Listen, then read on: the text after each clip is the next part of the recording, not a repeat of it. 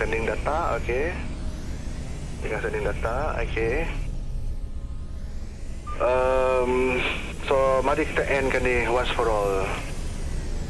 Bagi cuti dululah game ni. I love this game but developers dia dah tired dah tu. Dia orang dah hati dia orang dah berbagi dua dah tu. Nak main game tu. Tak mustahil, this is my last expedition lah kot. Mungkin tak join expedition sangat kot. Ya tu. Mainlah, mungkin lah. I still main lah. Sebab tapi like seriously, this last 3-1 is so boring okay. The last 3 expedition sebelum ni, it's so boring. Macam tak dapat handle dia punya kebosanan tu. Kebosanan terlanda. Ice cream. Barang-barang yang perlu dibawa balik, yang ni perlu because I need this in my main account. Thank you. Yang ni I suka. This is one part yang I suka tentang this one.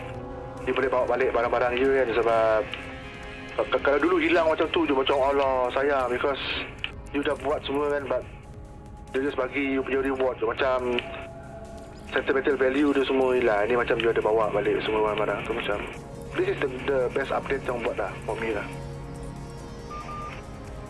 Update antara update terbaik yang diorang buat.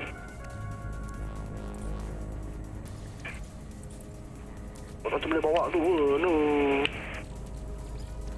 Buat ni lah yang boleh jual.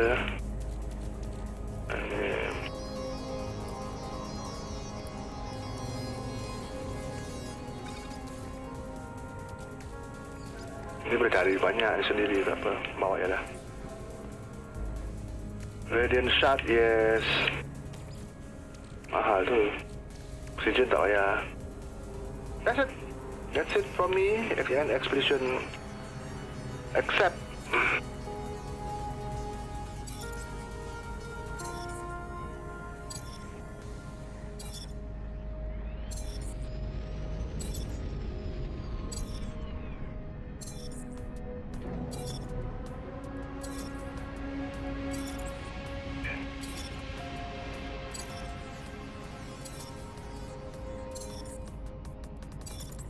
Itu This one. the stupid war.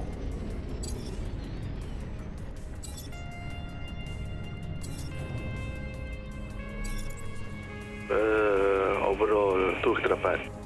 Nice.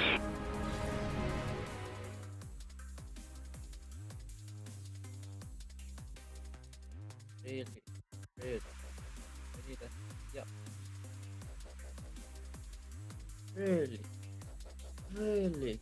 Oh, siap benda ni.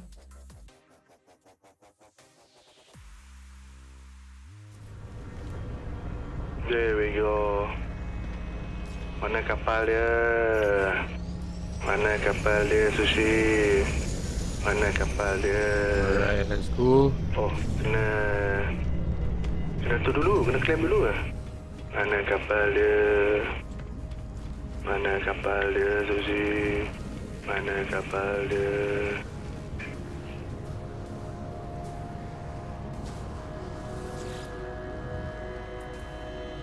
Am I first? Yay!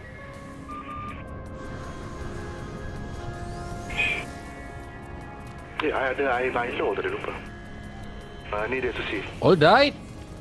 One shot, one kill. Oh, tak nak guna. Wow. That's how we freaking do it. Oh. Okay. That's a good start. Yeay. Tu dia Sushi. Millennium Falcon. Spider ni ada lagi. No, Don't kill her. Ah, shit. Is this mine? Yes, it is. Fuck. Sorry. Bukan. This is not mine. Mana mine? Tu is mine. Alah, salah orang punya. Pintu je lah. Semua nampak sama. Dia tak macam Sentinel. Macam cantik Sentinel ni. Alah, tak sempat lah. There we go. Tak mati ni. Dia lari. Sialah. Cantik lah. Ya. Berbaloi lah, I stress lah. Berbaloi lah, family lah. Berbaloi. Yes, berbaloi. Berbaloi lah, aku stres. Berbaloi lah, aku stres, Nizim. Berbaloi. Baloi you sure about that? Okay. That's it. So, I akan sekarang ni ada start. Dah start ke? I punya stream dekat YouTube. Mana dia? Dia dah start balik. My stream dekat YouTube. Dah start belum? The fuck is happening over there? My stream dekat YouTube dah start ke belum? I tak tahu. Oh, dah start, yes. My stream in YouTube dah start for 5 minutes. So, I nak buat preparation yang only today is nothing much. Esok malam pukul 8 I stream dekat YouTube and dekat Twitch. Tu serentak Twitch. Tu I akan... Tu I memang betul-betul... That will be a fun one. Sebab kita orang akan buat mission. Mission yang scary. Kalau mati, barang hilang semua. Macam nak tengok muka sedih ataupun muka gembira, I yang betul-betul tomorrow is the day. That will be the real happy face and sad face. Alright, thank you Mr. Nirwan. I buka dulu game tu. I nak tengok macam mana rupa dia dekat Twitch. And then that's the setup untuk end the stream in Twitch. And continue in my... Terus continue dekat I punya YouTube. Campak. I nak rebus mie dulu. I nak take a rest. Oh my god, that game is macam dah start boring lah. If online, let's go to my Delarafi account. Thanks for stream, Uncle Rafi. Thanks for the stream in Twitch. Tapi cut kan, I buat gambar dalam if online tu. Jumpa esok katsu dotto nakku tai dake japu lagi. I buat gambar si siapa? Ayam number 1. Dia real life kan? Dia lelaki yang rambut mohawk kan? Dia kena kan? Dia macam ayam kan? Macam tu I letak rambut mohawk tu. Si ayam number 1 karakter dia dalam tu macam macam ayam betul. I really like it. If online punya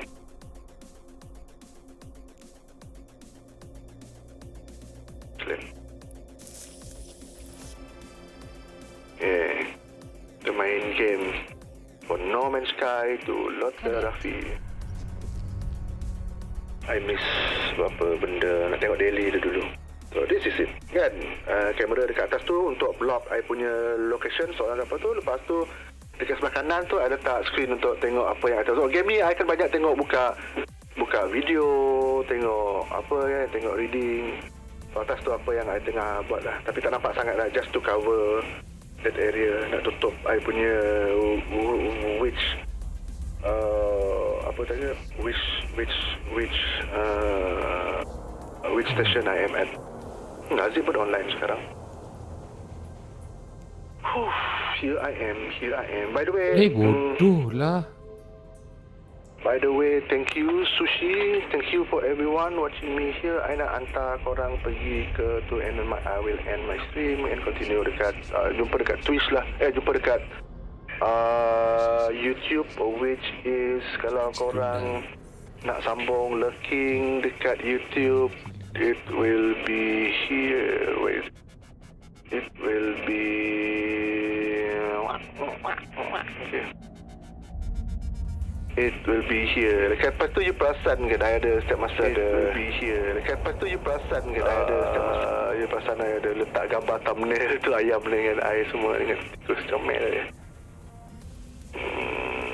So here in Twitch, kalau korang nak sambung lepak, it will be here.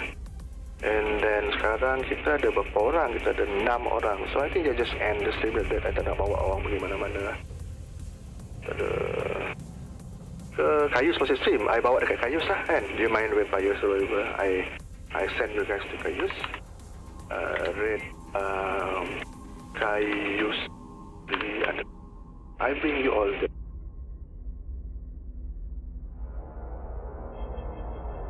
I'll charge Subscriber Kaisley _ Be nice and enjoy. Subscriber rate message. Hoyan Rafis raid Hoyan. For non-subscriber. Rafis raid. So, yeah, goodbye. See you tomorrow. Pukul 8 lah. Esok Jumaat. Stream pukul 8. See you tomorrow. Apa-apa berlaku siang hari. Have a good day. Have a good weekend. Ada orang sambung cuti esok kan. Macam Jam, kau terus hari Jumaat kau terus ambil cuti terus direct kan? Kau just ambil cuti kan? Aku cuti. Okay. Tu lah sebab aku duduk main game ni. Sampai hari aku tak sedar dia. Faham. So that's it. Okay. Nanti I say hi dekat Ayus and then that's it lah. So thank you. I akan end I punya Twitch lepas ni. So bye bye. Thank you very much guys. I will send you guys now, boy. See you guys in YouTube and see you guys tomorrow in YouTube and Twitch. Bye bye.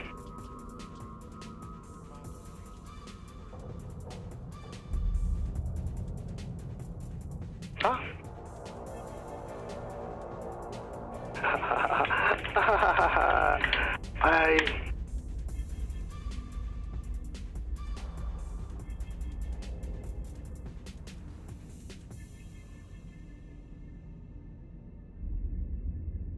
Surround yourself with the faithful, stand together, for there is no strength like it under the heavens. Book of Missions 71.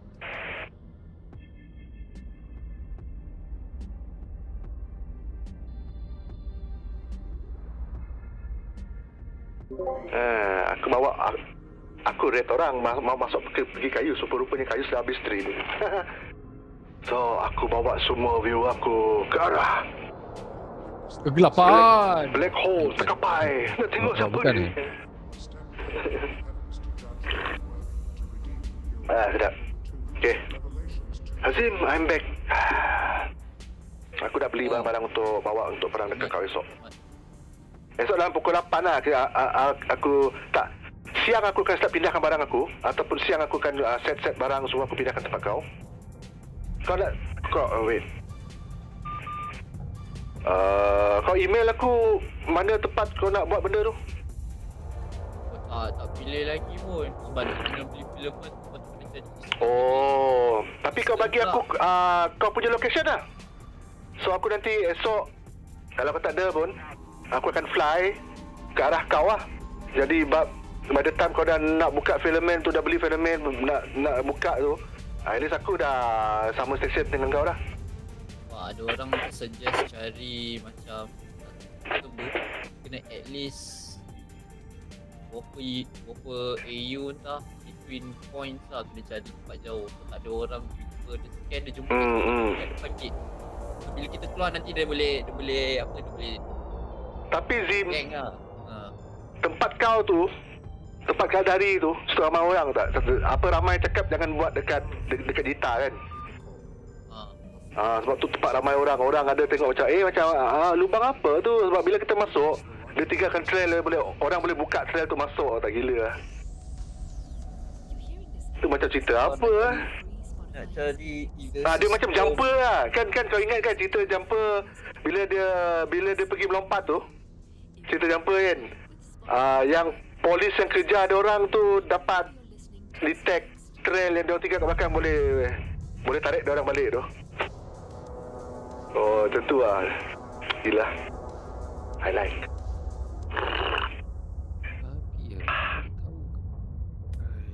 Mod aku nak lah makan coklat tu. Fit body and apa ni? Mod delight. Dia macam strawberry coklat tu tak? Iklan makanan yang dalam If ni. Ada jual ke mod delight? Mod delight.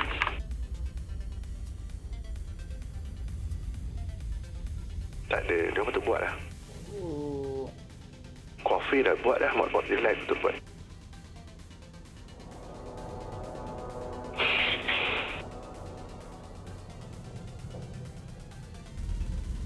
Tapi ngam lah sekarang Zin. Aku baru jumpa Aku nak cari. Kan dari tu aku try nak buat. Kalau dulu aku main Fallout 4 buat screen ni warna hijau tu, macam kena kan. Masa tu aku tak jumpa nak buat dia macam VSS, macam VCR punya style. Aku baru jumpa tu.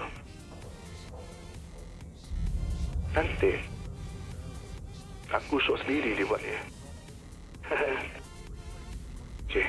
Tengok terus bagus mood aku main game ni. Isteri muda sempat tinggal. Saya dah jumpa. Saya selesai balik dengan isteri tua saya. If. Fuck. NMS ni NMS Nurmalasari. Dia Nurmalasari. Nurmalasari. Abang rasa cinta abang masih lagi dengan Kak If kau. Weh, babi dia naikkan nyawa dia. Basal lah. Kau kenapa besar sangat ni? Dia tengah tengok game dekat skrin kecil aku, orang tengah tengok kau main tu game. Yang susah. We support you, man. Bila kau nak mampus ni weh? Oh, sikit. Ni saya langsung aku macam dual stream collaborate dengan Jam ni kan. Ya, kalau kau tengok stream aku dekat skrin kanan kecil tu Jam dengan lepas tu dapat dengar suara dia react. Oi, kau jangan. Aku dengar. Cak. Ni Indonesia saya tu. Wih jauh ni alam-alam. Nanti esok lah. Kau bagi aku kau punya tu. Cepatlah mampus. Ha? Mampus? Oh, menang! Ya, man. Cepat. Oh, settle diorang. Akhirnya. I wanna loot everything.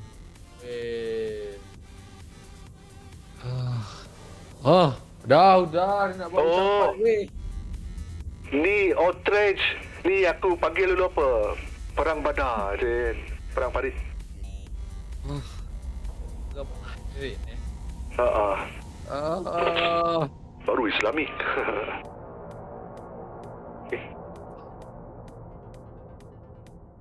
Aku dah tahu lah kenapa aku kenapa orang kita gaming. We are his shepherds in the darkness, his angels of mercy. set destination. Like, yeah. Join a fleet, fly logistics for the glory of Aman.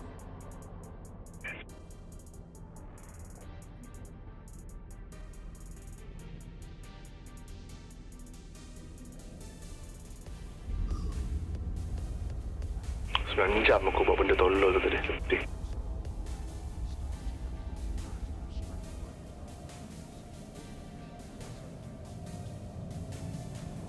Kita tengok ni.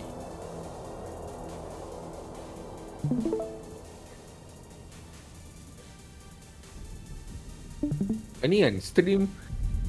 Kita stream on stream lah. Semua orang akan tunjuk orang benda dekat monitor dia kan. Tak. Kau tengok dalam stream aku ada stream Hazim, dalam tu juga ada stream kau. Ya, dua tengok. Lepas aku tengok dua-dua sekali jap. Lepas tak screen ni 4 macam ni. Aha, tengok ada 4 stream terbaik lah.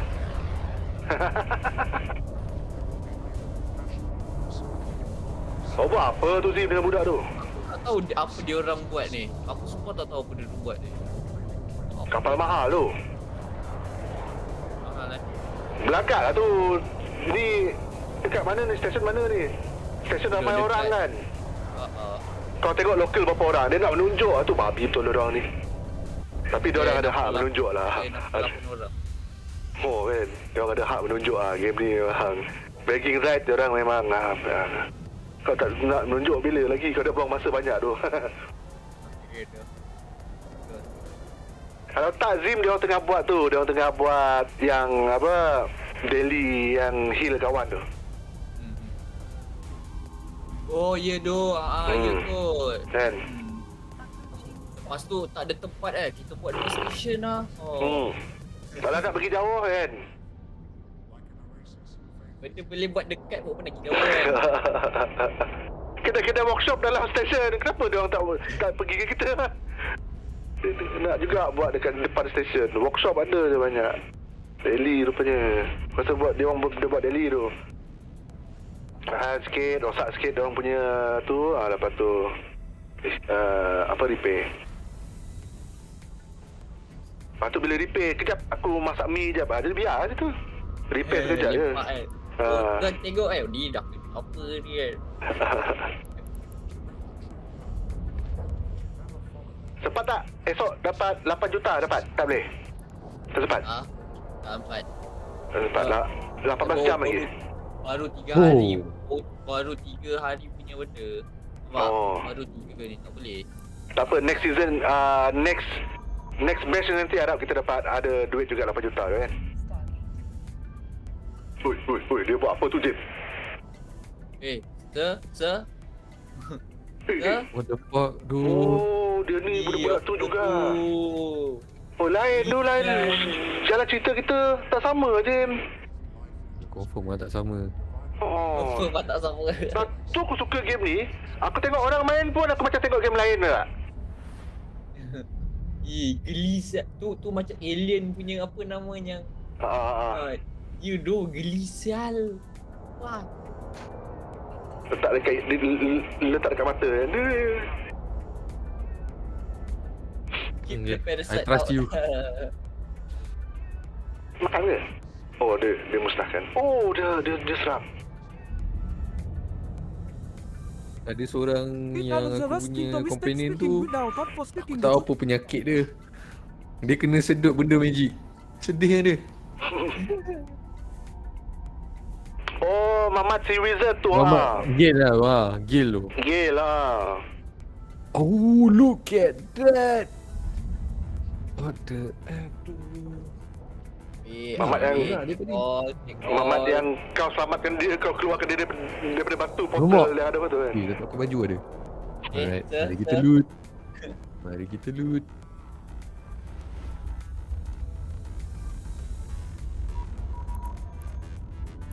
Bongok semua tak ada apa-apa.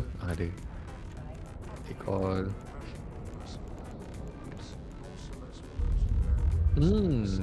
Take all. Take all. Take all.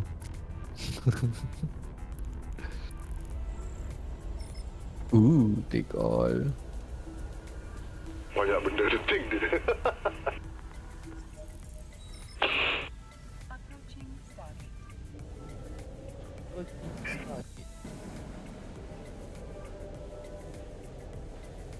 Banyak ah. Melazatkan kari dan kuah. This is all duit.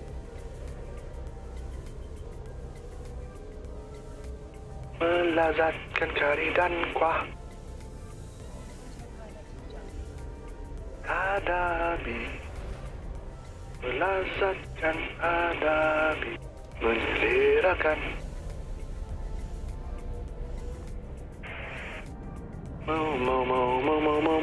Mau. Melazatkan kari dan kuah. Wap.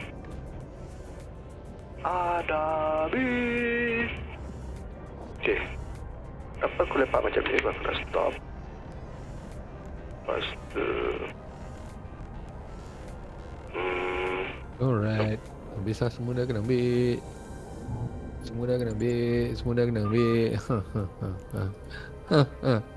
Jom jual.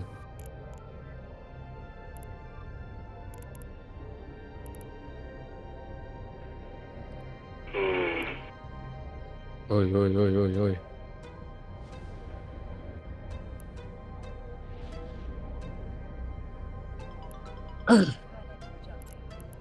Dah aman dah kat sini. Aku benci lah perang. I hate war. Tadi perang besar tu. I don't like that perang besar. Mana mamat ni tadi? Tak ada jual. Mana mamat yang jual ni?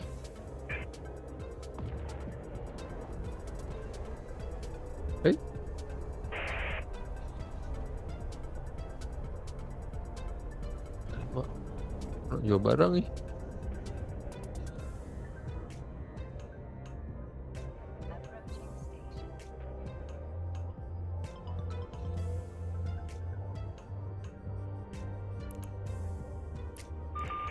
Ui, apa ni? Limited power. What's this? Otak. Apa ni? Okay, aku tak tahu. Ni semua Mana orang kau punya nak ke benda aku tu punya gigit je? otak kau. So dia akan Sign keluarkan. download. Your attack deal and listener but you take. Okay, tak nak. Bapak ah.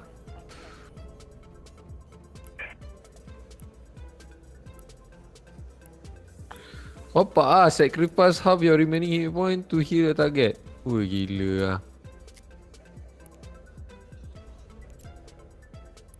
Charge toward pushing oh ni skill Kim. You want to cast this.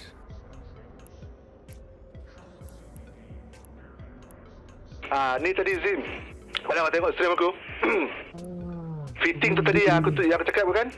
Kau buka fitting tu, lepas tu kau letak dekat sini. Kau letak dekat browse, lepas tu bukan browse. Ni. Lepas tu kau import from file, from clipboard tu kalau kau copy daripada tu. So dia terus masuk benda tu. Senang kan? Aku sangat kagum lah dengan cara tu. Oh, terus tak berdarah, terus bagian otak tu ular tu gigit. Ya, dia macam pucat tu daging di situ tu. Tapi dia macam boost kau punya otak punya function. Oh ni. Banyak gila skill dia.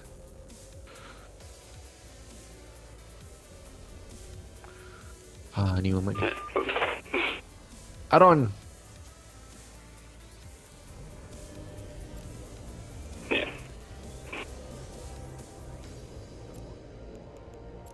Ya, memang. So bagi aku discount please. Discount please. I'm gonna sell everything. Sell everything.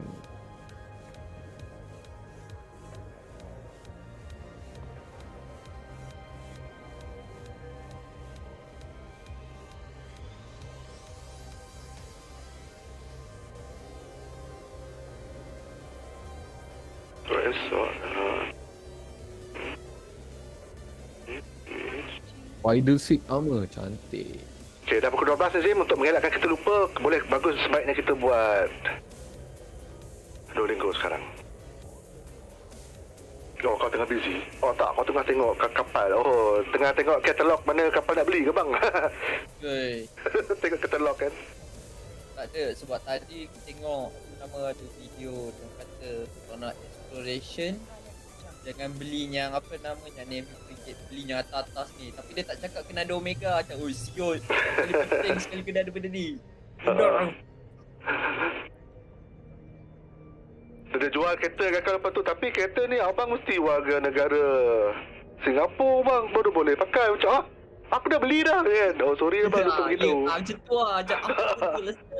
Oh boleh beli barang semua stylo. Tapi rupanya warga negara tu je boleh guna. Tapi abang, lupa tanya, abang orang Singapura ke Malaysia kan? Ya Malaysia. Alamak, orang bawa orang yang ada IC Singapura je boleh bawa bang. Macam, tapi saya dah beli. Oh, tak boleh refund bang, tak boleh hantar balik. Macam cakap kau. Tak boleh buat apa tadi. Abang carilah orang Singapura abang jual tu kan. Memang tak, aku je pula jual kereta kan. Kau lagi tak jumpa orang Singapura kena jual, kena tipu aku, kena menipu aku baru dapat jual. Aku nak jual dengan orang Singapura pula. Tak lah.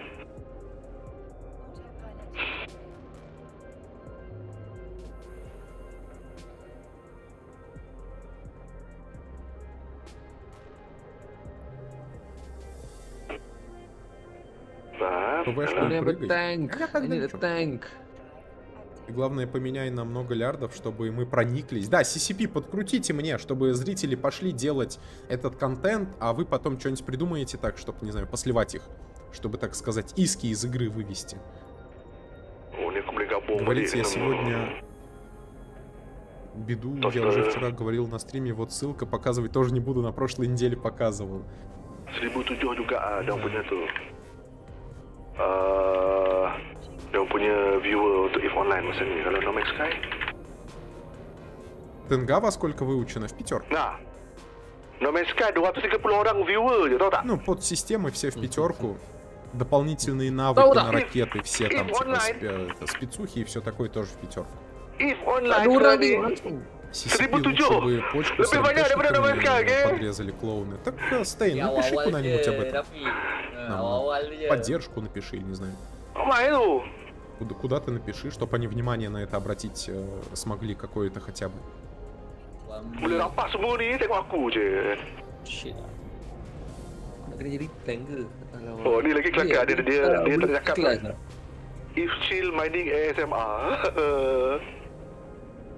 Dia diam, lepas tu dia mining. Вон, мутный скинул форум IP онлайн. Идеи и предложения. Да. Maybe здесь можно написать.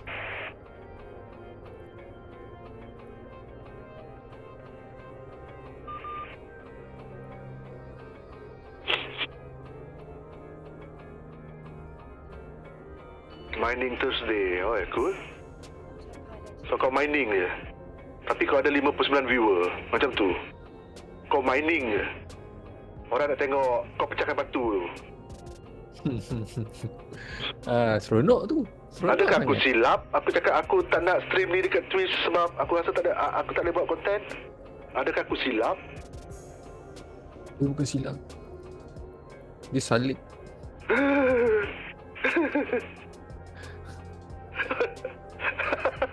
Sorry lah. Aku tengok cakap Rafi gelak lawak aku. Aku stres ni. Lawak macam tu pun aku boleh gelak sekarang.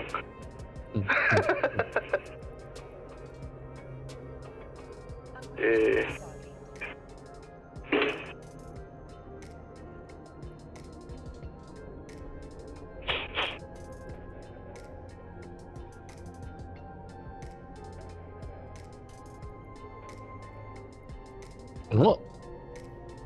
Nanti kau cakap berapa pembelanjaan filmen tu Zim. Nanti aku kirim duit kat kau. Kita 50-50. Tong-tong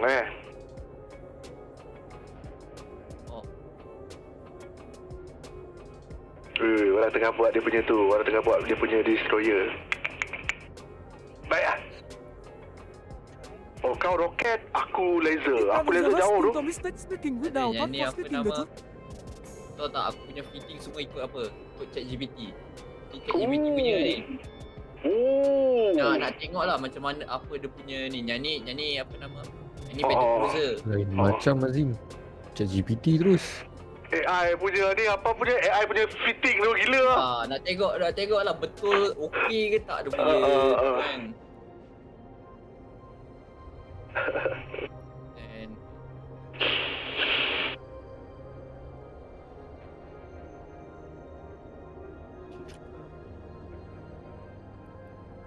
May you keep balance. Ya, I may keep balance. Apa lagi? Bunuh je lembu-lembu dia orang je. Bunuh. Jangan. Marah pula budak bawah tu kan. Menuduh budak-budak. Mentang-mentang anak budak tu ada tanduk. Tuduh dia dah curi patung tu. Sian budak tu.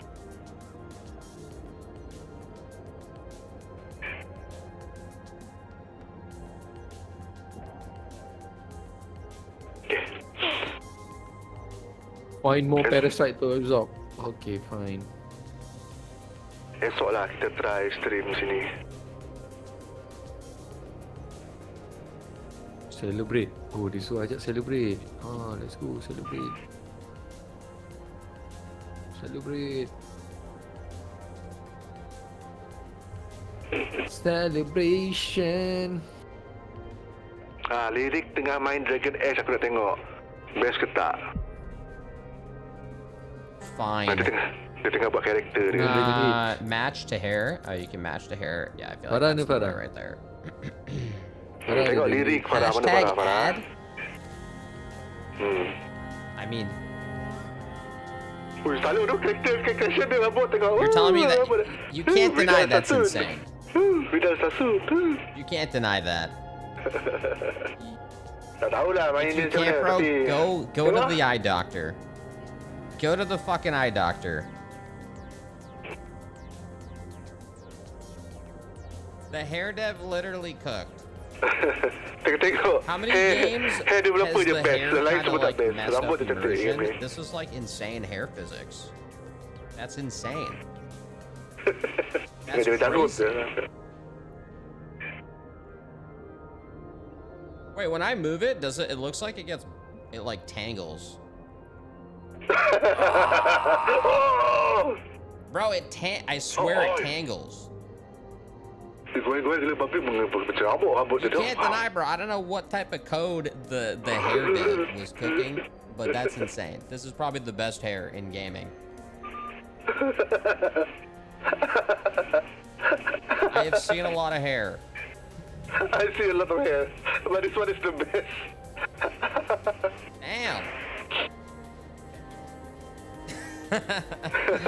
Alright, whatever. Let's see here. I think it kind of works, but you know what? We need no facial hair. Wait, we do need facial hair. This is the wrong facial hair. Oh, dia Now, try we'll nak buat change his karakter dia face. macam Witcher Sticking 3 with the macam hair geram. first, because that's defining. This kind of works. It's a bit shorter, but I think this is the one. It's this but shorter. Okay, aku main lah. We're gonna get to the eyes, man. 41.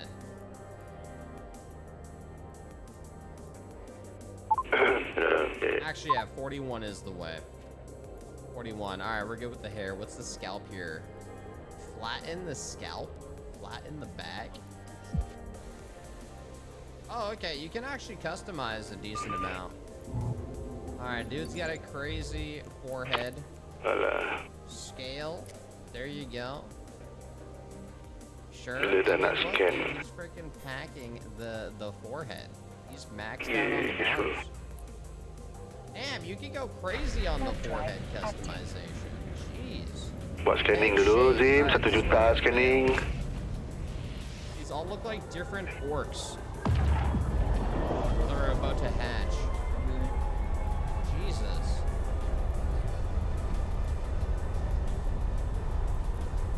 Bro, I don't even know, man.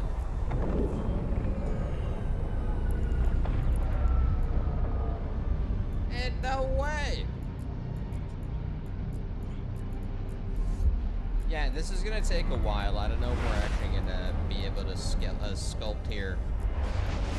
The people who are able to like make celebrities and stuff, there's a talent there that I don't have with the way they're able to do that. This is gonna take a while.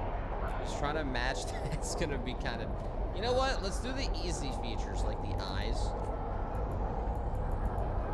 All right, we're gonna go with the eyes. Oh yeah, let me remove the tattoos. Makeup, Oh, tattoos. aku nak toilet dari tadi dah. Nah, we don't want any tattoos. There you Dari go. matahari masih bersinar. Then we'll work on Semua the salah nose. No Man's Sky. Nose shape. Scanning, start please. How we looking here? The Aduh guy's tu, just got a kosong. perfect triangle, Apa? dude. Rajin He's got a betul orang perfect dekat kampung aku triangle. ni, Zim. Tak ada langsung yang tak ada orang scan. Yang faham.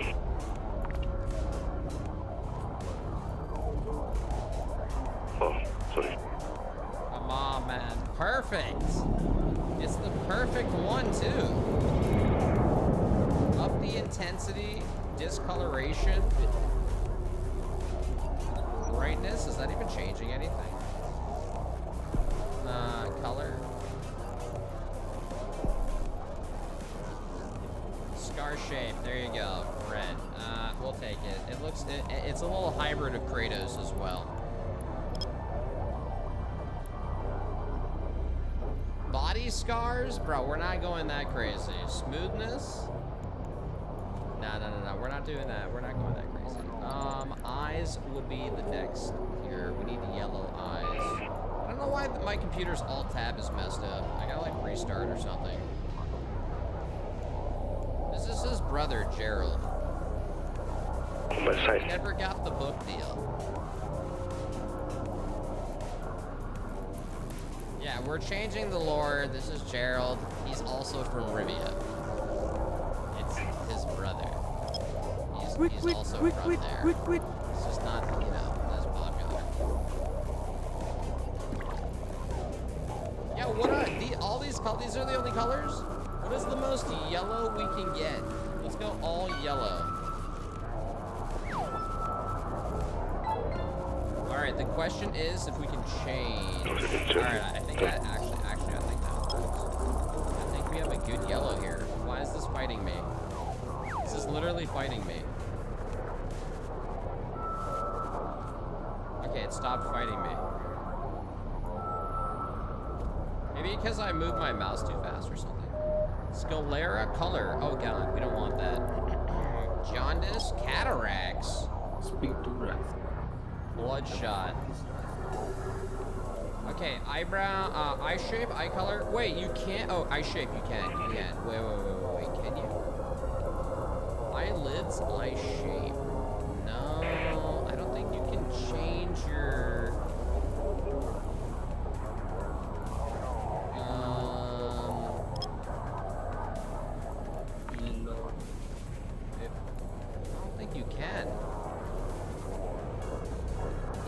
MMOs you're able to. I don't think you can do that here. Plus I'm an elf, so I think it makes sense. I think it makes sense. Shit. Dude's pale as a vampire. Yeah, he's a dwarf. I meant he's a dwarf. Yeah, he's a dwarf. So I don't think I can do that with his eyes. So now the dude's just gonna look normal. White eyes? Bro, what happened? This complexion.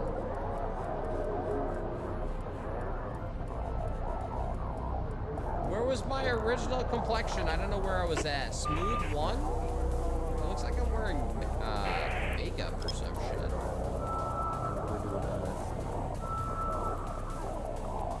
I want my reward.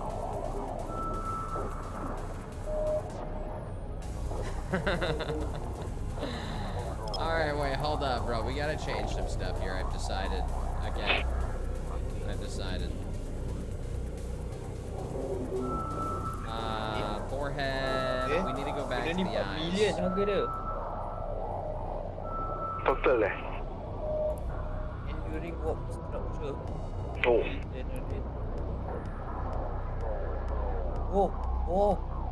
okay. Jual. Bahan 4.5 feet. Oh. Tahu.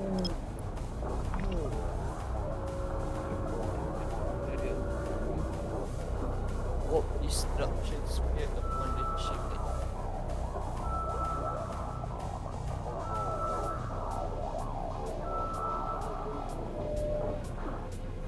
Datang. Benda ni lah yang kita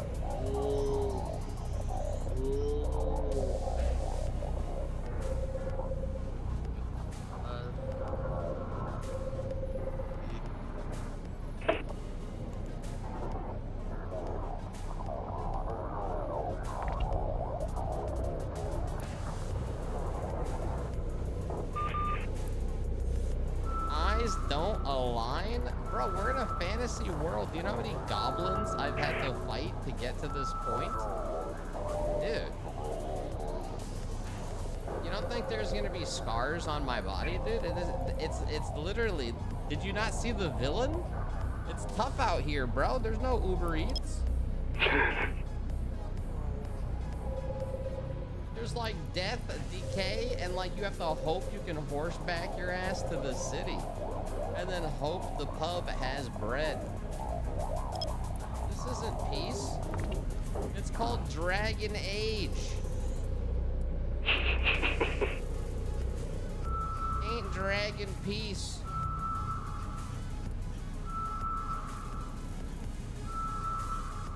Alright, I feel like this guy... I'm feeling this guy. Body proportions. Okay, where we at? Height, shoulder width.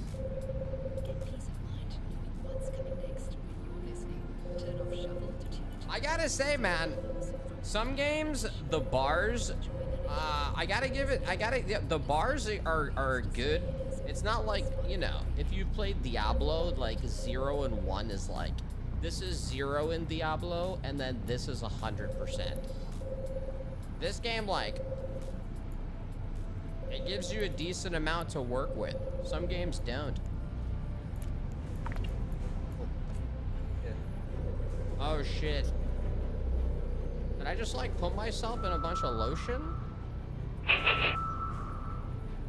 Oh, there we go. We want to go all the way to the cubby. Okay, we did body shape, undergarments. Can I change these?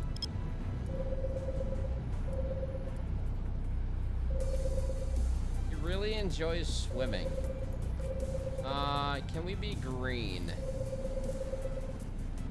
He's cool. Yeah, we're gonna go with cool. He's just like naturally cold. Alright, what else can we do here? Head. Come on lah, 100 lah, Levi. Skin tone, smooth. Gerald. 95. Kamu lah ngalang lah satu. Alright. Now let me see. Wait, you can flatten. Alright. Oh, buat apa ni? Kecil kan habis.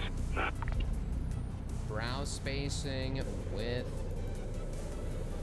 Let's bring these in. Inner position, outer depth. How are we feeling on the depth? Yeah, let's bring that out. Crimson Harvest Network, not Harvest Network. It's getting cold.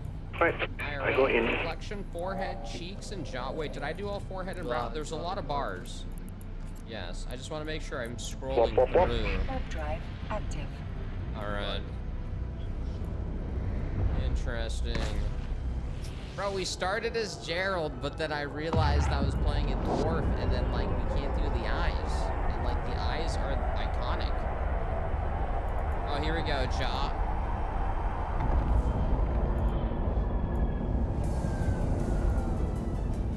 Fine, he's gonna have an insane job, bro. Tu dia. Fine. You're Hacking saying note. I'm keeping it back, but you know what? Come on, man. Let's bring that shit out. Come on, dude. Come on. Insane chisel. Holy. God. Yeah, we're good on. John Charles. Exactly. Chin bump? I don't even see. Oh, shit. I see the chin bump. Oh, there it is. There it is. Width? Nah, we need that pointed, bro. Like, he can like, pierce a can with the tip of the chin. And fucking, like, he doesn't need a can opener. He just, like, and then fucking, boom. He can open a beer with the thing. Sheesh. Can I make this more pointy? Is this the pointiest we can go? Yeah. Chin bump? Nah, I think this is it. Too real, bro. And then you swallow. You're about to take a picture?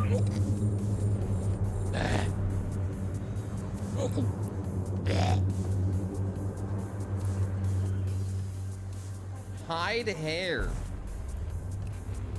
Nah, man, we gotta keep the hair.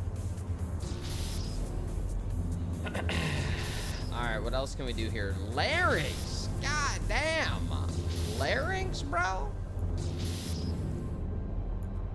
What the fuck is the larynx again? Oh, shit. Oh, true, dude. I forgot about the larynx, bro. It's like a growth. Why does my larynx look what is going on, dude? This is like some alien Romulus shit. Oh, shit. I'm gonna leave that out. Oh, shit. Actually, no, that kills it, dude. That kills it. Nah, we don't have one. It kills the chisel. It kills the fucking... It kills the chisel. Apa tu? 15 tu apa? Alright. Nah, we don't want it. Nah, dude. Ooh. Scalp. No, I gotta say, I mean, you know what? I'm glad. You know what? I make weird ass characters, but you know what? When someone wants to make like a legit looking character, the customization is good, dude. They give you a lot of freedom with the bar. I respect that. Oh, shit. You know, Shit. some devs, a lot of character creators, you don't get to really push the bar limit. So I'm glad I can be who I want to be. This is who I want to be.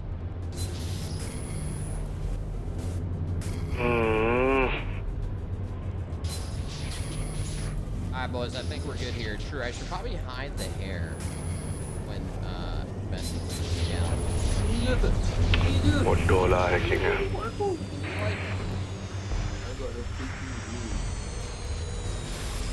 Salah hacking kau. I actually kind of like him with no hair.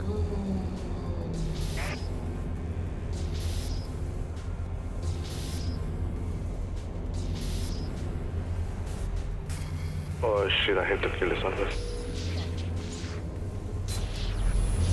Ay, bodoh lah. Chat, what do you think about this? Ay, ada orang lain lah kacau situ. Dude was just going to the pub and Aku letih buka scan dia sesendang masuk buat hacking sini. Alah. Kecoh lah Stella. It's mine now. Masih buka tempat untuk hack. I don't know, let me see here. Nah, lepas tu belah. Dia dah dapat belah. Dia dah terror hacking. I Babi know betul. a lot of your siblings are probably rocking this cut right now. Buka habis lah. Aku tukar buka pintu je. Dia tukar makan. Celaka. Is that your brother? Damn. Dia tak tinggal satu benda pun ada. Tak tinggal tu. Oh shit. Macam mana dia cepat sangat hack? Babi lah. Like 2024. Kita Alpha dapat buat hacking tier 3 je tak? Dia mesti tier 5 dah. Sedih lah. Damn, dude. Aku baru lah cari keyboard. Mana huruf J dekat keyboard ni macam tu tau tak? Crazy genetics for that. I'm feeling. Cari tempat lain nak buka tu. Yo, this one's nice. This is like when you get a fresh cut from the barber. Warp drive active. Damn. When I go to the barber, I'm gonna show him. I'm gonna show him this picture.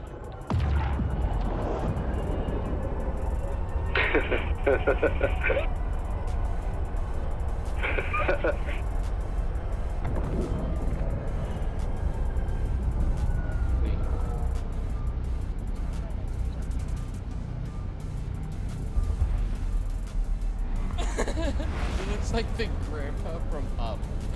He kind of does in his younger years. What do we have here? This is an insane showcase. That's actually fucking clean, brah.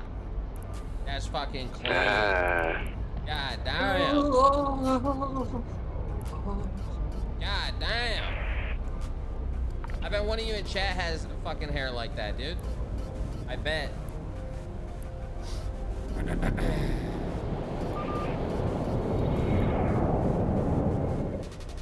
Okay. Yeah, I'm feeling one of the first ones though.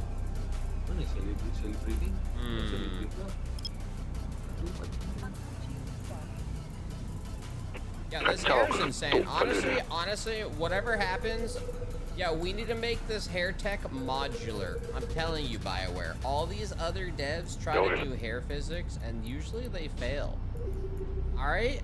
Chat, you guys play these games. You know, they usually have like a hair customization, and it's glitchy. They should take out the hair tech and sell it. Oh, party dekat camp. Insane, bro. I would hire this hair dev. He's insane. He's crazy. God damn. God damn. I might rock that hair. Holy. God damn, dude.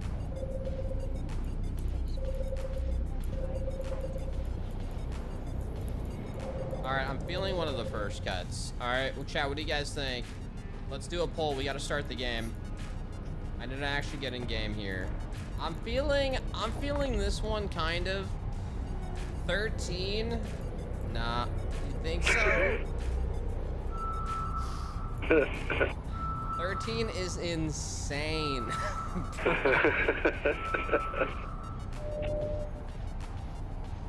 Ni ada combat side. 13 is insane, man. SSD They might 110 crash the tapi belum tahu cutscenes. lagi berapa level dia. Buka tu. Tapi aku tak masuk lah, combat tu aku tak masuk. I don't know, man. Nak buat 5 dulu mungkin aku akan masuk kalau dia I might tier need to 1 ke upgrade my sunshine drone, driver. block drone lah. Terus kapal. Oh yeah, did I mess with the nose at all, bro? Have I seen the nose menu? That's like the dessert. Holy dude. I completely missed the nose, bro. Oh my god.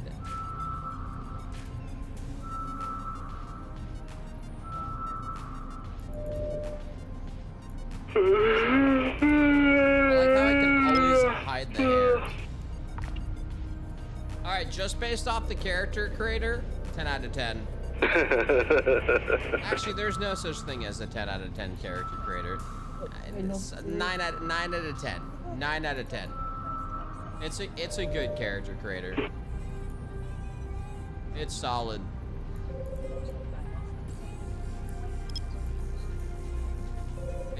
It's crazy. That's insane. That's insane. I didn't know you could do this. I thought they were gonna chill. Oh fuck, I broke it. I thought they were gonna have limitations here.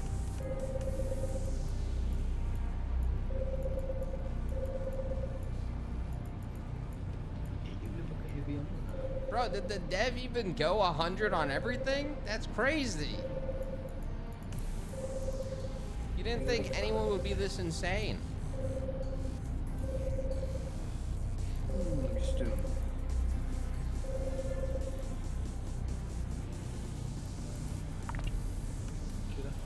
We're gonna leave the flap down. Where did I, the nose bone?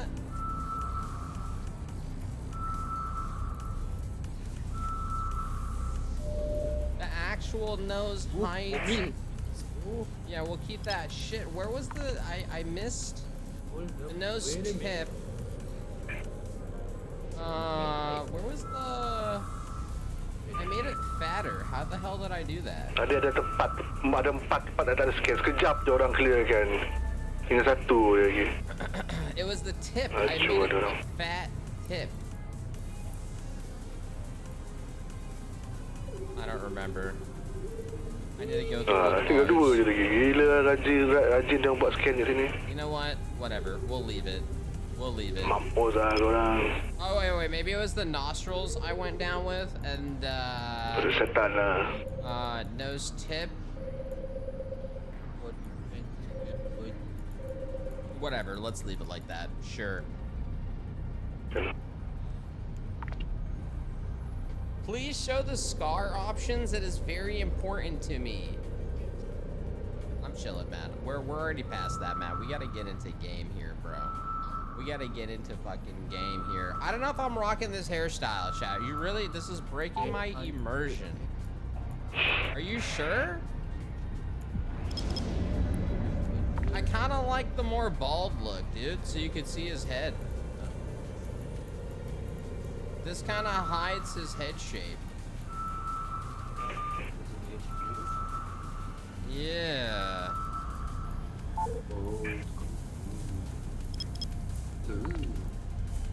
I kind of like that. Yeah, man, because you want to see.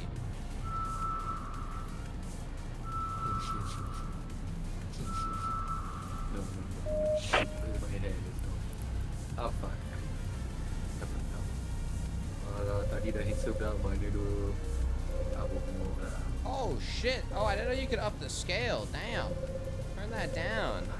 Wait, what if you do height and scale? Okay, scale is the whole thing. Oh, where's the head? Okay, go 7. All right, we're launching. 7.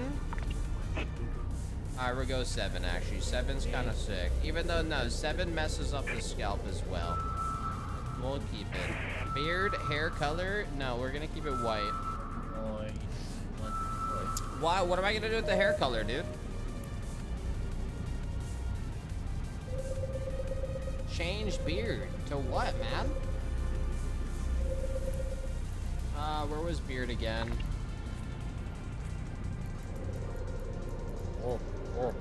Bro, we're trying to make it the 5 o'clock shadow makes it look like he has a chiseled jaw. Nah, man. Lips and mouth setting? Oh my god, I didn't change this. Holy shit back.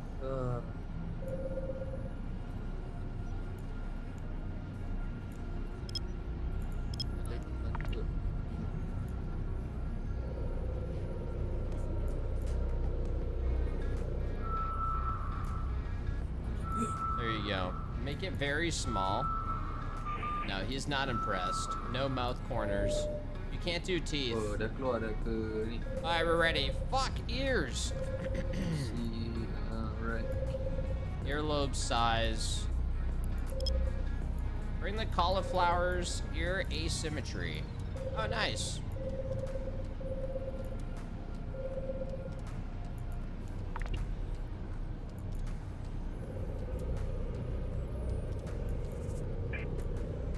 There you go. Perfect.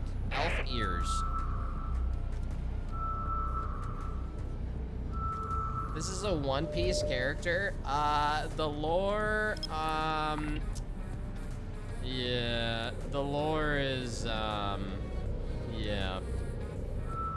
All right, I think we're ready, boys. I think we're ready, dude. I think we're good. Sampai je ni. I think we're good to go here. Shit ah. I say we jump in. Balder 82. I think he's an okay custom. He's one of my okay creations. Jax, Midpoint, Bill, Guard. Well, damn, this is who I'm taking in, but there's clearly a lot of different. There's so much customization. I gotta say I kind of want long hair just to see my hair flow, but I want to see my head. Like, I kind of want long hair just to see my hair flow. You know what I'm saying? To see if the hair physics translates to in-game. That's how good the hair is. I'm having second thoughts. I want the longest hair possible. 20, no, there is longer hair. We're launching after this. No more, we're going. Which one was the longest hair in the game? That's insane. That's insane. That's actually kind of sick. You know what? And we kind of, you know what? We can fucking flow. Look at that shit. Look at that shit. Maybe there's a level where the wind is insane. You know what? It's a hybrid. It's a hybrid. Who chose that? Mod the guy who did that one. Alright, I think we're good, boys. Holy shit. Oh, dah nak hilang dah. Why are they all looking The at swarm me? hole is beginning to decay and probably won't last another day. Aspirational armor, Medyo starting size ka. outfit, casual wear. Oh, I can choose my class now. Oh, damn. Hold up. Oh, shit. Rogue, warrior, mage. Why is mage locked? Why is there... I can't play mage. Warp drive active. Mage does look sick, though, I will say. True, I'm a dwarf. Oh, okay, so classes are race locked. Oh, damn, that actually looks like a sick move, too. I might, you know, warrior's kind of like, you know, Unga Bunga, even though...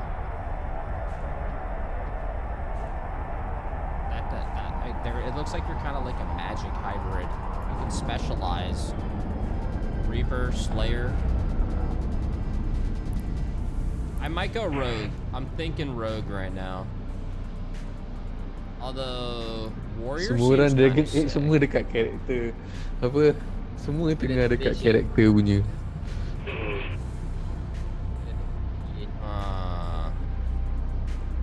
How's the rogue? What are the rogues different ones? You have duelist. That's a sick move. It's like having rapiers. Rogue's kind of cool. Parry and dodge past enemies to gain strength with every strike. So this is like action. Set the stage for explosives and turrets? Nah. Oh, Veil Ranger would be bow. How's Veil Ranger? I'm thinking duelist might be the way here.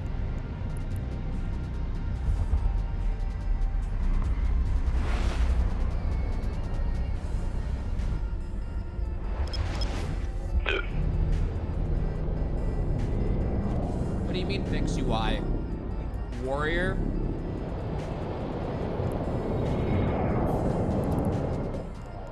Slayer, leap into the fray, wield massive punishing weapons while rushing enemies. Fine, we're gonna go Slayer. Whatever, we'll go select this class. Holy shit. Oh my god. Yeah, you wield massive weapons. Your faction choice influences Rook's backstory. Grey Wardens, I remember the Grey Wardens. I beat, Dragon Age Origins before I was a streamer, one of the first RPGs I beat ever. Insane drip. Grey Wardens, so we're choosing our faction here. Rook is Grey Warden, an ancient military order sworn to battle Darkspawn and other monsters. The Wardens undergo secret unbreakable main music supernatural powers against the Ravi dark. tahu. I'm just gonna go off of who has the sickest title. Shadow Ada dekat dia Dragons. punya tu kan, dia Oh, punya perform. menu. Lords of Fortune, an informal collection of explorers, hunters, and treasure Ooh, seekers from performance. Rivane. The Rowdy Lords are famed for both daring exploits and narrow escapes. Sedih aku. The Morn Watch, the elite necromantic order, explores the mysteries of life and death. Oh yeah, the surname. Antivon Crows. Ingolvar, Lightier, Merker, Aldweir, Thorn. Honestly, Ingolvar sounds the coolest. Bersedih tu aku tak hati main. Nak kena. And they have like a kind of a sick armor set as well. Sedih bodoh. I mean, my proportions probably don't make the Stop armor dulu, look sick. stop. You know, at the custom, get a custom size. But I mean, this is probably the coolest looking set. Siapa ada musiknya? Character sheet. Music.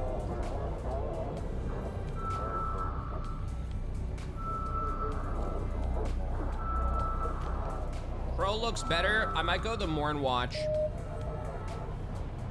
Dear Reva. Knives in the dark. I literally wield a huge weapon. Yeah, we're gonna go with this here.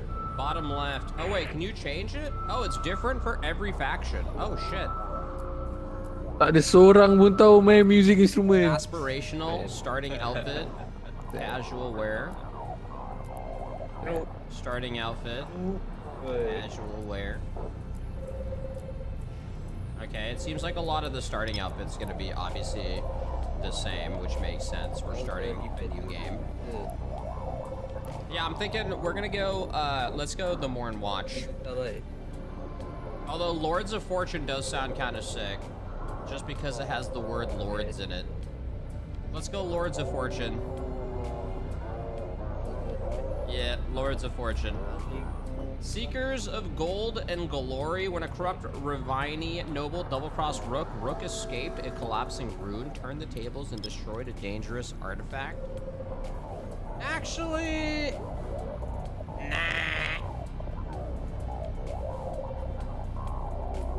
When restless spirits threatened the inhabitants of the Grand Necropolis, Rook took decisive action to protect both the living and the dead. Discovered by undead inside a Grand Necropolis tomb as an infant, Rook was raised by Mornwatch necromancers, eventually joining the Order during a civil war between undead nobility. Known later as the War of the Banners, he led a daring attack on the rebellion's dueling leaders. It was a successful quelling the war and saving lives. Rook's destruction of these undead nobles was controversial. Feared Rook had offended the Order's aristocratic patrons and encouraged him to travel for a while. This sounds a little interesting. The other one was like, okay, it's like thievery and gold. Alright, what do we have here? Playstyle. Oh, this is difficulty. Here to chart a new path. Customize all settings. Nightmare. Incoming damage, enemy aggression, tactical challenge, defend, timing. So my only thing about playing on Nightmare is it might be annoying to play. There's a fine line where it might feel annoying where you get one tapped and punished. Where it's more disjointed. Ada orang tolol nanti masuk dalam action ni aku tak sempat hack. And like bullet spongy for the sake of difficulty. So like that, I feel like maybe we just try underdog. Nah, man. For the point of like scaling and a flow. It's not about being a noob, bro. Can I change it? If I can change it, these settings can be changed at any time. Fine, let's start with Nightmare. I'm gonna be real here, boys. The guy's name is Potato. I don't know what to tell you, man. I air fried potatoes this morning. All right, his name is Potato. Leave me alone. Oh wait, whoops. What did I just do?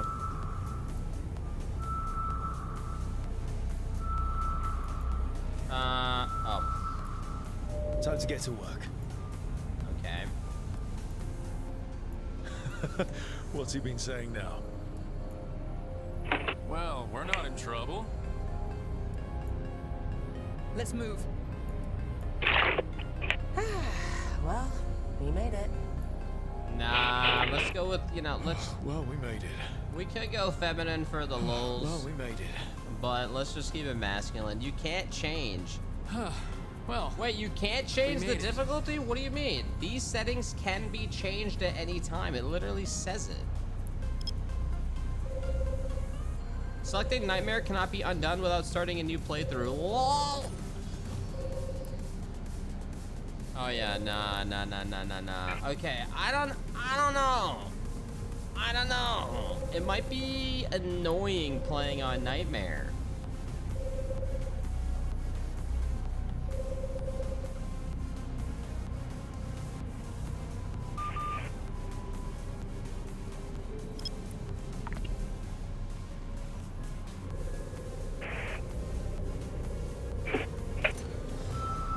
I agree. Nightmare or noob. I agree. Imagine a streamer not playing on Nightmare. I totally agree. Okay, ada tak orang tolol yang akan join aku buat release What's this? Past Adventures, the Inquisition. Oh, can you port your save over or something? Make changes? From the Inquisition. Sansa punya ancient kan? Ke aku salah? Relic side betul lah. Let's see what we got here. Ada orang juga. No port, you just select choices from Dragon Age Inquisition. Aku kacau hack dia, Lari. Aduh. At least aku dapat satu, Oh, right. Pergi dekat. Siapa nama dia? Zana Carey nama dia. Ha? Perempuan. Brigade. Message dia kan. Oi. Oi, kau jangan sentuh kotak tu. Kau jangan sentuh kotak tu. Kau sentuh aku letup lah. Oh, tengok. Aku lang siap langgar lagi kapal tempat dia hack tu. Hai, Zana Carey.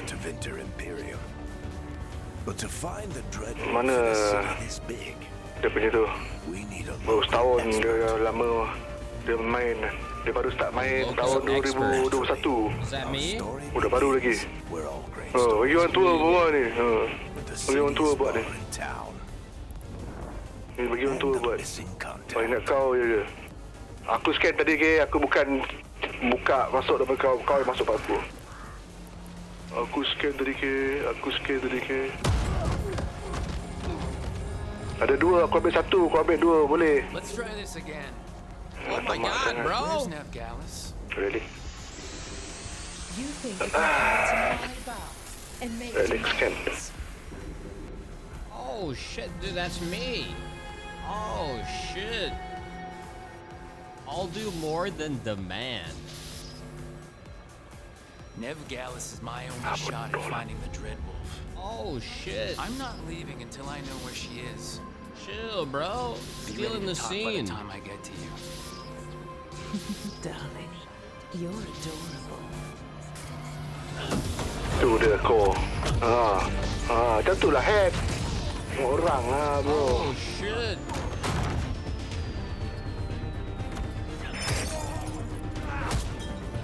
And the Oscar goes to Armor plates boleh lah. Enough gold in the world for this. Dia ambil satu lagi ke? Meet Bianca. She'd like you to stay a while. Dia ambil yang satu lagi, kita boleh berebut. Oh, dia caw eh? this is the lore is this is Ciao. Gerald of Rivia. Nev Ciao. Gallus. Tahu aku He hacker just yang gets lebih hebat. outshined by his brother. Took her to Dumont Plaza. Thanks.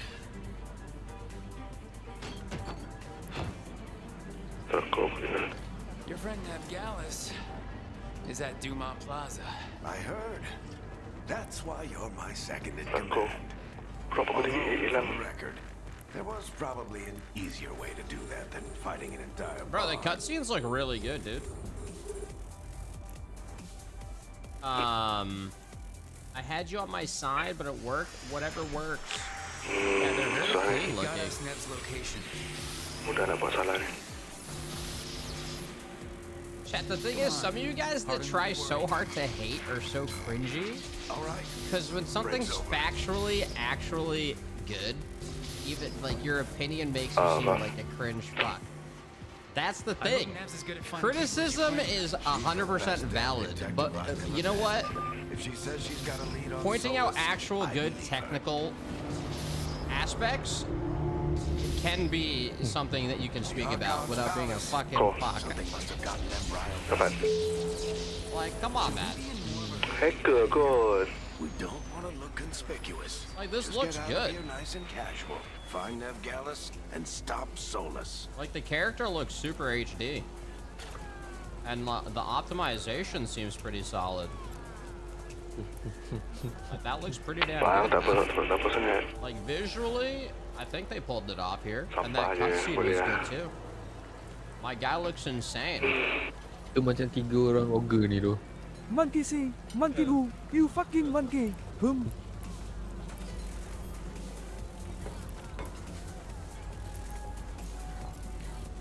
Follow the script. Follow the script. Blah blah blah. The cat looks like shit. The cat looks like it's from the Lara Croft game. Blah blah blah. What's happening here, bro? Give. Andraste bless you. Yeah, man. Come on, Wait, I let's had go. zero Dice. gold. Did I just have Nice. Plus. I'm literally like, Ah, this fuck is yes. level Still zero think you can gold, talk him down empty before he inventory. starts his big ritual? That ritual Oi, is bila going tu to tunggu aku tear down kena the top pagar tu. The only thing separating us from the Fade and an endless number of demons. I have to talk him down. Bantuan aku ni. Alright, let's move. Thank you, man. Thank you, bro. We're not gonna see each other ever again.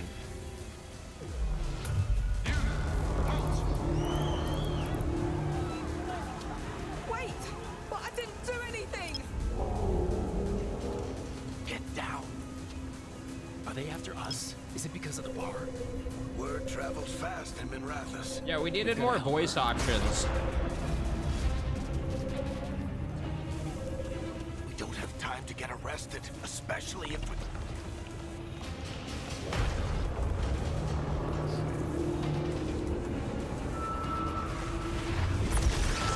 Okay, that thing in the sky is not good. Oh, crap. We're too late. The ritual started. But if we hurry, we can still stop Solus before it finishes. Let's go.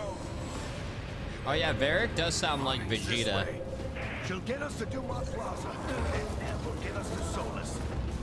Yo, what up, bro? Oh shit. Is Solo summoning demons on purpose? Okay, let's go. My guess Weh 20 tu. Tak dapat lah ni. Oh, he's dead. Ah fuck, dah tutup. Yo, shouldn't we help? Wis. When the veil comes down completely? And the whole world is going to look a lot like this.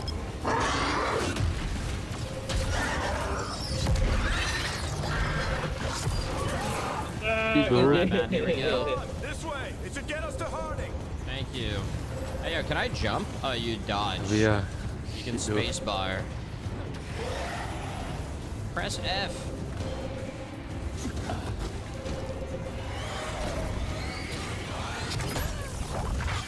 You're safe now. Get inside and bar the door as quick as you can, okay? Thank you, miss. Harding, you all right? Oh my I've god. been doing what I can to help. The love The interest. ritual must be weakening the veil. There are a I lot think. of scared people out Oh. here. And a lot of demons. Oh, nasib baik tak lawan diorang. Seen this Gerak, thing come gerak. fade in years. What about you two? Are you okay? A little shaky, in a hurry. Warp drive active. We're good, but we need to move. Agreed. Solus isn't waiting, neither can we. Have you got my gear? Right over there. Oh shit, man. Where's Nev Gallus? Wasn't she at the meeting point? The Venatori got to her first. They grabbed her before we arrived and paid off the bar owner to keep her quiet. I'm not surprised our Mamat ni detective did setiap something masa ada dekat tempat hack aku, babi lah. blood mages, but their timing stinks. The bar owner said the Venatori took Neb to Dumont Ha, dia baru Plaza. sampai. Dia masuk bila aku buka tak. Not a problem. I saw Dumont Plaza while I was Dia memang tunggu aku habis gate. crawling with Venatori. Dia tunggu dekat gate tadi. What the fuck main pangai macam tu. Tapi best juga lah. Aku boleh tiru skill tu. Tunggu dekat gate, tengok ada orang scan. Oh Tunggu shit, dah here we siap go. masuk. Dah bukan Alright, dapat how we alau doing pun here? high sec kot. Oh, perform a light attack. Tengok Alright, dia let's pergi see dulu here. tu. Babi lah Mina ni. Dia buka do a je heavy dia. attack Dia too. buka. Aku orbit dia lah. Block Aku right dapat dia click. mengang. Orbit dia. Aku orbit. Aku being annoying. I'm being a sole loser. Yes. Can I break all of these? Cepat tu dia hack. I think when there's a Ini game yellow nak tekan-tekan. indicator, that's when you want to right click. That's the last of them.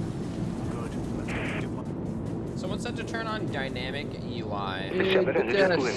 Oh shit, I was wondering what was going on here. This is mine. This is my daily stand.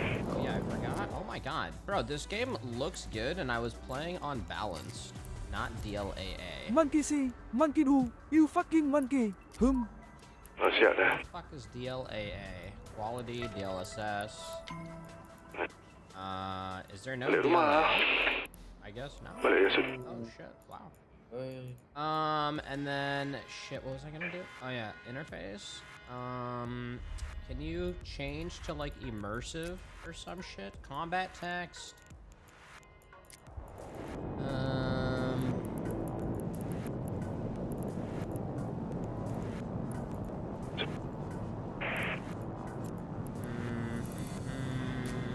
I don't think so.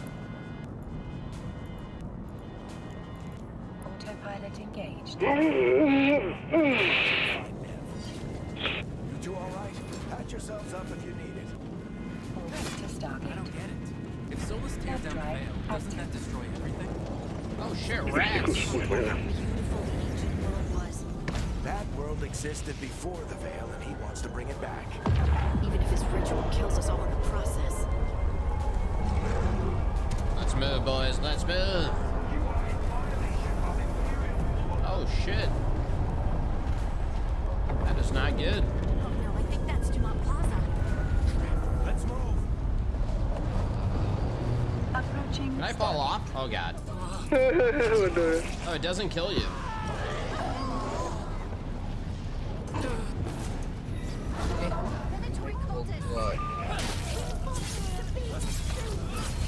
I hate these assholes. Whoa, how did that miss? Looks like the Venatori pulled them back. Autopilot jumping. I wonder if you can parry these. Or like spell reflect them. Oh wait, I can change my weapon with X, so I can have 2 weapons.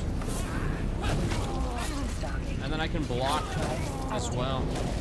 Can I break these? Okay, aku dah buat kapal mana Zim Really dah siap. Got a toy hammer. Ow. Approaching.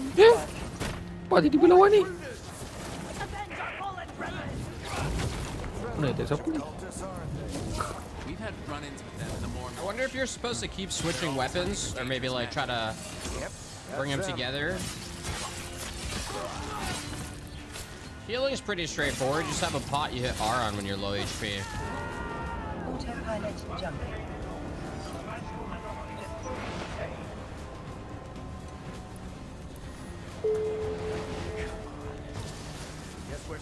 Aku dapat yang 8 juta tu Zim.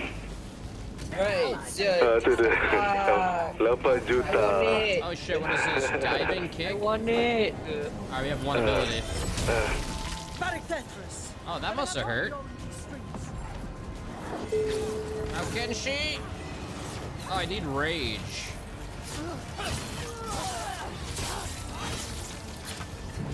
Seems like you can freely switch weapons constantly. Yeah. Boleh lah jadi Every hit I can switch weapons if I wanted to. Probably no point to.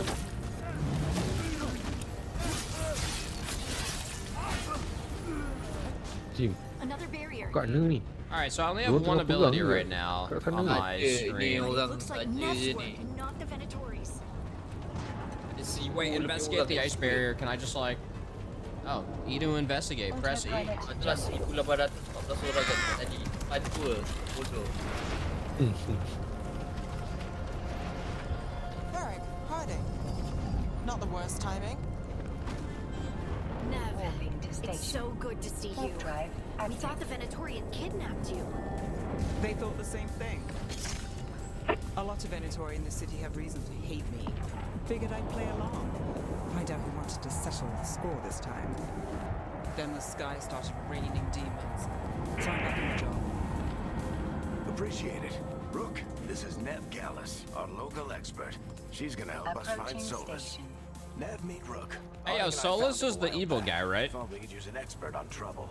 Rook, like the chess piece? One of the strongest pieces on the board, but he tends to think in straight lines. You rescued yourself. Nice job. We need information. Let's go with 1 here. We came prepared for a rescue. I don't think you can play evil. Way ahead of us. A rescue? Can you play evil? You said you had a lead? Autopilot disabled. Waypoint reached. Oh, damn.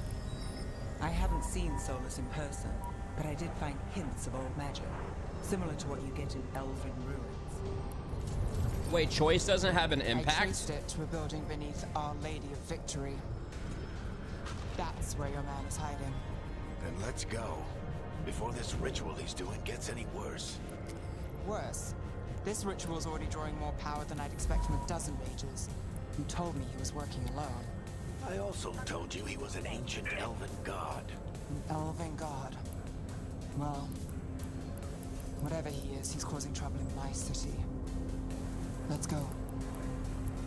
In my city. Betul.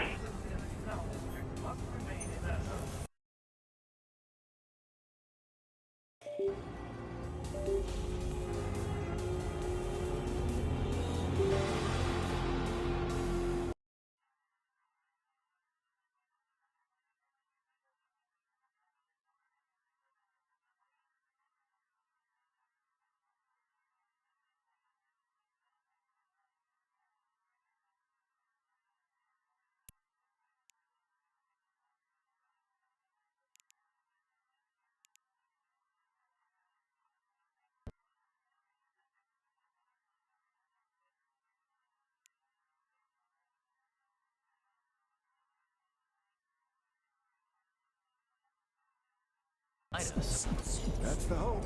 If it comes to a straight-up fight, we're dead. Get Our Lady of Victory. Alright, let's see here. Yeah, I wonder if you can play with dynamic UI so it shuts everything off when you're out of combat. What?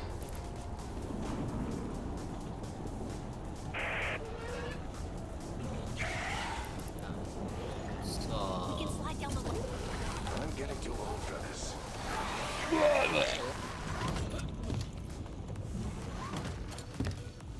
Oh shit, look at that in the distance. That's the building I tracked Solus to. That one in the distance? Looks like the Venatori also found it. And then demons found them. Damn, man. How's the water dev? Oh shit. Press Q to use shield toss. Oh damn. Oh, I didn't know we have a Captain America build.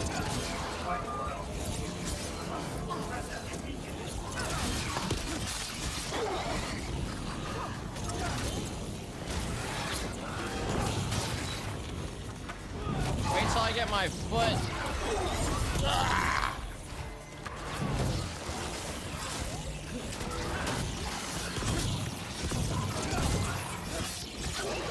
Enchantment on the entrance. I can get it. That looks pretty sick in the distance. Ni dapat 20 pula. Aduh.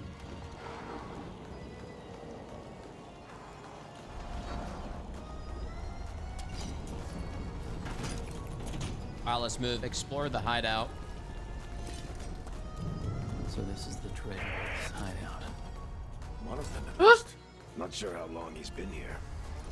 Some of What this the looks ancient. fuck? Solus has been around longer than Manrathus itself. By the way, it's F, not spacebar, to jump and climb on ledges. It is F. F is the main key. Oh, damn, alright. I mean, shit, man, I'm maxed out getting 200 FPS. Broken chains. Solus is freeing slaves. Solus hates slavery. One of the few things we actually agreed on. He said the other elven gods were tyrants who oppressed his people. He was trying to help them. Why not controller? Because this game seems like it's fine on mouse keyboard, and Dragon Age originated as a PC-only game. What do you see? No sign of So Solus. it's Just yeah. a big glowing window or mirror or something. Well, that sounds ominous. The game is like completely fine on mouse keyboard. It's an RPG. It probably runs fine on controller, but it's totally okay on mouse keyboard. Warriors have access to powerful two-handed weapons such as great axe and mauls. Attacks are slower than those, yes, but inflict more damage. Basic defend is replaced with time defend. Oh, true, true. Why would I turn off frame gen? He has this conversation all the time with new releases.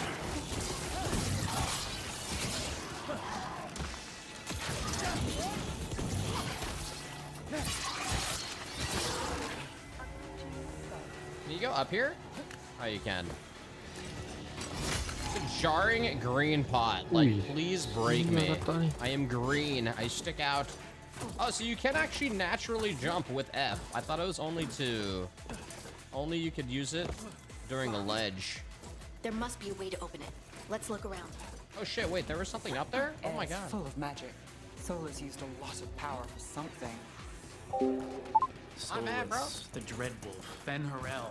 He's got a lot of names. I always called him Juggles. I just discovered the jump button. I was so excited. Let's see what's on the other side. Bro's got a whole dungeon in his house, man. Where's this evil sorcerer?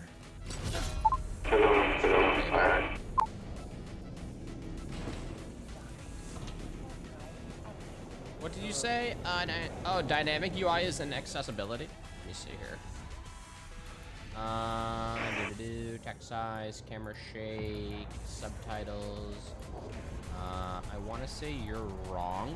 I want to say you're wrong.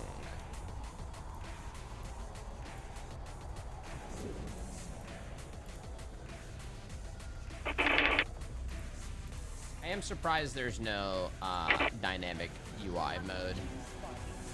That should be a default in every game. Oh yeah, we're in a water What's that section. big glowing window you saw earlier, Rook? It's called an alluvian. They're elven and very old. Whoa. It acts like a doorway from one place to another. Blind. Chat, I swear to God, guys. Where? In HUD.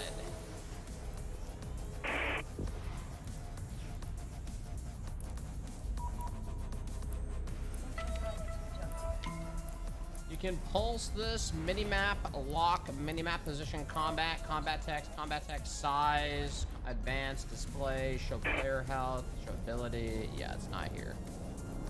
It's not here. It's not an accessibility. They don't have it. Solus uses them to get around quickly. He must have gone through it. Yeah, can I like, take off, let me just see if I can take off one thing. You can't shut off your combat menu, the 1, 2, 3 squares at the bottom.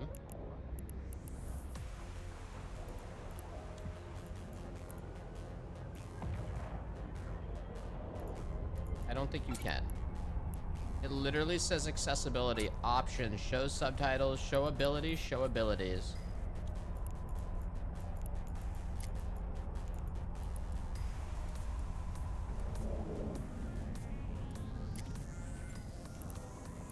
I'm proud of you, chat. Oh my God, it looks so much better, dude.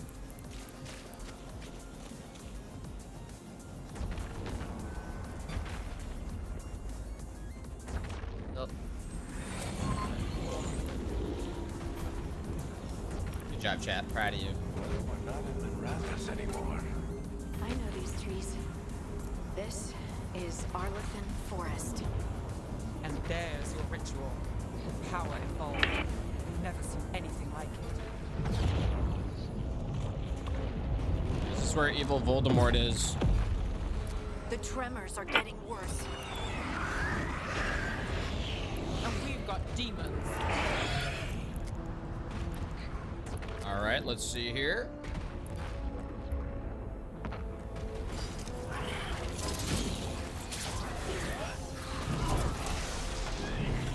Alright, okay, you have to do a shift left click on those with armor.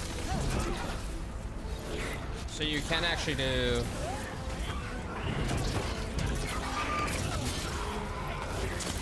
Oh wait, oh, that's actually not bad. I can shield throw, I can press Q. Yeah, I can press Q while having my two-handed weapon. I don't need to switch to a sword and shield. A shield throw. I mean, it's the prologue. This is the highest difficulty, but it's the beginning of the game. Try not to think about it. Function drone yes, drone. Okay, that guy just decided to die. I think he went like out of bounds.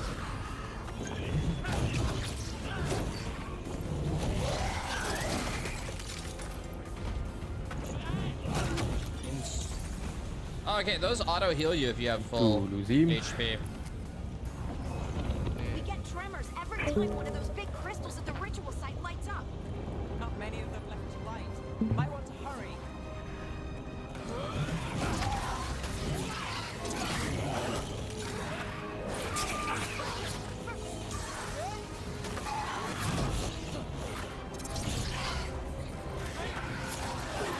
I should probably start trying to right click that.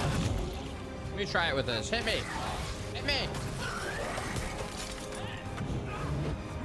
Oh wait, hold on. Oh, you can charge up your attack twice. I don't know you could do that.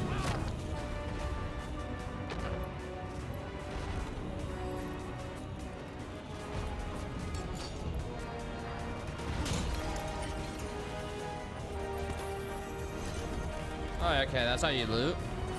This definitely feels more like, compared to Dragon Age of old, this kind of feels like a more RPG light. As in more like, you know, you just quickly loot with E and shit, you know? It's kind of like hit E, grab it, you get your gold. Almost there. It's a bit more like faster paced, streamlined RPG elements in some areas. It kind of does a little bit remind me of like God of War a little bit.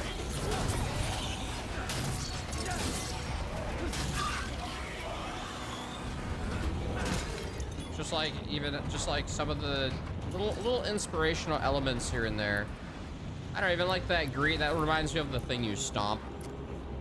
Even just like the way you looted the currency. Just like little tiny things. It's not a bad thing.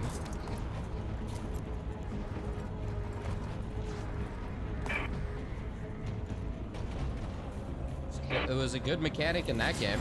It looked good in that game.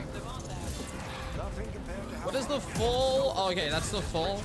All right. What if I do a triple charge? Oh, you can combo that. Nice.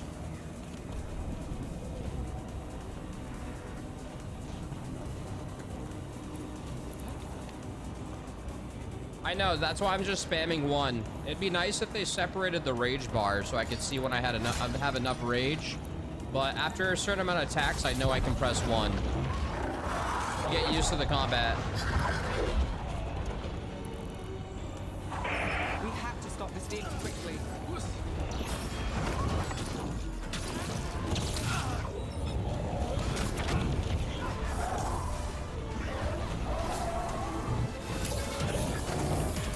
It's all about finding...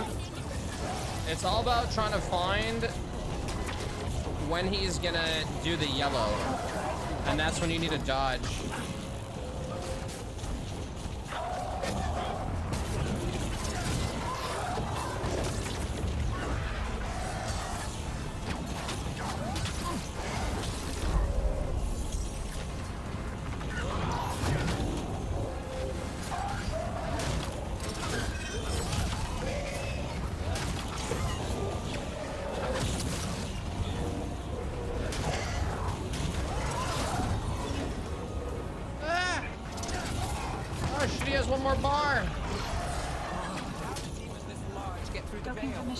It's a pride.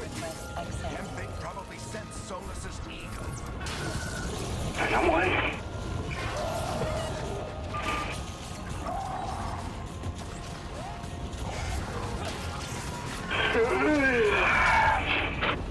I might die.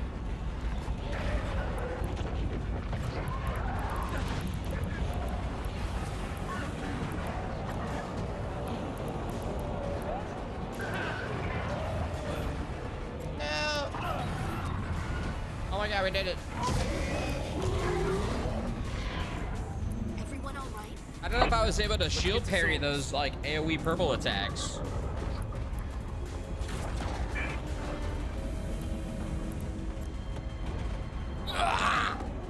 My back.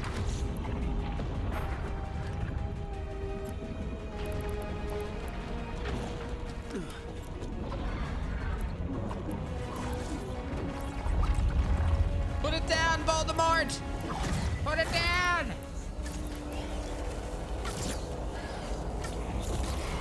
All right, I'll take it from here. Are you sure? Positive. You three just keep the demons off me while I talk to him. Varric, Solus isn't gonna stop just because an old friend asks nicely. Solus needs someone to sell him another option to help him justify changing his mind. This is a mistake! You can do it. We've got your back. If anyone can get through to him, you can. Thanks, Rook.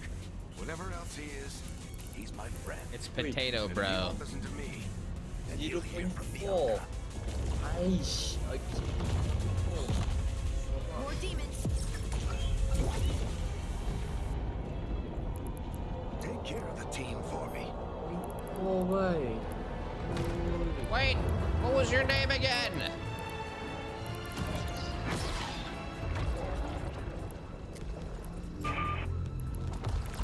Hey, Chuckles. Hope I'm not interrupting.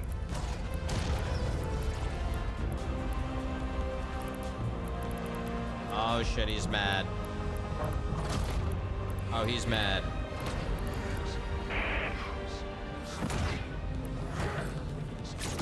Level Oh, mana.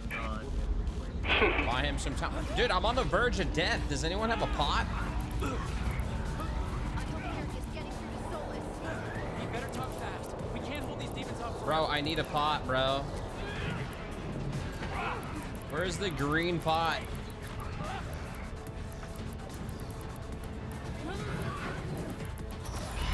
Nice, nice.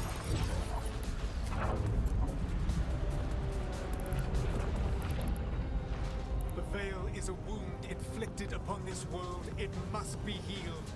By drowning the world in demons?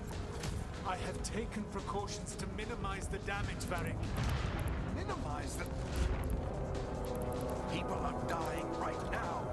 You need to listen. Bro, just take the shot, man. Please.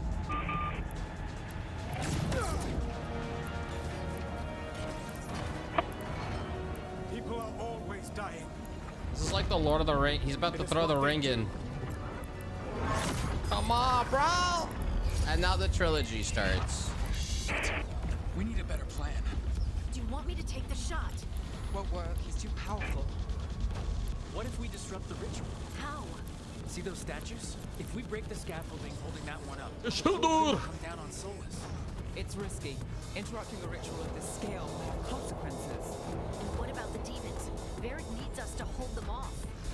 Right. You two stay here. I'll bring down the statue. What? No. Stepping into all that raw magic is suicide. The storm could tear you apart. Anyone got a better idea?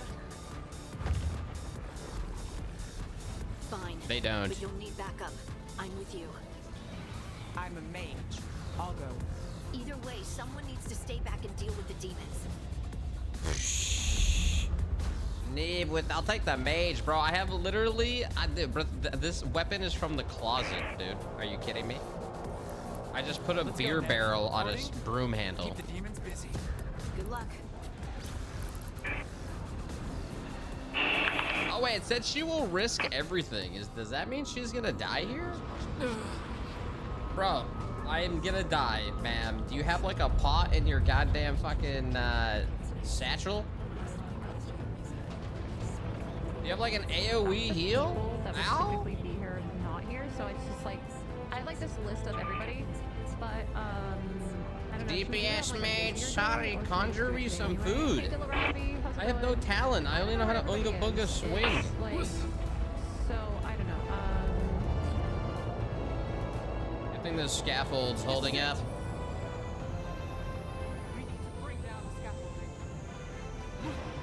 Oh, you can destroy this?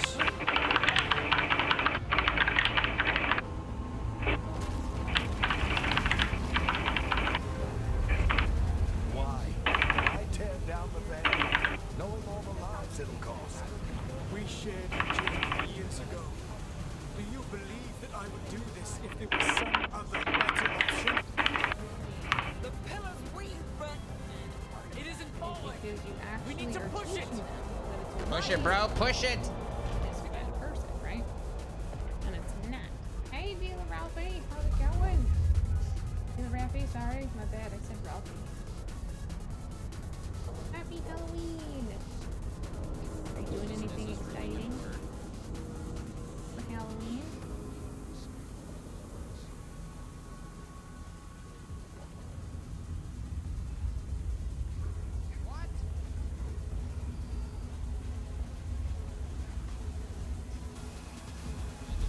So yeah, giving your child like everything that they want, all of the time, is how you create a narcissist. Because you're basically telling your child, who's having a temper tantrum, that it's okay that they get that toy that they wanted. It's okay that they get whatever it is that they're crying about. You're teaching your child that those kinds of behaviors are okay. And if you do that at a young enough age, their brains start to realize that if they do that behavior, they get what they want. So then they continue that pattern into adolescence, into being a teenager, and then young adulthood, and then you end up as the narcissist. And I may not be a parent, but I've read my fair share of studies. Good luck. And there's a lot of science scientific proof as to how you make an arson. Alrighty. And I did have a conversation. Let's do this. With someone about that. So the first goal And is they to basically told me, replace the I'm value not of the saying ship. I'm not a parent. And no, Okay. I'm not a parent. So that's You cannot what love we're working on. We're at 29 mil. narcissism out of someone. We've got +1 to local, +2 That's to not how it local. works. Okay, cool. Can't love it out of them when they're +3 to adult, local. can't love That's it out of just them awesome. when they're young adults. Just what I love to hear. Once you Just what I teaching love to someone hear. the things in that realm or Keep aspect your of scan stuff, open. like that it's okay that that behavior is okay. That's the thing. Wow. People get set in their ways. So much anger. Why are you so mean to me, huh? People can take it as opinion. Oh shit. That's fine. Fuck that up. I fucked that up.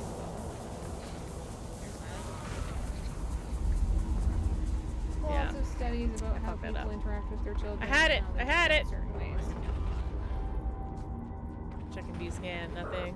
But I don't think that there's like a handbook out See, there. I think I might have become a little bit immune to the sounds, to the alerts, Part of the problem. because I'm so aware of what's going on, like with my ship right now. That written by a psychologist, you know. My ship in Sitch.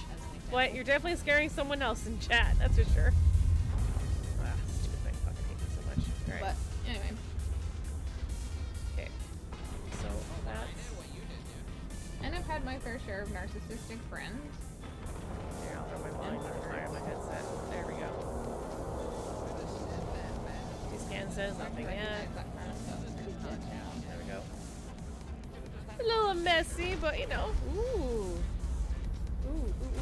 Retribution skin. Let's take a look. I'm not saying I know everything because I fucking don't. That's nice. Actually, I kind of like that. Very nice. Alright. Study a lot of shit. What was that? Go back to inventory. Loot all. There's a lot in local. And it So also I'm just gets gonna easier to like recognize certain just gonna patterns peel in off a little people. bit over here. The more you're around it, and the It's more getting you a little study hot. about it.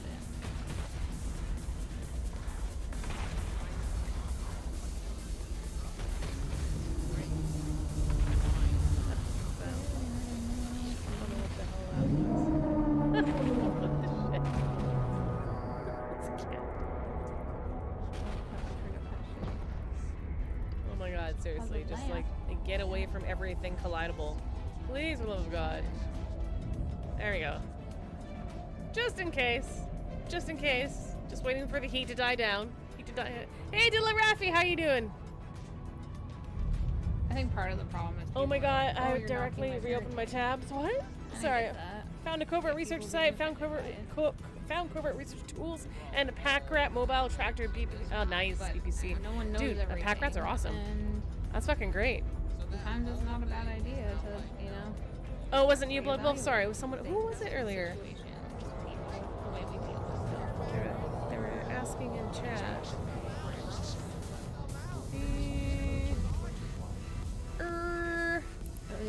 It doesn't let me scroll up far enough to find out who that was in Corp. Shoot. Bum, bum, bum, bum, bum, bum, bum. Okay.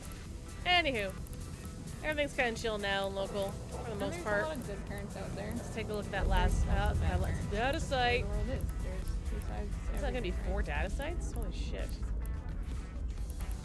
I'll take it. It's a good start. And 0 in local. Alright. Let's kill the cloak and go back. Now, is this gonna be a sleeper site? 'Cause it's getting damn small. That one doesn't scare me for some reason. Like, it doesn't come out loud enough for me. Sorry, I bore you guys with my psychological bullshit. Here we go, analyze this.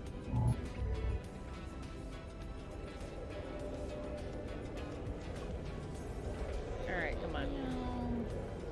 There's black too much on my Oh, back. that's gotta be a sleeper. If this is not a sleeper, I will be surprised. I'll be very surprised. Oh, okay, fuck. Did I jump scare you? Yes. Yeah, I bet I felt that on the roof of my tongue.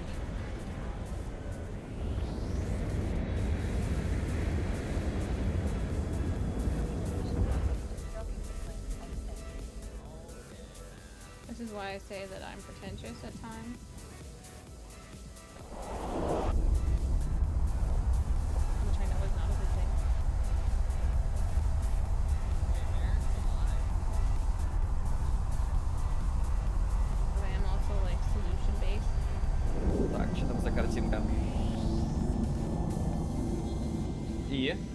что и как это связано с новыми кораблями, которых в игре нету?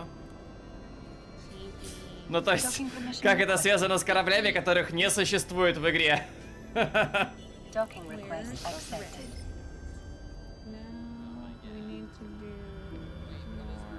Ну тогда тебя можно поздравить, ты прокачал какой-то скилл на какие-то корабли, тебе чатик правильно пишет. Ну вот, к кораблям, которых не существует в игре, это не имеет никакого отношения. Если что. You know, it's gonna be funny. If this shit doesn't come off, okay. Maybe I should just go to the meeting. Hello. I'm super unprofessional. I've come to this meeting with my face painted.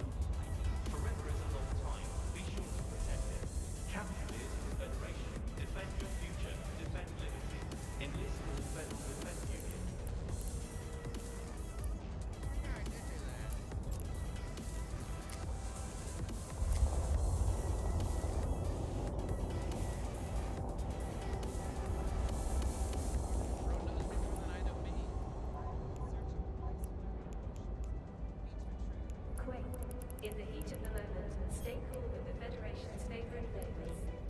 Now available in blue.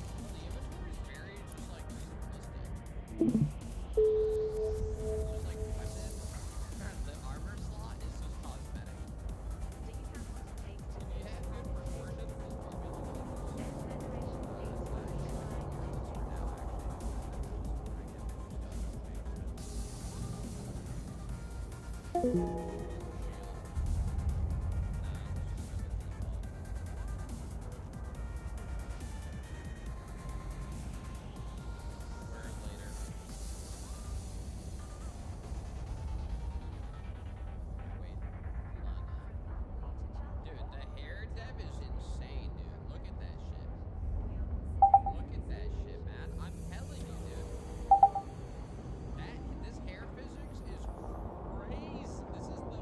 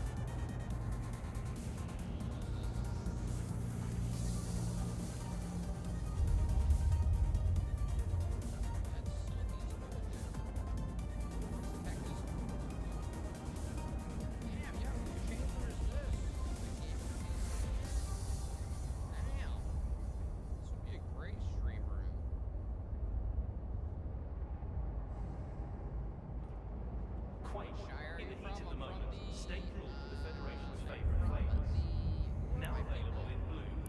Where are my people again? I forgot their name. They're like necromancers. Their name, I don't remember.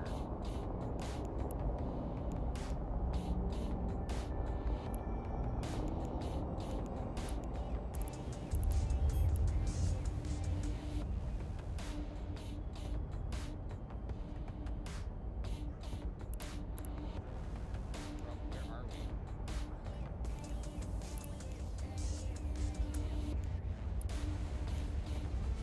Commuters are advised, protests are currently disrupting rotation.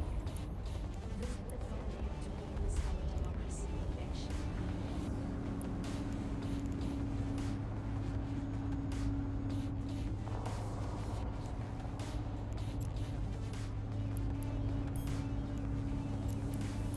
Right, the fade. Okay, so this is where people go when they're dreaming, but dreamers do not dream. Alright, we hit level 2 and now we have some new snow here. Shiny 3 points available. Map library, survival, specialization. We're gonna go Slayer, because Slayer specializes in twin weapons. There's a shield champion. This is more like a rallying garrison. Slayer here.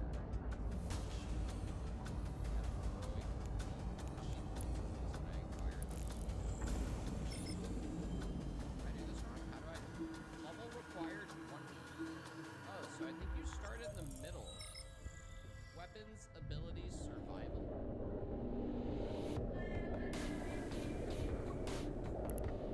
Oh, you start in the middle. Warp drive active. Here's my kick ability. Launch breath further.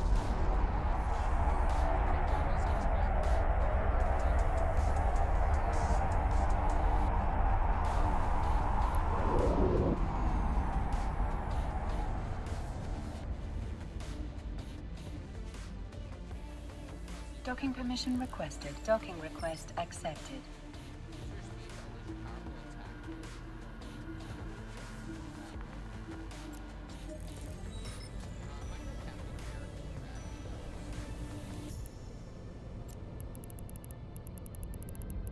And then honestly, counter blow is just Witness the cascade of evil, the torrents, burning with wrath. and then rage Step takes down them from to the weird heavens to okay. redeem the car.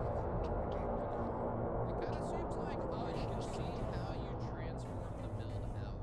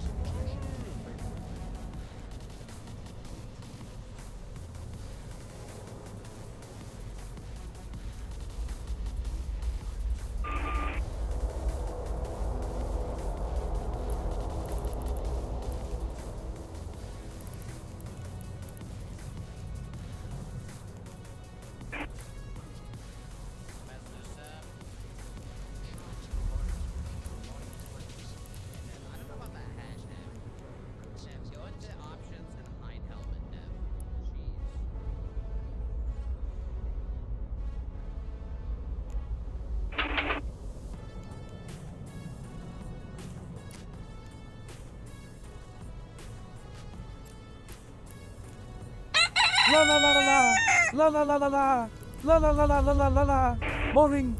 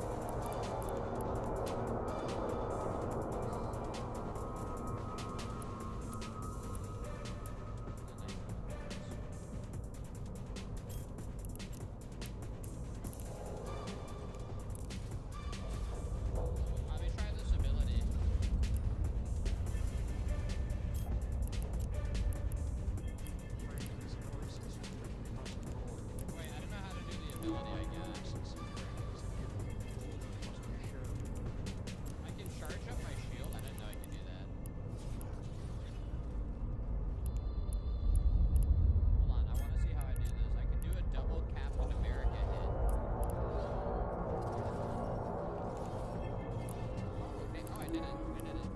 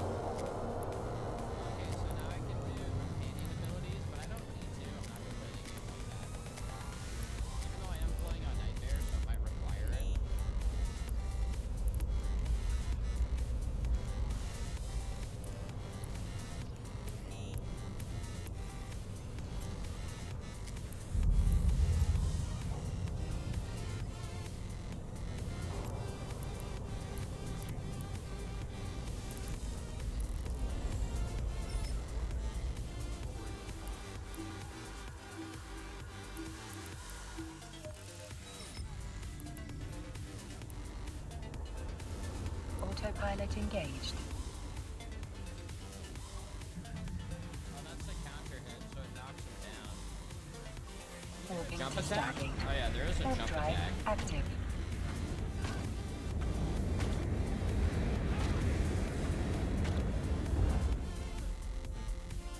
Yeah, you can turn off damage numbers and shit. So I'm gonna keep them on.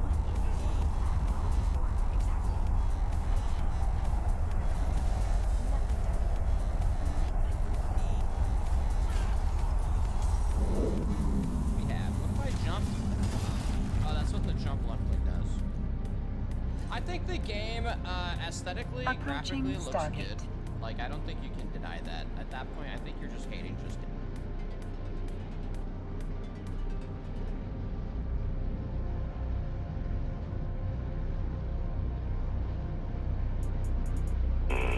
So here in Twitch,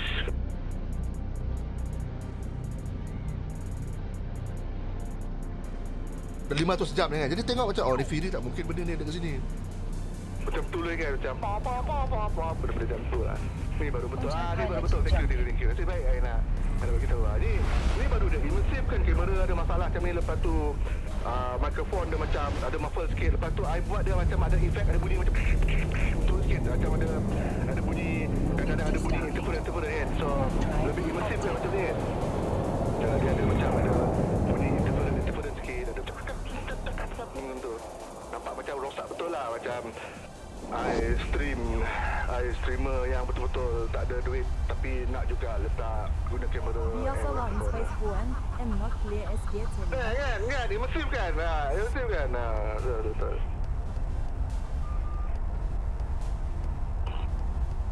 Begitulah feel dia apa-apa pun nanti. So hari ni kira macam ni hadiah Diva Bali untuk korang semua lah kan. Macam hari kita menyambut cahaya, macam oi kamera dia bercahaya sekarang, dia dah nampak kan, selalu nampak macam kartun kan, gelap sikit. Ni terbuka hati untuk tu. Inilah uncle korang yang lama yang korang dah tak nampak. Tu saya cakap tadi, lama tak jumpa korang. Maksud dia lama tak I can see you, you can see me. Begitu. Oh. Right. Autopilot jumping. Lucy tak ada, dia busy ni. Dia petang-petang kali dia keluar. Dia ada gas. Dia ada best friend kita orang yang tu lah sebab kalau tak uncle pergi situ juga. Dia suruh tapi uncle cakap seriously I cannot financially and I belum ready nak jumpa orang ni. Dah start buka kamera ni, dah ready boleh nak jumpa orang balik tu. I level sampai tu lah. I level I guna PNG tu sebab I level sang tu nak pada platform tu semua memang stable. Macam I really like turn down the sound of the game so much sebab game ni terlalu bising. See, I turn down the sound effect down to 25%. You know how? Approaching Tu buat dia 30 lah. Ada bunyi Selalu I letak macam selalu tu macam 85 pun macam korang dengar bunyi kan. Tak dengar habis okay. Yang ni okey lah, I have to dengar korang dengar I membebel. Yang satisfactory tu that one is on purpose sebab I nak macam ambil feeling kalau dekat tempat mesin-mesineri besar-besar kat kilang tu kena macam seronok lah, macam apa, macam okey pergi tempat lele bising sangat mesin tu kan. So realistic lah for me. You know, I'm a person of immersiveness. The rare species in gaming punya tu mengaku agak apa sendiri. Yalah, aku duluan. Tak ada manusia yang betul-betul main EVE Online. Since when EVE Online jadi benchmark untuk orang cool? Nampak nerd dengan geek tu ada lah kan. Space geek kan. Itu orang kalau Elon Musk buat count tak mustahil tu 50-50 apa, there's a percentage that we might join si Elon Musk punya card tu. Tak mustahil kan. Iman dia tak kuat sangat. Ni kalau ada geek main game macam ni, space geek, space nerd boleh kira lah. Ni geek tu lah. Geek gila babi tu tak. Yang stok. Yes, I tak suka orang cakap terlalu banyak data kan. But in this game, Hazim cakap data, I pun cakap data. Macam Rizwan macam Rizwan dia punya dia punya apa tadi macam I cakap dengan Hazim kan ni macam dia punya shoot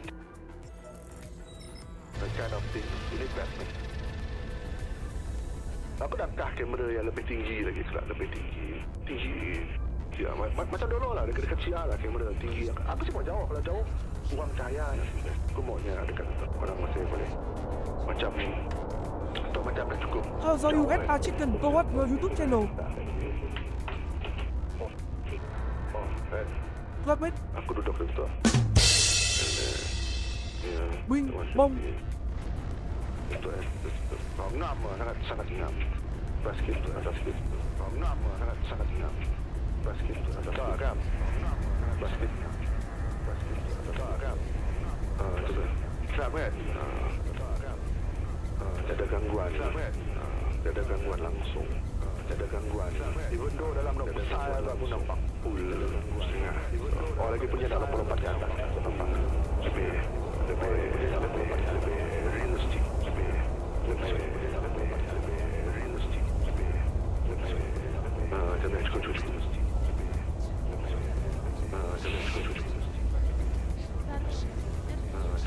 Together in the world beyond say nothing.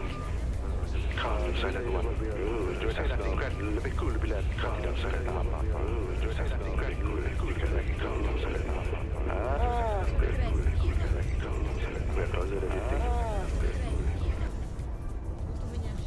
Weather warning. Radiator macam wow. Dia yang memang target lah. Sebab aku suka kereta sebab Stargate is one of my childhood.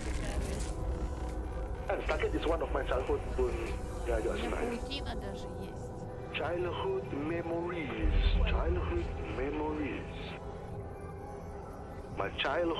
memories. Tanga. Страшные звуки на фоне.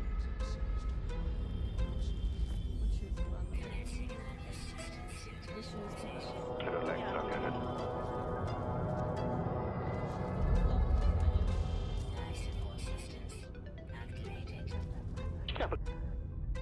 Asakura Underbar. New friend, Professor Cynical from YouTube.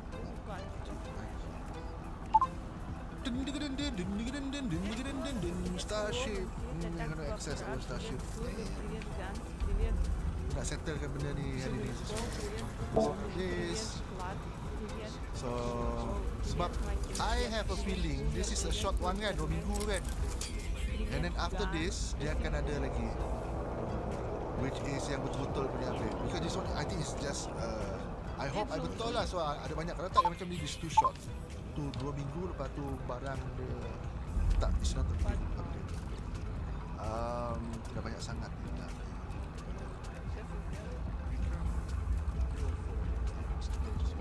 Nice, right? Hello. Masa mau atau kena jadi apa tu? Saya salah berbeda. Masa bisa tu macam dalam sikit. 40, 50 untuk dia jam 50. Shut up. Tu macam dalam 50 is 50. Alright. Jadi berapa? Ada 12. 13 sekon. Untuk yang 50 dah. Masa 50. 50 lah. Jadi mana tu? I think I want to buang semua.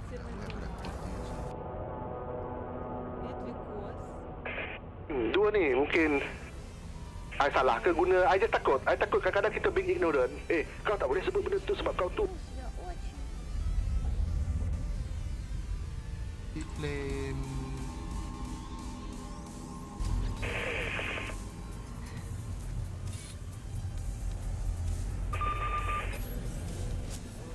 Ada? Tak ada?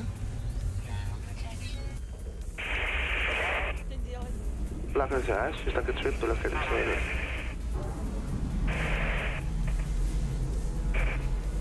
Oh my god. Berenang biasa je lah, mampus.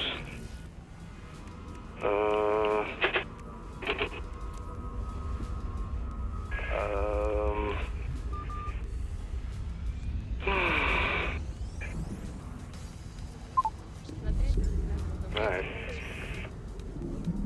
Whatever. Baik. Dan kita ambil oksigen daripada situ. Easy. Okay. Aha. Yes, this is my oxygen. There, yeah. Ready to shoot.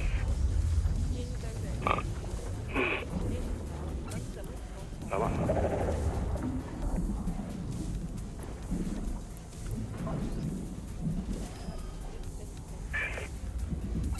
Did I lose it?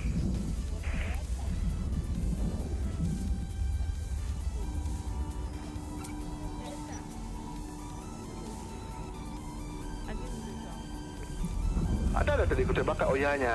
I didn't see the glow, bro. I didn't see the glow. Satu.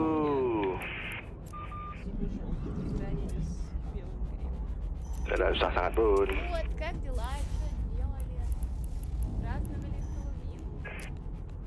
I always trust the photo. Slownya.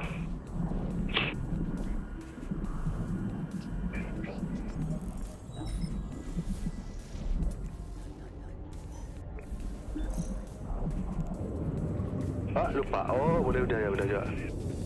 I'm stupid. Я вообще думала. А мы можем сразу все сделать. Autopilot engaged. Dah, ayo oksigen lah. Ya, oksigen okey. Ya, dah. А задумала я вот что. Walking to Stargate. Warp drive active. Я вам дам возможность Ya.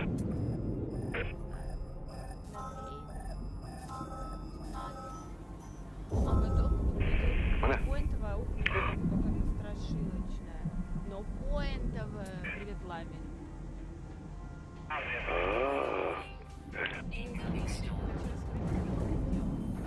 Oh, sembunyi belakang aku. Monkey do. You fucking monkey.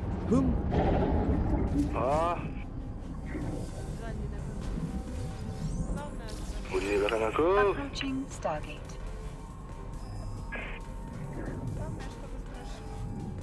SSS lah, yes.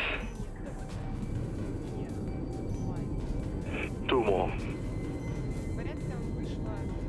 Tu je leceh dekat ya. Patut lawan ni lah. Patut lawan tidak Sentinel. Normal Sentinel. Cannot be the dissonant one, right? Need to find the normal one. Wait, what? Autopilot jumping. Sana ya, dekat tanah. The other side. That's weird. Tu ada sana dah lah. Walking to Stargate. Lu nak lawan tu ada kan? Ya. Ada dia, ada dekat tanah betul. That's weird. Dah berdaya ke darat. That's weird. Bodoh lah. Saya pun scanner lah kadang. Oh, it's really give me a hard time, man.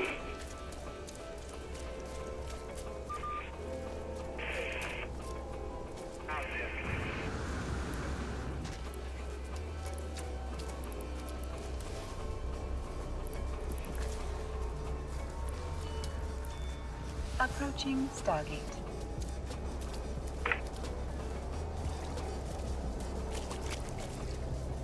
There we go. Stormy.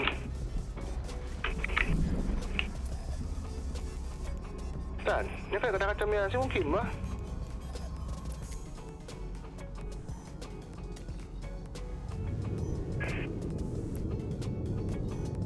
Nampak dekat? Darat bah ya. Yang darat memang saya dah tembus bah. Bodoh lah.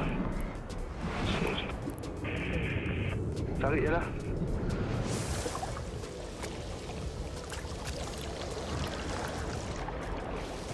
Moving to Stargate. Warp drive active.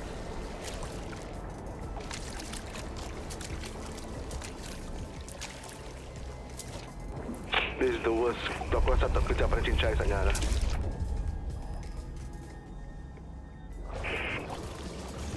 Never mind, fuck it. Bodoh. Annoy pula aku.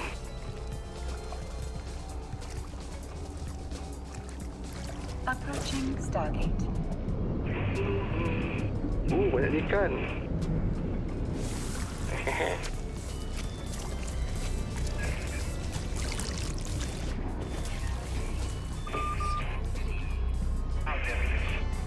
Kan, dekat darat bah. I don't want to do that bullshit. That's my shit. Autopilot jumping. Bukan dia mana kisah dalam air lah. Bodoh lah.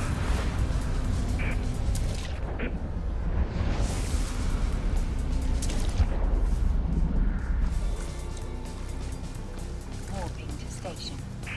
Warp drive active. Dah lah, expedition dah start to be annoyingly boring.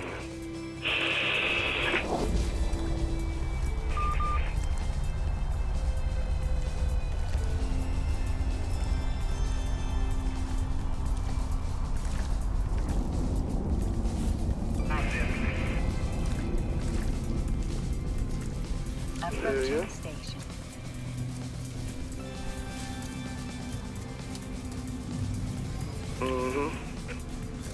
Jadi tempat lain. Tempat benar-benar luas.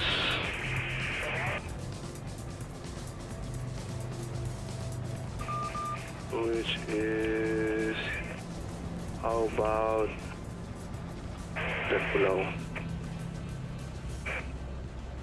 Docking permission requested. Then Docking permission two more, requested. man. Two more, give me a break. Docking request accepted.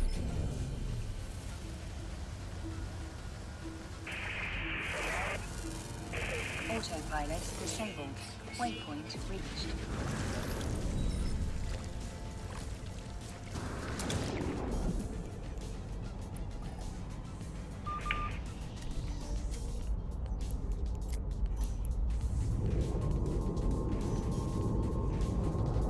Katanya saya dalam air ya.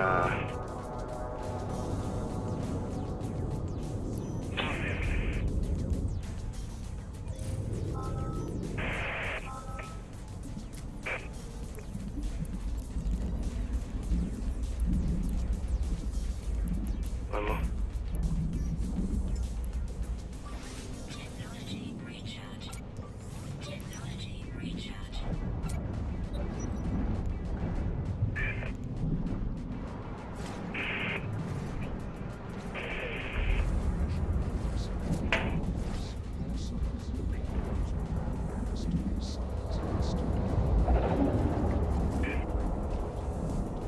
One more.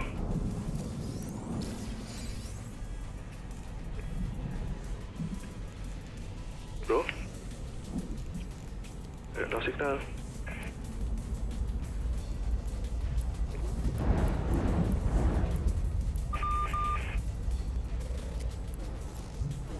I got no signal.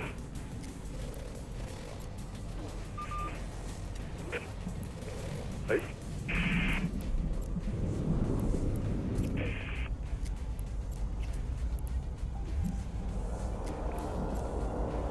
I got no signal. How?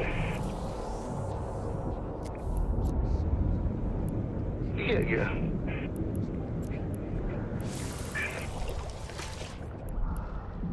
Dah terbang dah keluar dah lah.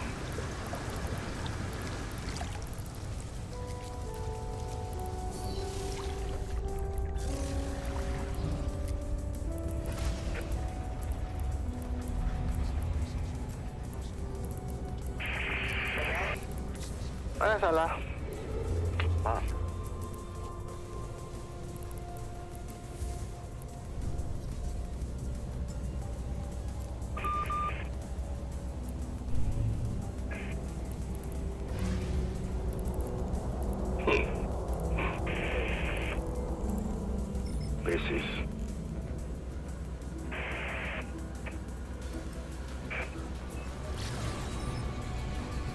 laut kan?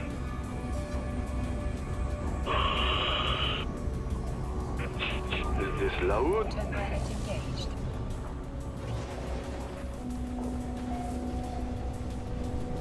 Dah kata pula, Mak. Moving to Stargate. Warp drive active.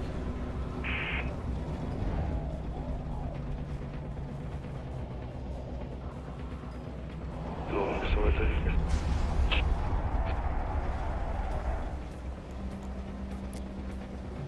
Mak. Ya. Mak. Sorry. XP clamp H2O dissolve water, okay. Aku anggap dia water. Approaching Stargate.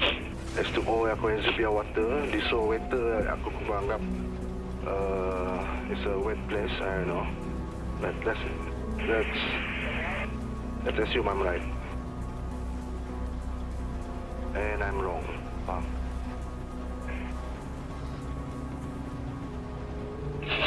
So we know not all H2O is water then. Autopilot jumping. Oh, ada. Okay. Betul. All H2O is water. Ow. Yeah, that's a good thing. Stargate. Warp drive active. I try my best.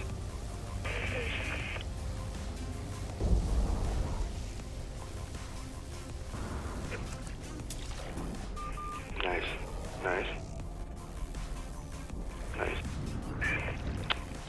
Yang ada terbang apa tu?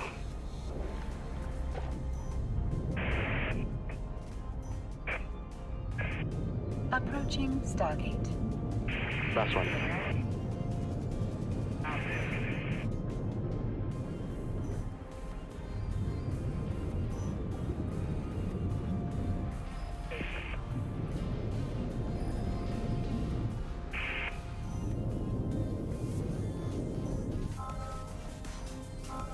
There you go. Autopilot jumping.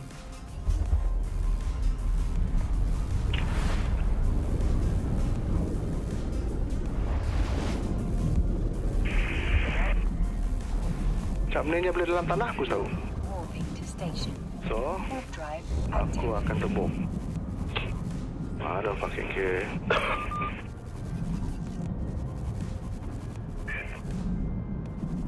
Pada kau sia.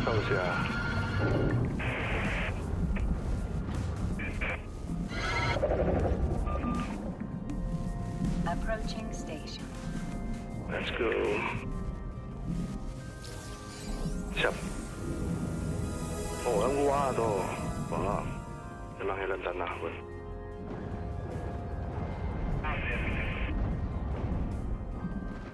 Ow.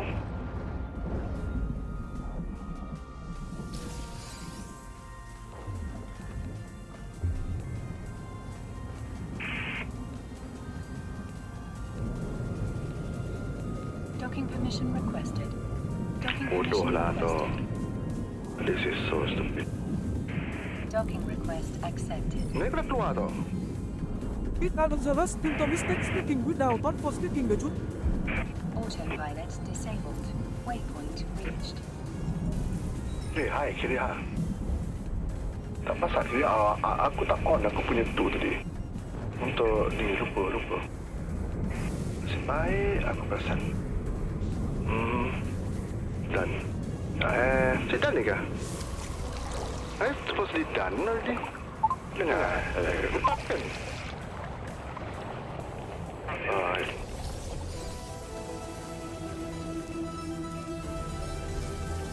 Lupa letak TTS untuk YouTube.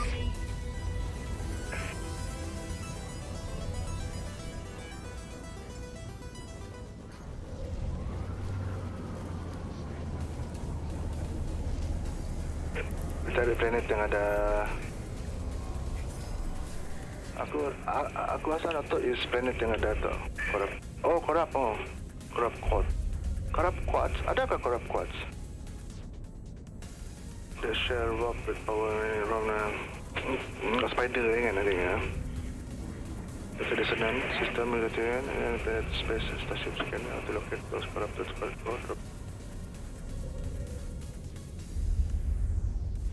Right.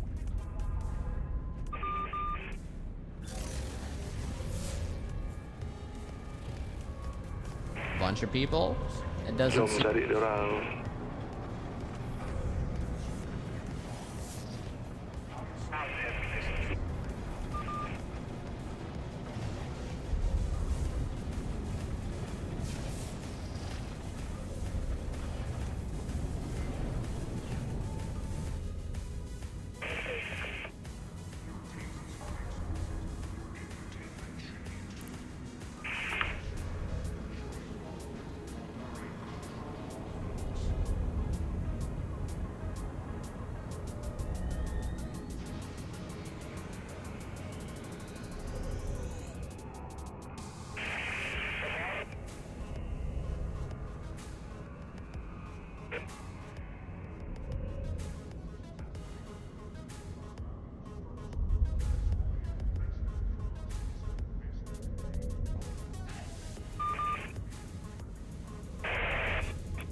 Okay, this is the barang paling mahal. 5 Estimate price 5. Aku beli 5 juta tadi.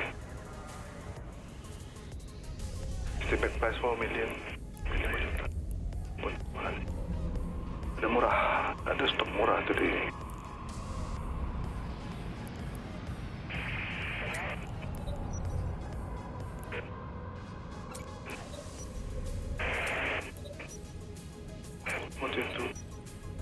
There is already something in that location.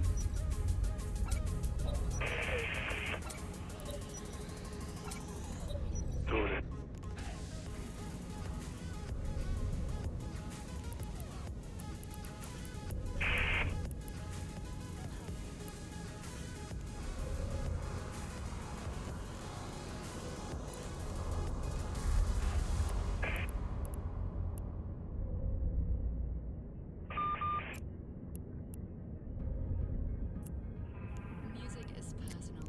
Have the power to set the tone from start to stop with Spotify Premium. Listen to all your favorite playlists and albums in any order, and download music to play offline or with no ads. Just uninterrupted music listening. Tap the banner to learn more.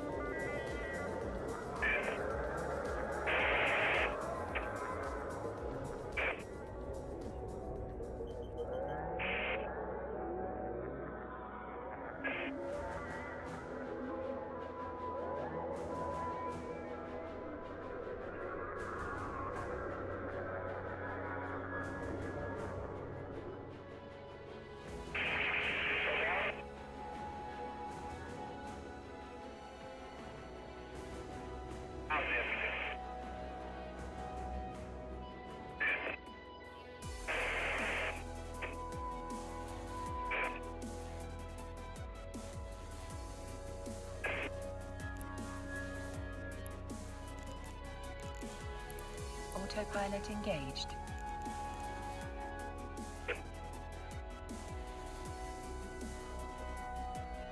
Warping to station. Warp drive active.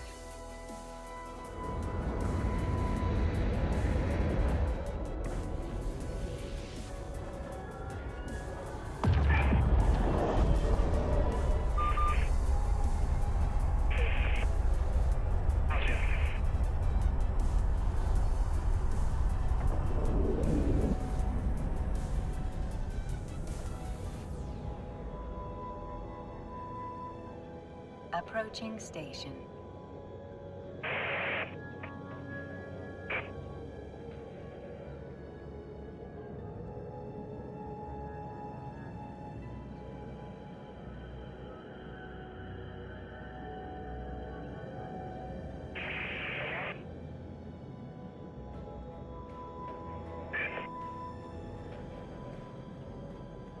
Docking permission requested. Docking permission requested. Docking request accepted.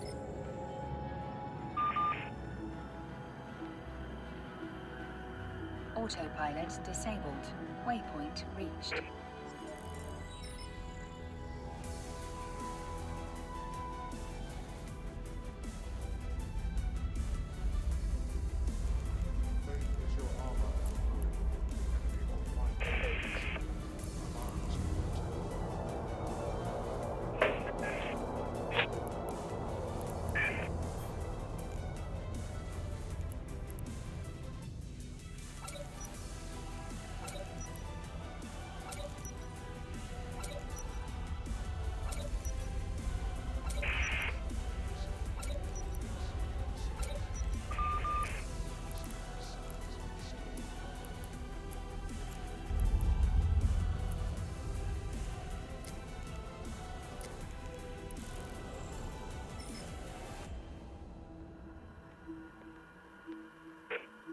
pakulated.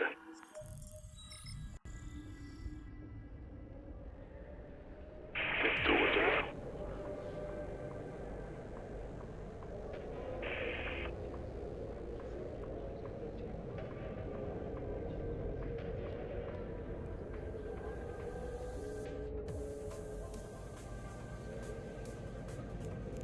Autopilot engaged.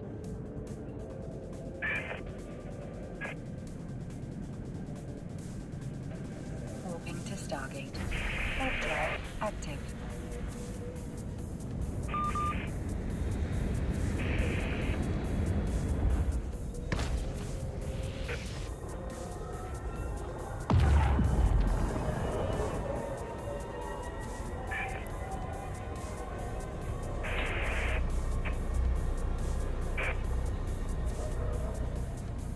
Approaching Stargate.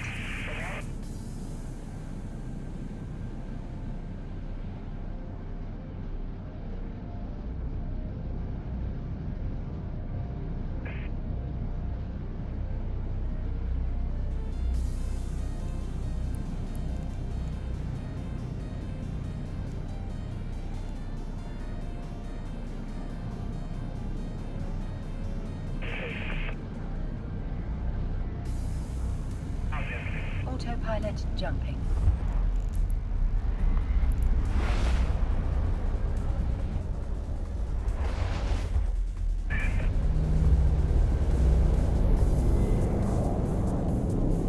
Warping to station. Warp drive active.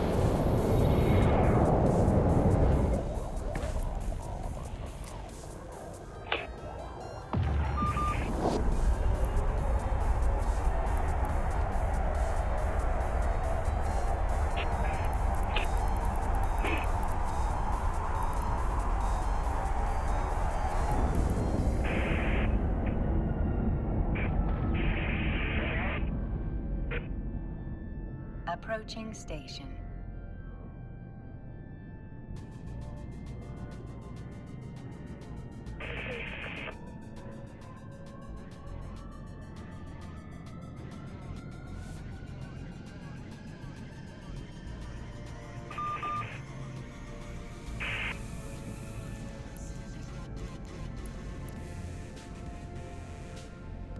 Docking permission requested.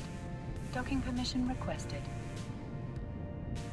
Docking request accepted.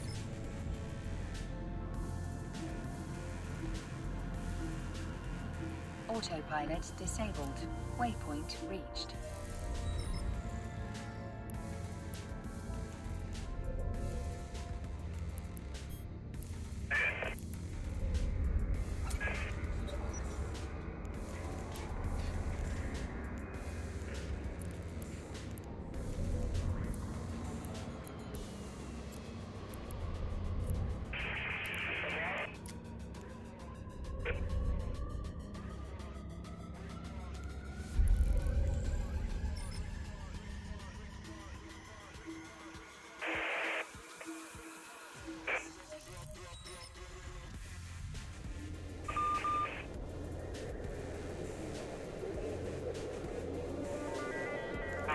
Autopilot engaged.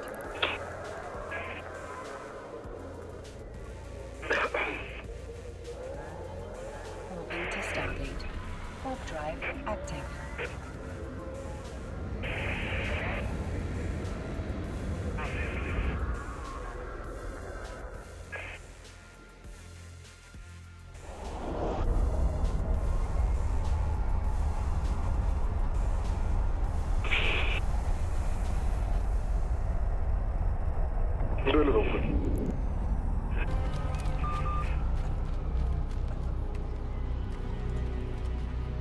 Approaching Stargate. Is this like the main hub? So wait, why were we doing that? Milva never reported back from Demeter's crossing. There are To get out of the Veil? living in that village, or near enough. You're back, and you're alive. Good. Sounds like things have gotten a lot worse since we left. Darkspawn. They're showing up all over Arlethan, attacking anyone in their path. We've evacuated 3 daily settlements already. We ran into Darkspawn too, near the Nodus Dirthalin. Wait, you found the Nodus Dirthalin? The Archive Spirit? We could ask it about the gods. Figure out their next move. We know enough, lady. Relax. You're too excited. Whatever information that archive spirit has, we aren't getting it. It's broken. Luckily, we already know what to do next. Find Elgranon and Gillinane, and stop whatever they're planning on doing. Easier said than done. They're elusive, even for gods. There are signs of their presence all over Arlathan, but no one's seen them yet. So that's it? Approaching 2 gods are running around your forest, and you can't find them? Well, the next time you decide to unleash ancient horrors on us, maybe Bro, your we'll- lips look like they're so numb. It's elven lip filler magic. When we came in, Asshole. you said you'd lost contact with Demeter's Crossing. We could go check it out. The 3 of us, I mean. 4. I'm coming with you. Nev, you were still shaky, and... I'm coming, Harding. I don't know what you're going to find there, Rook. Likely nothing good. Fighter. 1, 2, 3, 4, 5 fighter jalan serentak. Banyak mahal hebat sana. Oh yo. Demeter's Crossing's on the far side of the lake. There's a small boat at the docks. It'll take you there. Bersusun jalan sama-sama. I'm going. And good luck. I'm going. So crazy. Get me out of here. Let's move. Fighter. There's a lot of fighter, man. Question completo! In Entropy's grasp, with the team's help, Balara disabled the artifact and freed them from the Veil Bubble. Oh! She also uncovered an ancient repository of elven knowledge, the Nodus Dirthalin. While Balara intends to unlock its secret, she has joined the team as they search for the escaped elven gods. Oh, and then she gets a green? Okay. Okay. I want a green. I want a green. Let's head to the dock. You have been acknowledged as a Veil Jumper ally. Visit the merchant to buy new equipment and appearances. Oh shit, alright. It's like a fast travel point. Stargate. We actually made it to the first hub. Alright. Is this where the, wait. Is the vendor in here, or are we leaving the vendor area? I see no marks or anybody. Oh, this person looks like they could be a vendor. Merchant. Don't be shy. Take a gander. Sell all. This game is like, seriously, from the RPG perspective, this game feels like super, everything is streamlined. Like, everything is just streamlined, in which you're either gonna like or not like. But like, everything's like one click, like quality of life up the ass. In a way of like, I'm gonna buy this helmet and regret it. It's like, you know, you just press a button to sell everything. You just press E and loot different things. The crafting's probably just gonna be super simple. Everything looks kind of just like, you either like that or you want something a bit more sophisticated in your RPG. Bro, I ain't wearing that shit. I'm not wearing this. Oh, I can hide helmet? Always? Never. Conversations. Always hide it. I mean, you could see it as dumbed down. Yeah. I mean, yeah. Docking permission Depends on the player. Docking permission requested. Docking request accepted.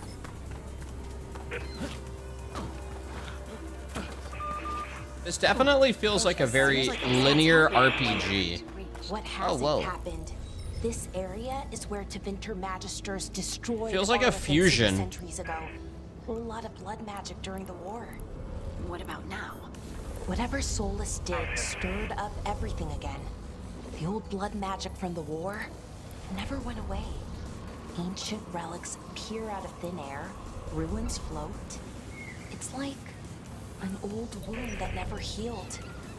And now it's bleeding again. Alright, I'm going for a bath, ladies. Oh shit, you can swim. Oh shit, wait, no you can't. Okay. Never learned how to swim.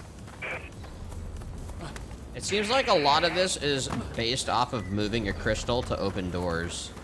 It seems like a common trend. Sure thing. What the fuck did you just do? Oh, she just... Okay, there you go.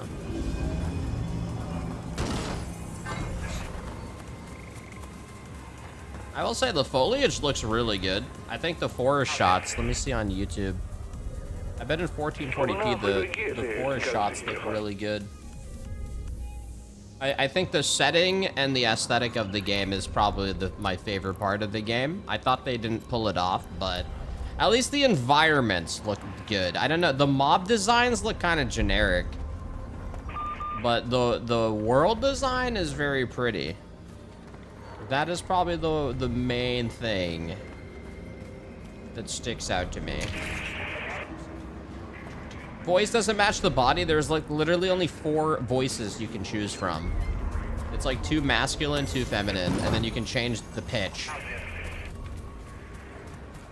Yeah, there should be more voices, but whatever. Have you seen my fucking guy? I don't think they were recording voices thinking someone was gonna make a motherfucker like this.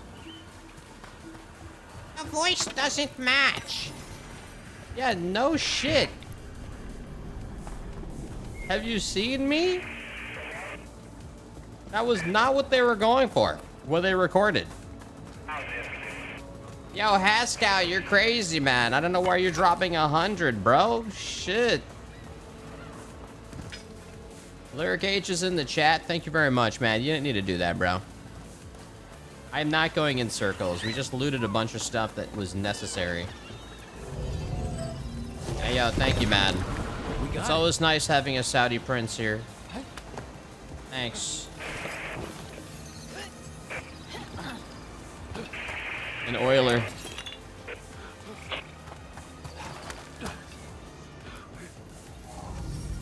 Is this game as bad as people are making out to be? This game's easy to dogpile on because, I mean, if you follow gaming, the whole fucking woke shit, you know?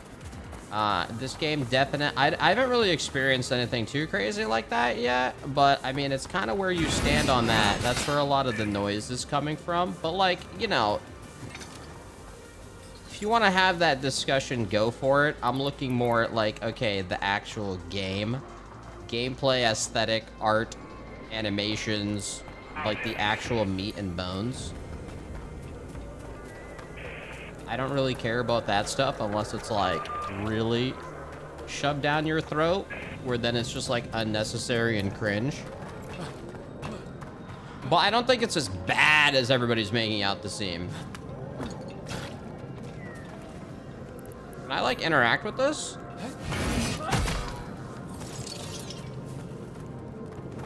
I think the character creator was pretty good. The combat still kind of opening up. It is definitely super fucking linear. You're not going to be going into this thinking you're about to play the next Baldur's Gate if you love Baldur's Gate. Nothing like this. That.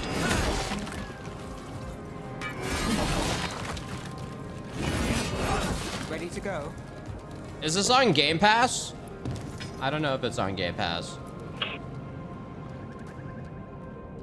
No? Oh.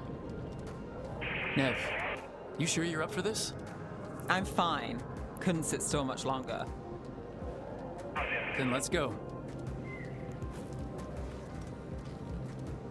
Right, every gamer is different, man. Like, I know this is an unpopular opinion, but like, combat-wise, I prefer this over Baldur's Gate combat, you know?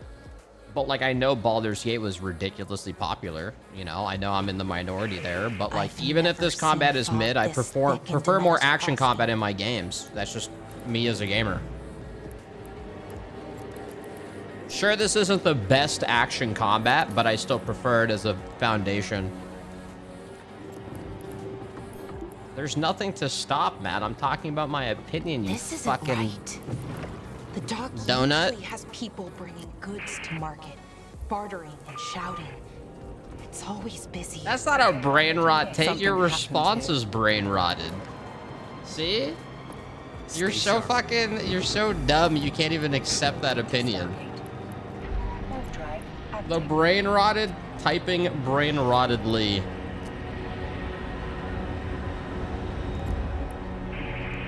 Dude can't even accept an opinion and he's calling people brain rotted.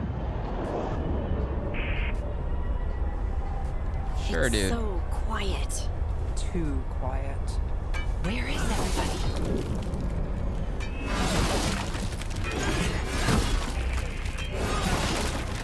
Hell yeah, there is loot in here. Holy shit, you do want to break all these.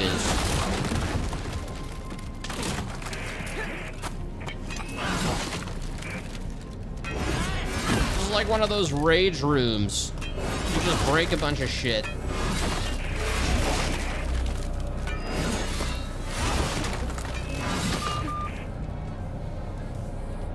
The merchants were using those to prepare for the elves, you piece of shit.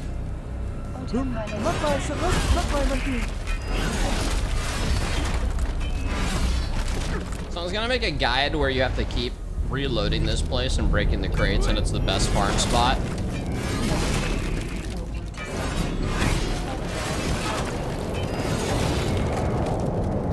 Just want to keep loading into this area, destroying all of the crates. Best farm in the game.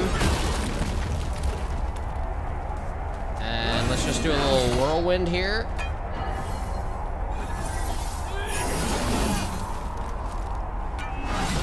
Alright, let's move. Oh shit, this looks fucking evil. Oh it's damn. Market day. People should be out selling eggs and buying bread. But everything's just abandoned. These are some red ass tomatoes, dude. God damn. They barricaded the main entrance into town. To keep something out? No, to keep something in. Oh shit. I've heard that line before. She's not referencing a movie. It's actually they are keeping something in. Oh fuck. It's blight. Even worse than in the forest. Keep them in. Mayor's orders. Oh, you okay?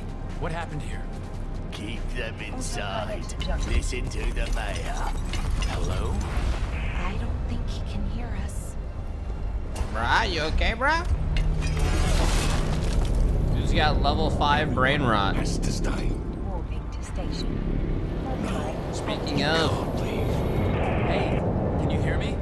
Just stay here, and everything will be fine.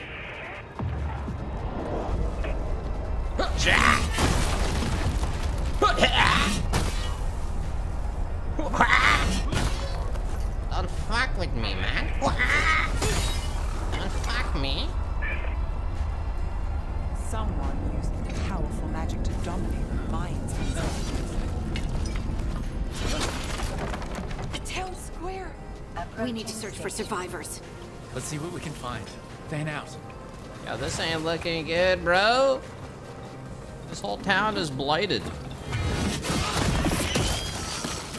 That did totally look like it needed to be popped. For a letter. I thought there was gonna be a rare axe in here. Oh shit, maybe. Come on, man. Some paper? Docking permission requested. Docking permission requested. What's going on? This is Adeline. I knew her. She was a farmer. Sold spices to us, the best in Arlathan. I can't believe this happened. Oh my god. Death and destruction. Look, is that an Aravel on the roof? The blight must have lifted it up there. The hell is that, man? Does that thing fly?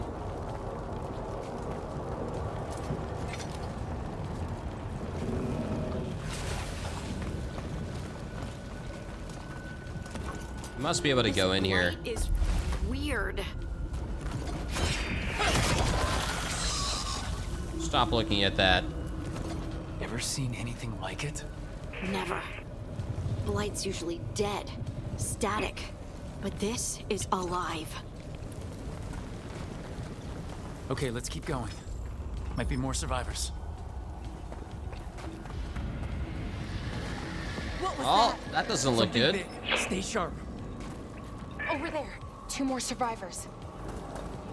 Yes. Hey, what's going on here? Find the veiled jumpers. Bring them to the mayor. They're talking about Jahel and Milba. They said bring them to the mayor. If we find the mayor, then maybe we'll find your friends. We gotta find the mayor. Why were they looking for veil jumpers? What did the mayor want with them? Damn, this whole place is fucked. How we looking here? Don't jump down there. It's very red. It's like hell opened up.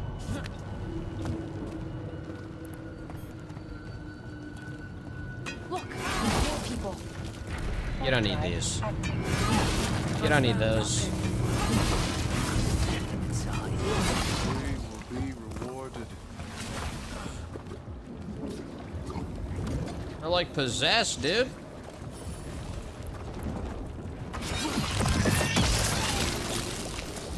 Don't tell me this is one of those. Oh, yeah. I will say in modern gaming, I've seen so many of the squeeze through to the point that it's like, it feels a little overused, even though it is a transitional masker and like a loading screen. It's used so much to the point where it's more notable. That's one of your fellow veil jumpers?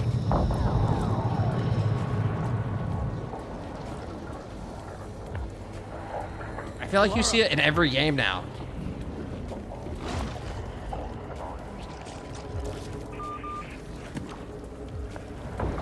To hell! He's alive!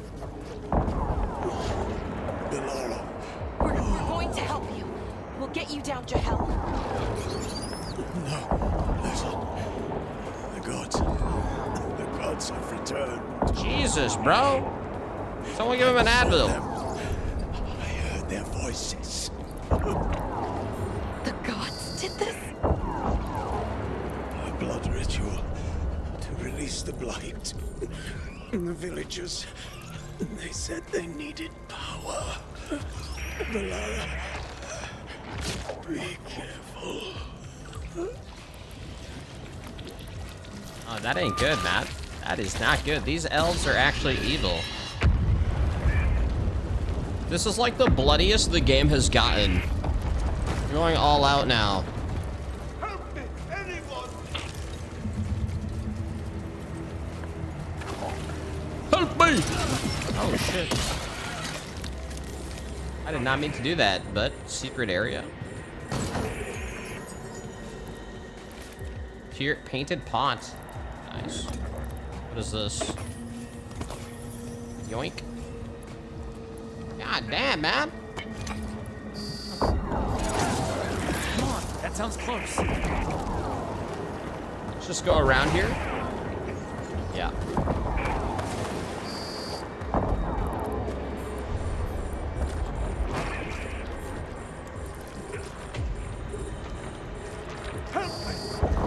Help me!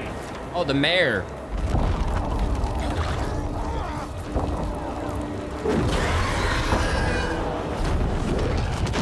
Uh-oh. The dragon. Here. What the hell, bro? The first dragon in Dragon Age.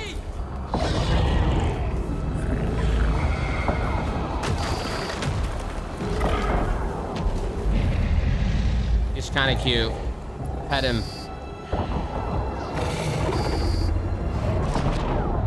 Fresh blood, a hungry heart. Creature, come to me.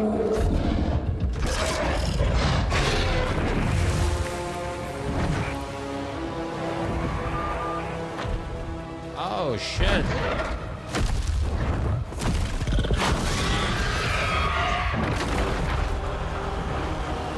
I just got fucking chosen, dude.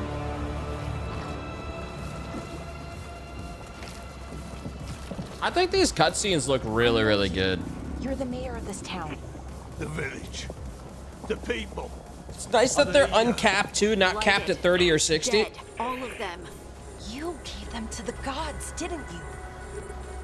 Didn't you?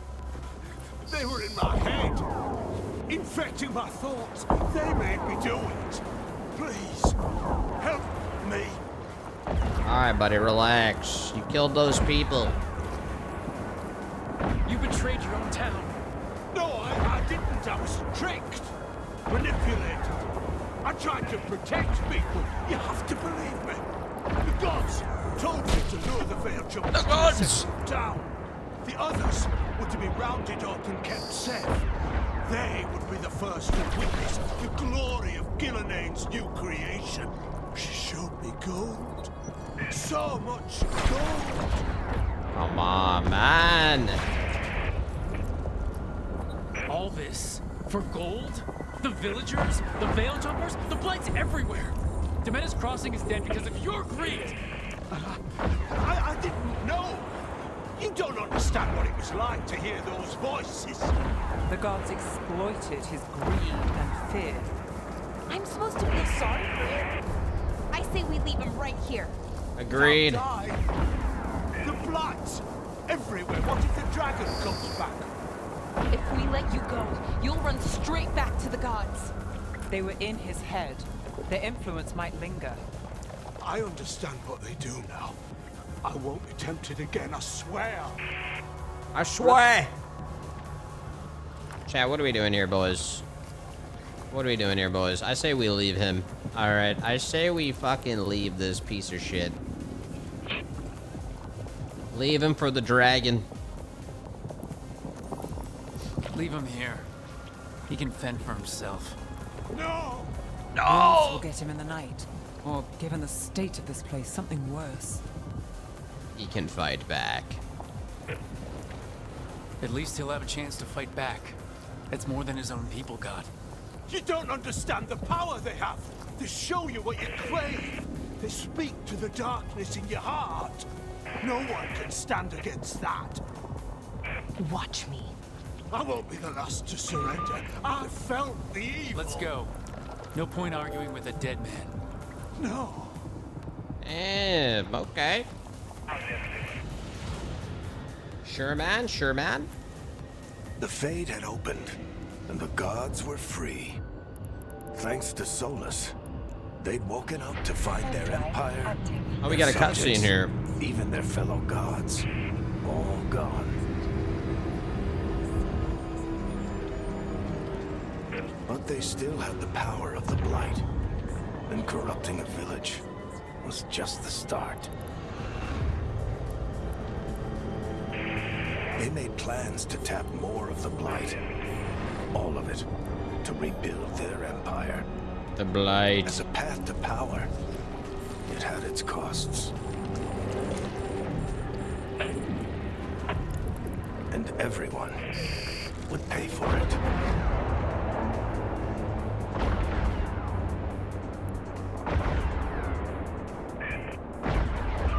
I don't think there's any side quests. Unless the game opens up, it's extremely linear 2 hours in. Like, we're on rails right now.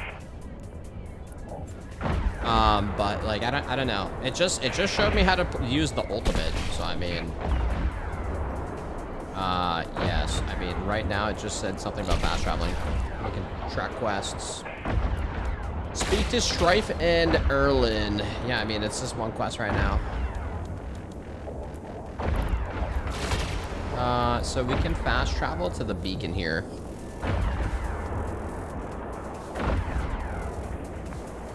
Alright, we gotta talk to this dude. Oh yeah, these guys. What up? Hold on, let me sell my stuff.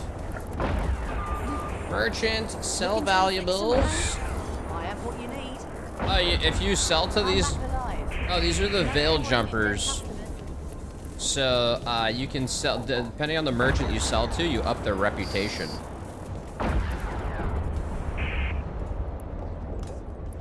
Did you find our scouts? They're dead. I'm sorry. Elgranon and Gillinane sacrificed them in some kind of ritual. Hiatus. What about the rest of the village? The ritual spread blight everywhere.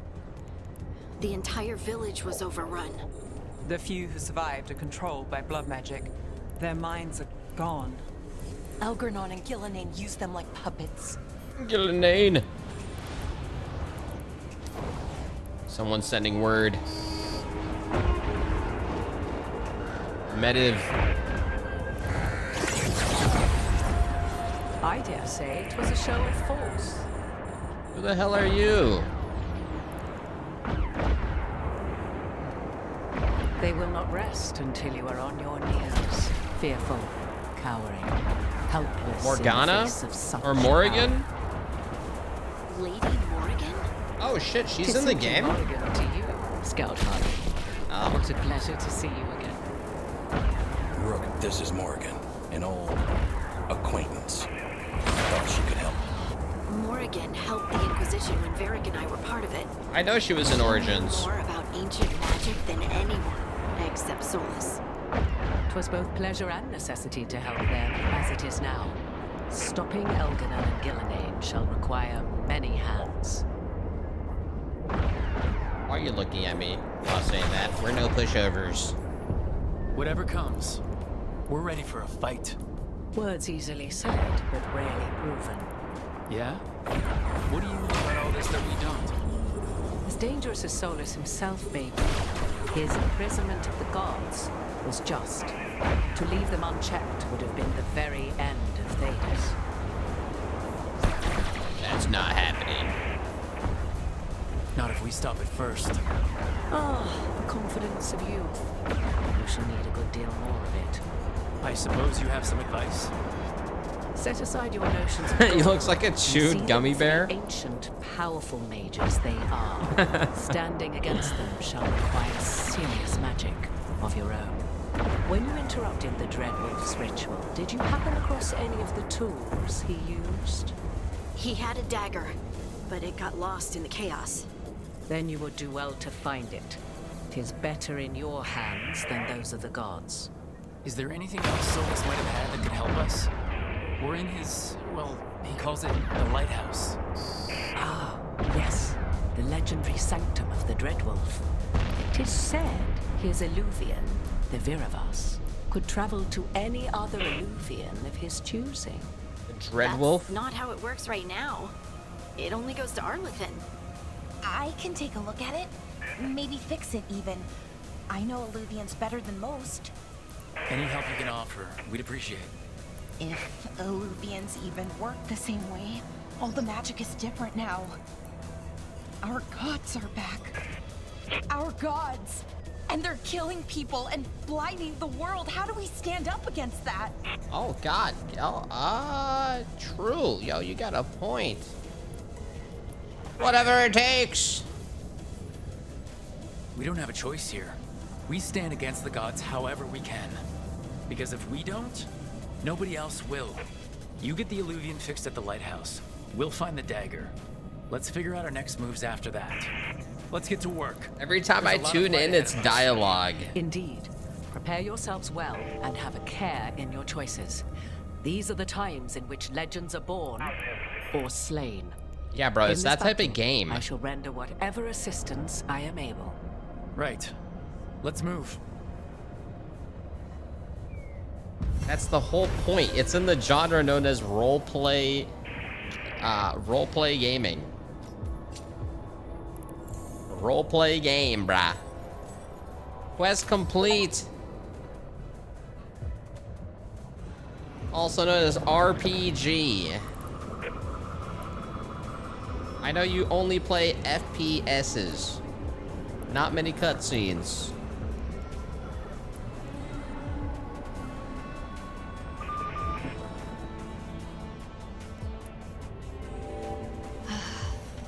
You can do this, Lace. It's gotta be done. I will say there is something a bit weird about the pacing in a way where you just kind of like port around. Like, all right, you're done with the main story. Now you're just gonna port here. It feels a little weird. Something feels a little weird. Oh shit! Performing a takedown, a special highly damaging attack that can perform on enemies who are staggered. Oh shit! All right. DA2 was like this. I never played DA2. Origins I played the most of, and then I never really gave any of the other ones a chance. What do we have here? I should have taken the shot. That would have made things worse. You don't know that. All you have are guesses. We're up against something unfamiliar, working with more rumors than facts. Of course, that's all I have. I should have taken the shot. Maybe you should have. Maybe you should have taken the shot. But we can't change it now. Yeah. I just have to live with it. Right? Trying to stop the world from being swallowed by chaos, and now it might be swallowed by chaos anyway. Elven gods escaped from their prison, Solus is in your head, and we're scrambling to figure out what to do. And Varric? Varric knew the risks. He knew what it might cost. We're still standing. The fight's not over. You know, I like that about you, Lace. You don't stop fighting, you push for answers and action. While I can get stuck on questions forever. Well, we need someone who can put the pieces of the puzzle together. We're fighting the unknown. Exactly. Everyone has a part to play. Varric brought us together because of our strengths. He wanted a team he could rely on. We have to be that team. Play to our Yeah. strengths. And rely on each other. I think I can manage that. Then let's find Solus's dagger. It'll be a start. Alright, let's get the goddamn dagger. Dude stabbed Varric and it fell somewhere around here. Everyone has perfect teeth? Bro, elven magic is insane. Why would they not? Look. There's magic lingering in the spot. Strong. Old. The dagger was here. Something took it. Okay, so we can't break that, huh?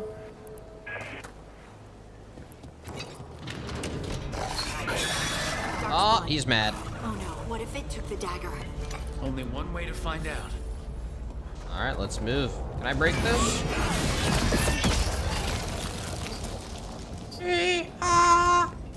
Look, there it goes. Thank you. He's gonna spawn his friends in.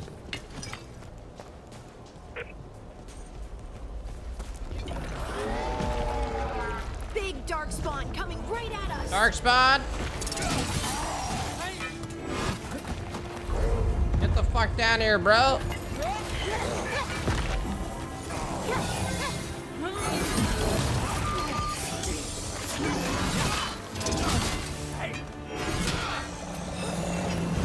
Oh shit, he can block my hit?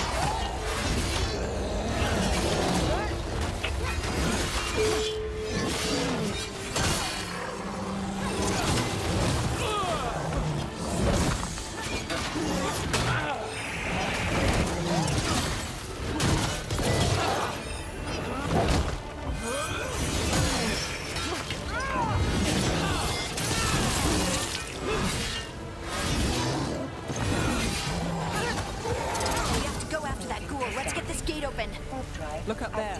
That magical device. Give me that shit. Oh wait, I can go through here. Probably have to go this way in order to get the magical device anyways. Ooh, this looks kind of pretty. This is nice here. Don't want to fall off there though. You can play tactical, but I don't think it's. I'm playing on the highest difficulty. I have no reason to. Approaching spotting. Good work. Let's keep on the trail. Man, I mean, I guess even the puzzles are kind of like basic too. I do feel like the gameplay feels a little limited on the sections. It feels very sectional. Like, it's kind of like the basic puzzles of, like, moving a fucking diamond or whatever the fuck. So far, I'm not sure if it's still kind of like... Wait, did this just upgrade? I swear it just auto-upgraded my item I picked up and just opened up one of the locks. I'm definitely on Nightmare. Like, this game, it doesn't feel like the highest difficulty. Darkspawn don't usually collect things. Oh, 2 of the same item in a chest is an upgrade? Oh, that's what the locks are. So you keep looting the same shit and it upgrades it. Oh, that's how that works. Oh. Soul's dagger is special. They might have been drawn to it.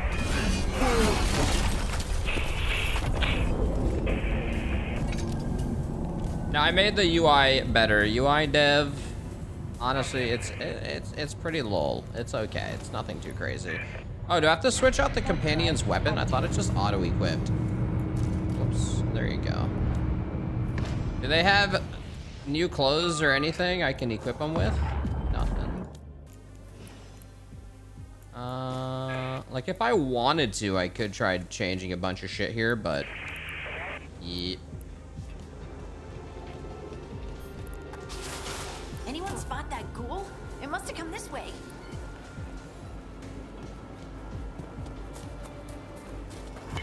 Look out! More dark spawn ahead.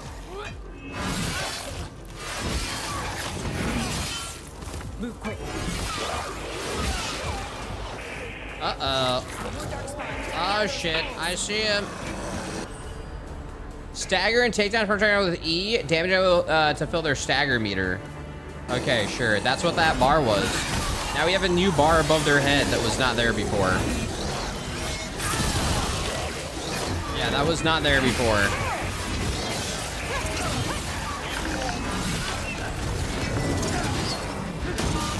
Yeah, we're not gonna fill that bar. This guy's gonna die before then.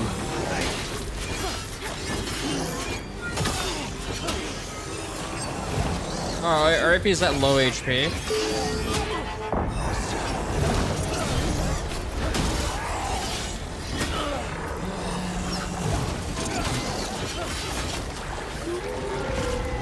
I know, in a weird way, at least playing the Slayer, I feel like I'm playing God of War. I don't know how the mage plays. Well, right now I'm like, I don't know, I feel like I'm playing Kratos. Like a third person, further back camera and Kratos, but with like not as crispy combat.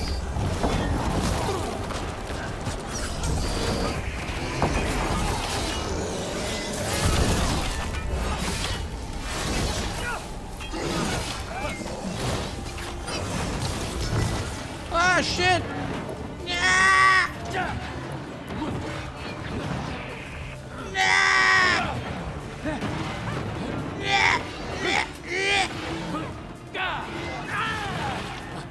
Oh my god, I'm alive. What? Alright. First death, boys. That's what it looks like right there. Defeat. I have to swipe my credit card for revives, so that's not gonna happen. Will you try out other DA games for comparison? No. It ain't that. I'm not that interested. Look out! More dark spawn ahead. Dude wants me to fucking document and fucking compare and contrast. No, man, I'm not doing that. More dark spawn coming out of those pools. Buddy, can you fucking, Time to fight.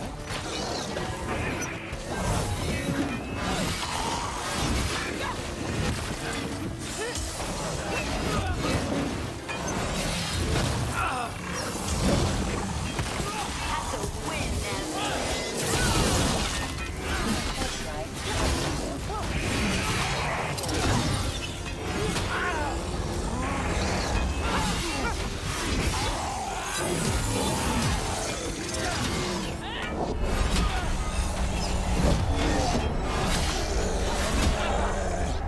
God damn. This guy's a tank.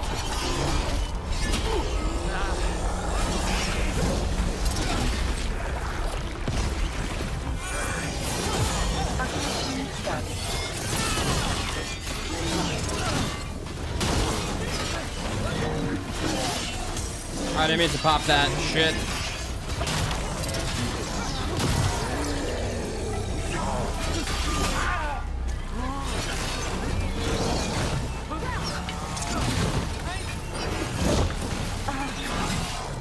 This guy might get staggered.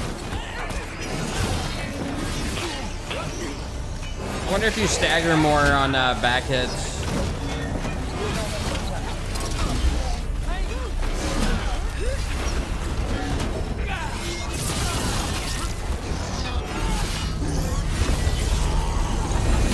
I've yet to, maybe there's a better way to stagger and I'm not doing it right. Because they're surviving.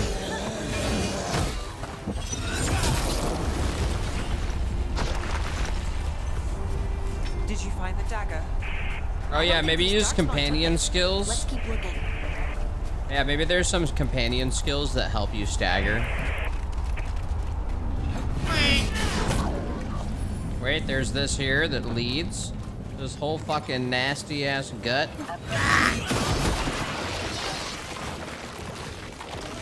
There it goes. Yeah, I did mention you can combo moves.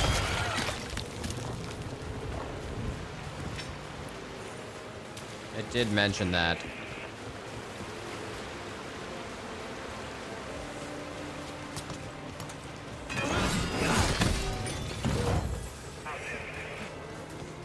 Flawless crystal, nice. Docking requested.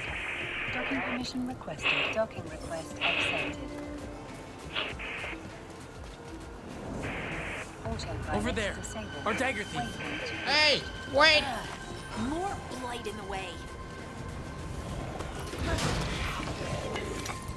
We have to, what are we doing here? There's actually a chest over here. Let me go grab it.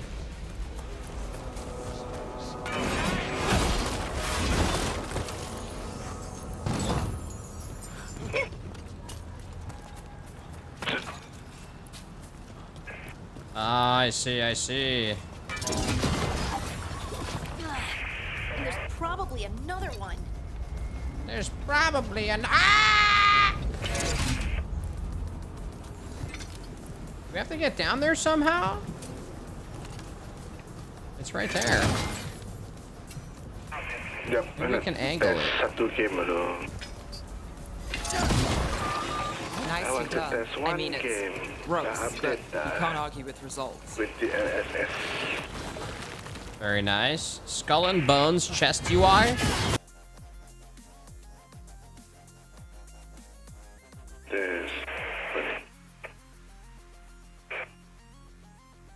This easy game. Whatever winter ada update besar, ada di LSS. Di update yang aku tunggu.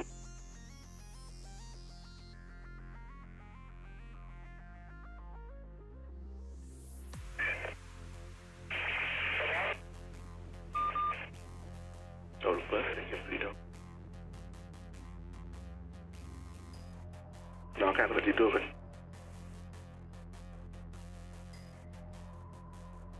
Siapa aku beli kapal?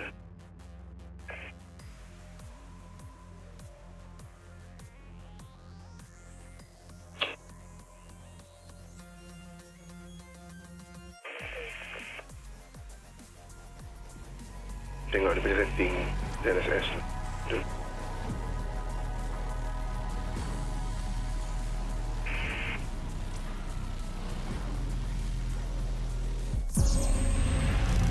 Action, display, action ada, set off, jangan limit pula. Ada DLSS quality, balance.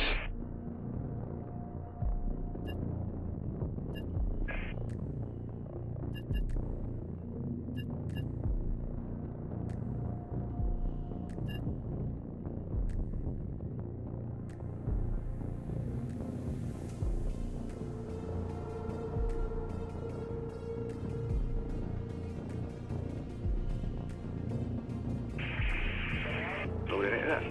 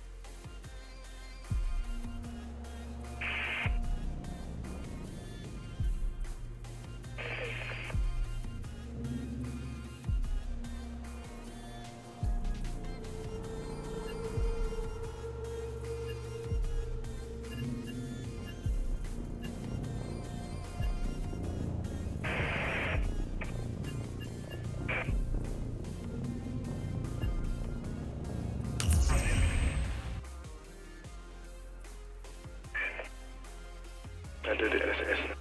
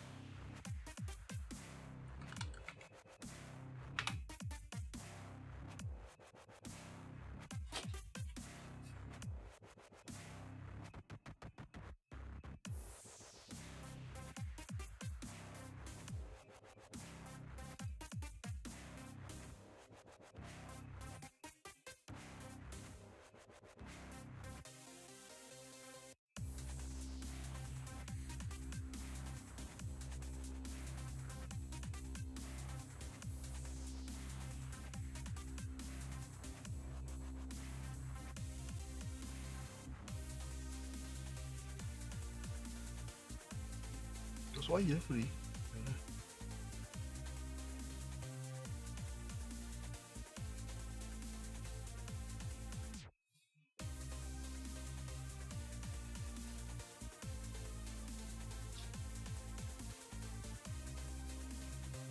Okay, aku nak terbangkan aku punya ship pergi tempat Hazim.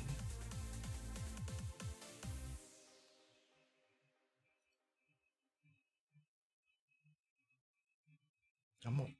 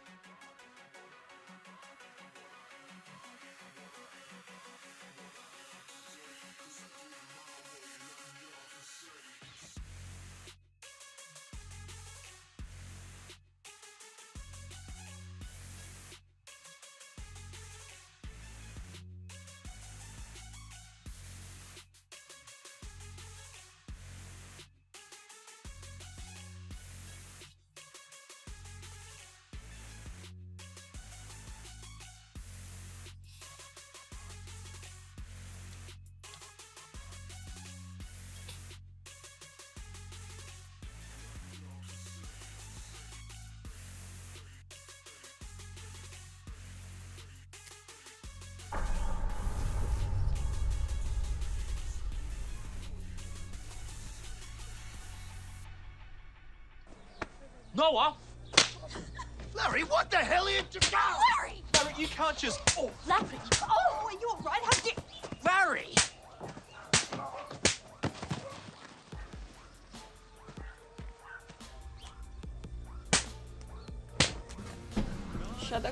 Good company. Now everyone should get into Magic the Gathering. Righto, what's going on here? We like Magic the Gathering. It's a good time. Say its name, or twins, Slayer, Trapped. We love a counter spell.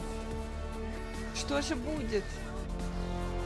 Devil's Mask, Pyroplasm, Warblade, Static Parting. Okay.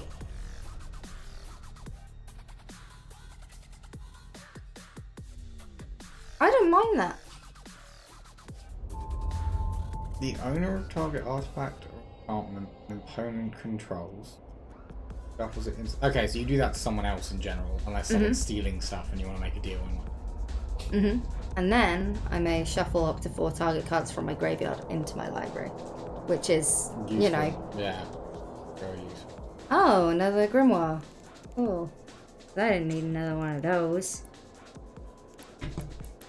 Lamp. And a horror. Cool. And those 3 are all yours. Do you mind doing some sleeping? I do not mind. I was going to say I do mind, but then the tone of my voice sounded serious. It's like, oh no. Oh no. Wanna give me some sleeves?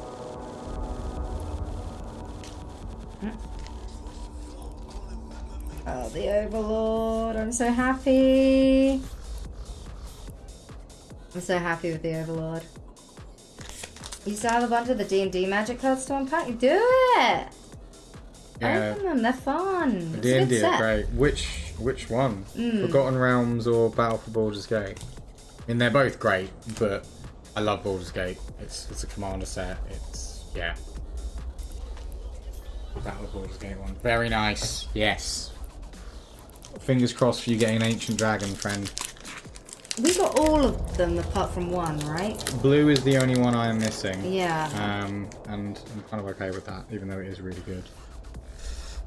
Acrobatic cheerleader gains flying with survival. The artwork is almost identical to the acrobat in Unfinity. Yeah. Yeah. Which Which I also has a really way like. to get flying, but I can't remember exactly how it does it. You drop it from a height. You can give something. Yeah, probably something like that. Yeah. A leech, centipede, fancy. Enchantments gives it +1. It's got flying and vigilance. Bear trap.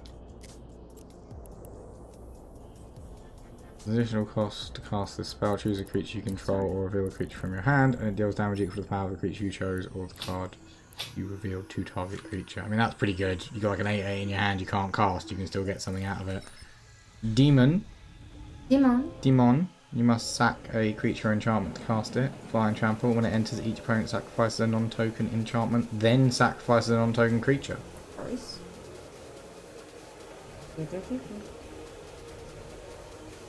This one is like for a storm deck because it gives you extra mana. It's mainly just for rooms. Another fly trap. Another board wipe room. Nice. The forest. Don't make a sound. Cool. And a gold signed art card. Ooh. That's sick. Spooky clown. I like. Oh yeah, it's a clown. Is it a clown or is it one of those razorkin? I mean, technically it is a razorkin, but they are all clowns as a card type. Yeah.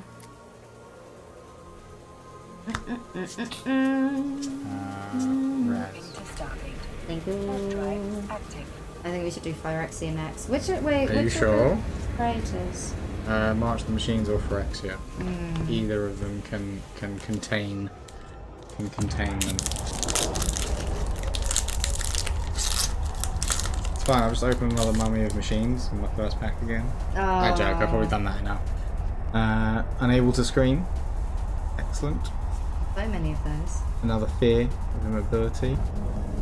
Put stun count with all things. Stun count. Spooky hand. So gross. Attacks while when it attacks when you have delirium, it gets +2 power and menace. That's not bad for 2 mana. Another turn inside out. Very strong card. Fanatic of the Harrowing. Makes players discard cards and you draw. Monkey. Draw 2 cards and create a glimmer. 4 mana. Not Not bad. bad. Decent. Oh my god, I pulled the exact right amount of sleeves out. Excellent, that always feels good. Create 3 gremlins, and gremlins get menace, lifelink, and haste. That's decent. Not bad. Another unwilling vessel. And there's this, whenever you attack with 1/1 counter, then you can return something from the graveyard to the battlefield. Withering Torment, the one we have the fancy art for. Well, actually, the art's still pretty good. It's pretty good. Another Overlord, another red Overlord. Okay. At this point I'm going to be building the red burn deck. Cynical Loner. Firebot by Glimmers and its survival is... If it's tapped you may search for a card, put it into your graveyard, then shuffle. To be honest, that could actually work decently in... Approaching station. You know, just to get certain cards in early. And a Spooky Spirit. Give me your rares. We got one more.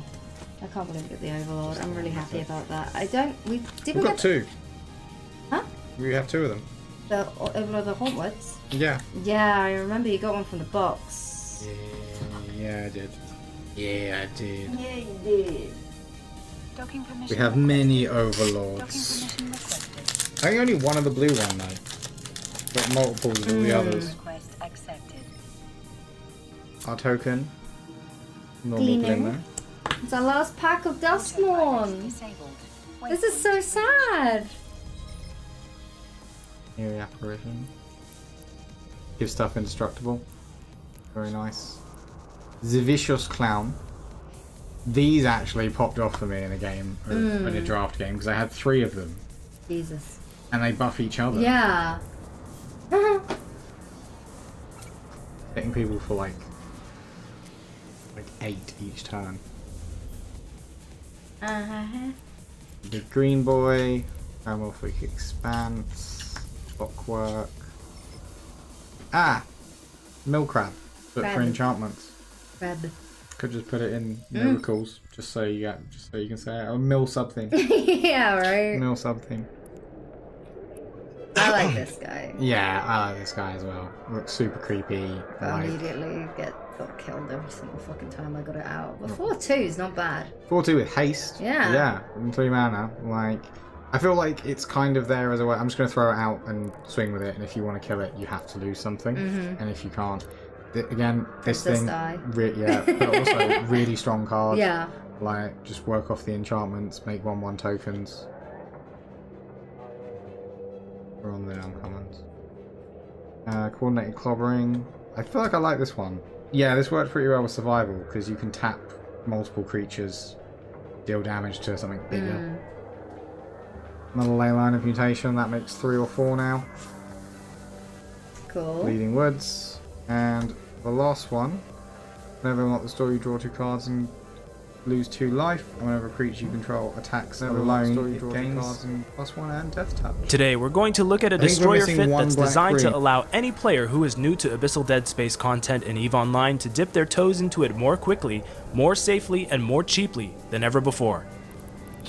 In September of 2020, patch 18.09 was released, which gave us some exciting new content for Abyssal Dead Space. So ever since 2 months ago, we've been able to take destroyers into the Abyss, as well as enter a new tier called Tranquil, or T0. T0 Abyss is designed to be for beginners, but understandably, the Abyss may still be daunting to new players who don't know what's in there. So I'm hoping this video will show you how you can get started complete with a solid ship fit, as well as some examples of what encounters you'll have and how to deal with them. In this video, we'll be taking a look at the Coercer, which is a destroyer belonging to the Amarr faction. The information in this video can be used to pilot destroyers from other factions, but today I'm going to keep it specific and look at just the Coercer. Let me know if you want me to cover the other faction destroyers by leaving a comment below. Let's continue. First, let's go in depth on what modules to fit. There's a lot of flexibility and scalability to be had here, so feel free to customize your fit as you continue to learn more and gain skills. However, I've tested various fits over 100 runs, and I've found that this build has the best balance of power, safety, and accessibility that makes it perfect for beginners. For our high slots, we have 8 turret hardpoints, so we'll be fitting 8 dual modulated light energy beam 1 lasers. This is the most powerful Tech 1 meta variant of the dual beam lasers. If you don't know about meta variants, you can right-click the desired module, check info, and see what the variants are. These are all the same type of module with slightly different stats. For our turrets, the Meta 5 variant provides crucial additional capacitor efficiency, damage, and most importantly, range. For this reason, I don't recommend taking any of the lesser dual beam laser variants as a new pilot, even though these turrets are the most expensive. Don't worry, once you get going, you'll be earning enough money to pay off the entire ship within the hour. For our laser crystals, we'll be taking 2 types, Tech 1 Standard and Tech 1 Multi-Frequency. We'll be using Standard to hit all of our targets up to about 20 kilometers, as well as minimize capacitor usage, and we'll be switching to multi-frequency on anything within its 50% reduced range to deal substantially more damage. In our mid slot, we're going to fit an afterburner, which will allow us to move a little over 500 meters per second. I'm fitting an enduring afterburner, but it doesn't really matter which one. Just keep in mind not to fit a civilian afterburner. Don't use civilian equipment, they're basically worthless. In our second mid slot, we're going to fit a small, compact, lead-acid cap battery. This is going to give us a bigger capacitor. This ship uses a lot of capacitor to fire its 8 guns, so a bigger capacitor will help make our energy levels more stable. And we're using this specific module because new players can fit this one right away. No need to train other skills. In our low slots, we're going to fit a small armor repair module, so we can repair our ship's armor. I'm using the small IA Enduring Armor Repairer 1. For destroyers in T0 Abyss, most of our tank is coming from the fact that our health pool is already pretty large to begin with, so that's why we're only going to fit 1 armor repairer. We're not trying to out-repair the incoming damage, we're just looking to outlast our enemies and top off our health pool between waves. For our next low slots, we'll add 2 extruded compact heatsinks. This is pretty easy to explain, it's extra damage for our laser turrets. Now for our rigs. To increase the safety and usability of our ship, we're going to fit 3 small capacitor control unit 1s. This will further increase the speed at which our capacitor recharges. Let's talk about the required skills. In order to pilot my recommended fit, you're going to need to train the following. Amarr Frigate from level 1 to level 3, and then Amarr Destroyer 1 so we can start piloting the ship. Then the only other skill we need is Repair Systems 1 to equip our Armor Repairer. In summary, the total training time is just above 18 hours for free alpha characters. A lot of players suggest creating a new account and using a referral code to get 1 million skill points free, which is really good. It saves about 40 days of training, but it's not necessary to fly this ship. The character you're seeing here has barely above 400,000 skill points, and all of the ship stats you saw in this video are similar to what you'll see with barebone skills. It'll only get better than this as you train up.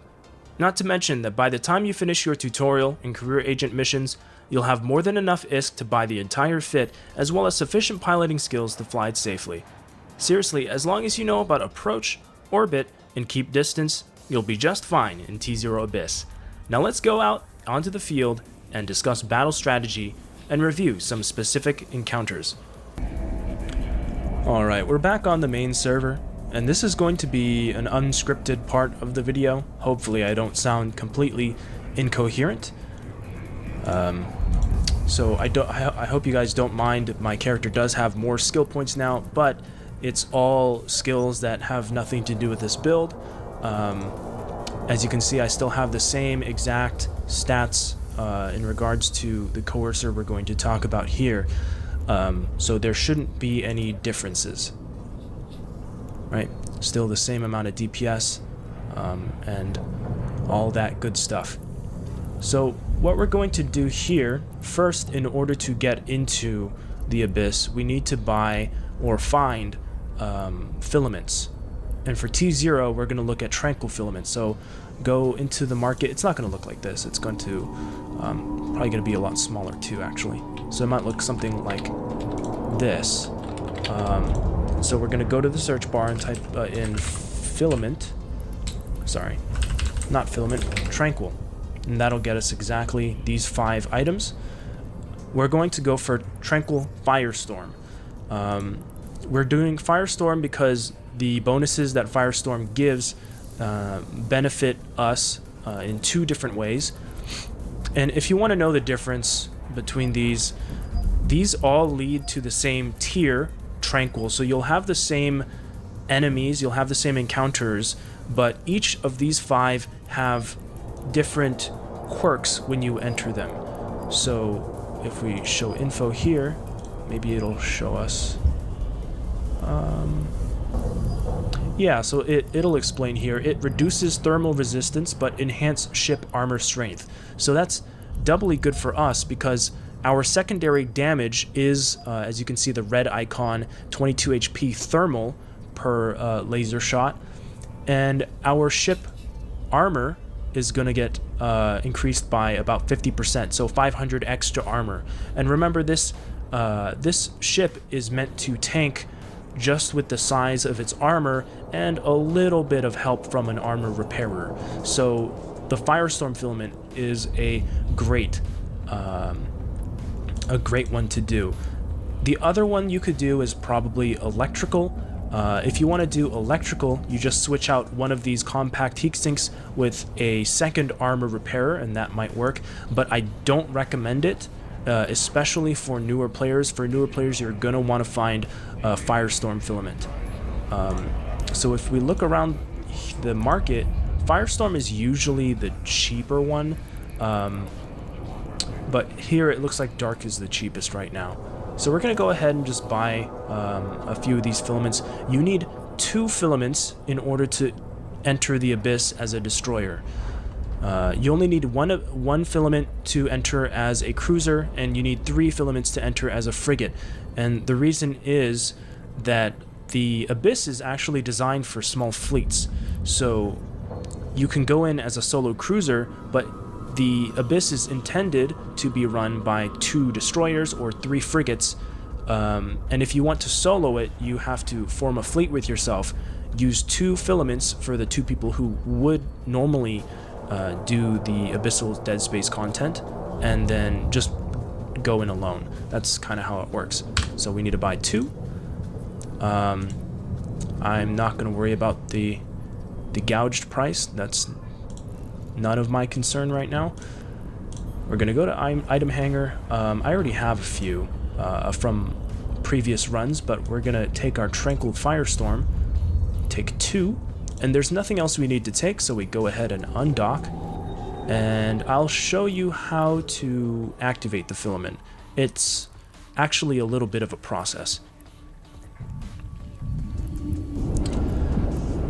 So what we do here, and before I close this, notice the price, 3.8 million on the fitting window. If you try to buy it in Amar, I recently tried to buy it in Amar, it's a little over 5 mil in Amar prices as of making this video. I don't really mind, but that's something to keep in mind. It's not going to be exactly 3.8 mil. So we're going to warp somewhere. We're going to click Control B, and during the middle of the warp, just somewhere during the warp, we're going to click OK, and that will create a marker in the middle of space. Filaments are not allowed to be activated within 1,000 kilometers of another structure. You can use this window. I don't need to exactly show you where the saved location is, but we do need to be able to locate the saved location. So what you can do, the easiest way to do it is to press L. Once you press L, the saved locations would probably show up here. I drag it to the top, and it's pretty nice. So we'll warp to that spot in Amar, because that's where we're at right now. We'll edit the location. I like to name mine Filament 1, Filament 2, and so forth. So we'll warp to the location, and we will enter the filament there. Before we go in, let me just discuss what exactly it is that we're going to do.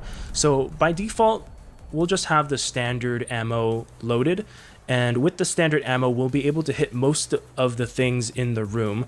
And there are some that, if you do it enough, you'll just know that they'll orbit even closer than 10 kilometers. If they end up being closer than 10 kilometers, then you'll switch to multi-frequency. And this is something that you'll have to continue to pay attention to. Again, Abyss is, it can be simple, but you still have to pay attention. So keep paying attention to that range. If it dips below, say, 9 kilometers, feel free to switch to multi-frequency so you do more damage. And then if they run away from you and start going towards the further end of your fall-off range, you're going to be doing more damage with standard, so just switch back to standard. We're going to go to the fitting window, and let me show you something. When we have multi-frequency on, let me show you this capacitor. It says it depletes in 2 minutes and 16 seconds with the multi-frequency, the laser crystals. What that means is when we're shooting all 8 lasers and have our afterburner on and have our armor repair cycling all at the same time, from 100% to 0, it'll take 2 minutes and 16 seconds to completely deplete our capacitor. If we turn our armor repairer off, it's stable, even when we're shooting all 8 multi-frequency lasers. It's only unstable when we have everything running at once. So if you don't need to run your armor repairer, as in your full armor and you have a good amount of shield, you don't have to run the armor repairer, and then just start the armor repairer once you deplete your shields and are taking armor damage. The other thing to note is with this build, if you switch to standard, you have what's essentially capacitor stability. It's barely not capacitor stable, and once you upgrade to Amar Destroyer 2, it actually will be capacitor stable, but with the minimum skills, you'll have enough capacitor that it will run out in 20 minutes, which is effectively cap stable anyway for us in our case, because in the Abyss you can only run for 20 minutes. You have 20 minutes to run the whole thing. So even if you have your capacitor running the whole time with your armor repair module on and your enduring afterburner and you're shooting stuff constantly with standard, you'll never run out of capacitor as long as your capacitor doesn't get drained by certain special ships that don't appear in T0 Abyss, basically, so you don't have to worry about that. Alright, hope I explained that enough. Hope that wasn't too long of an explanation. We're going to activate. Oh, before we activate it, it says activate for fleet, right? So we need to go into activate fleet, so we can right click the ship and pilot form fleet with, and so that'll form a fleet with just ourselves. We close this and we wait for the game to update and know that we're in a fleet. Now we can click it. We're just going to deploy. I'm going to stop the ship so I don't fly off into the distance. And here we go. Activate gate. And another window will show up, and click activate. Hopefully it will jump us on the first try. Yes, it did. Okay. And if it doesn't work the first time, just keep clicking it until it lets you in. I don't know why, but sometimes it just doesn't work. Okay, for real. In we go. I'm doing another run because the last run was really lame. All we got were the easiest waves. So the first thing we do, the moment we go in, we're going to approach the Triglavian Combinative Cache. Cache, I think it's cache. Striking Damavik. This is something that is actually surprisingly hard. There's nothing special about the Striking Damavik, but it does hit surprisingly hard. So, right. I forgot, we're supposed to afterburner towards the cache, and we're supposed to start hitting this almost right away. And we're going to start with standard. This is our typical shot, but observe closely whatever you're fighting, if the target is under 9 kilometers away from you, so 9,000 meters or less, go ahead and stop shooting the standard and switch to your multi-frequency. So now we'll be doing more damage. And so we're taking a big blow to our shield, and we're about to dip into armor. So I'm going to start my armor repairer right now. And with the armor repairer and our bigger armor, or what do you call it, buffer, we should be able to just go straight towards the cache and make it out alive. Actually, what I'm going to do is I'm going to start orbiting the cache, just so that I don't bump into the cache and start moving completely, because then the striking Damavik will have an easier time dealing damage. But down it goes, so let's approach again. I should have targeted this so it doesn't take as much time, but that's fine. We hit it with the multi-frequency, goes down in one hit. Oh, wow, whoa, hey. And here we go. We get a few filaments and 4 Triglavian surveys for our first loot box, which is pretty good. These electricals, if you're... Oh, this is calm electrical, never mind. This tranquil electrical, if you don't want to do electrical, you can just sell them. They're pretty good money. So we don't need to run the armor repair right now, so we'll turn it off. We'll switch back to standard and jump. So striking Damavik is one of those that you have to pay attention to. If you're sleeping, you will get killed by the striking Damavik. That has happened to me. Lucid Escort is, I would say, on the same level as striking Damavik, or kind of the same tier. It's nothing really special. This guy moves fast, and he deals damage, but he fires fast and very small shots. So he's not as threatening as the striking Damavik, but again, he can do stuff if you're not paying attention. Just do the same thing. Actually, you don't even really need to use multi-frequency. We can here, but let me just show you that standard is a good first step, simply because standard also does okay amounts of damage. I think the way we fit our ship does, yeah, almost 100 DPS.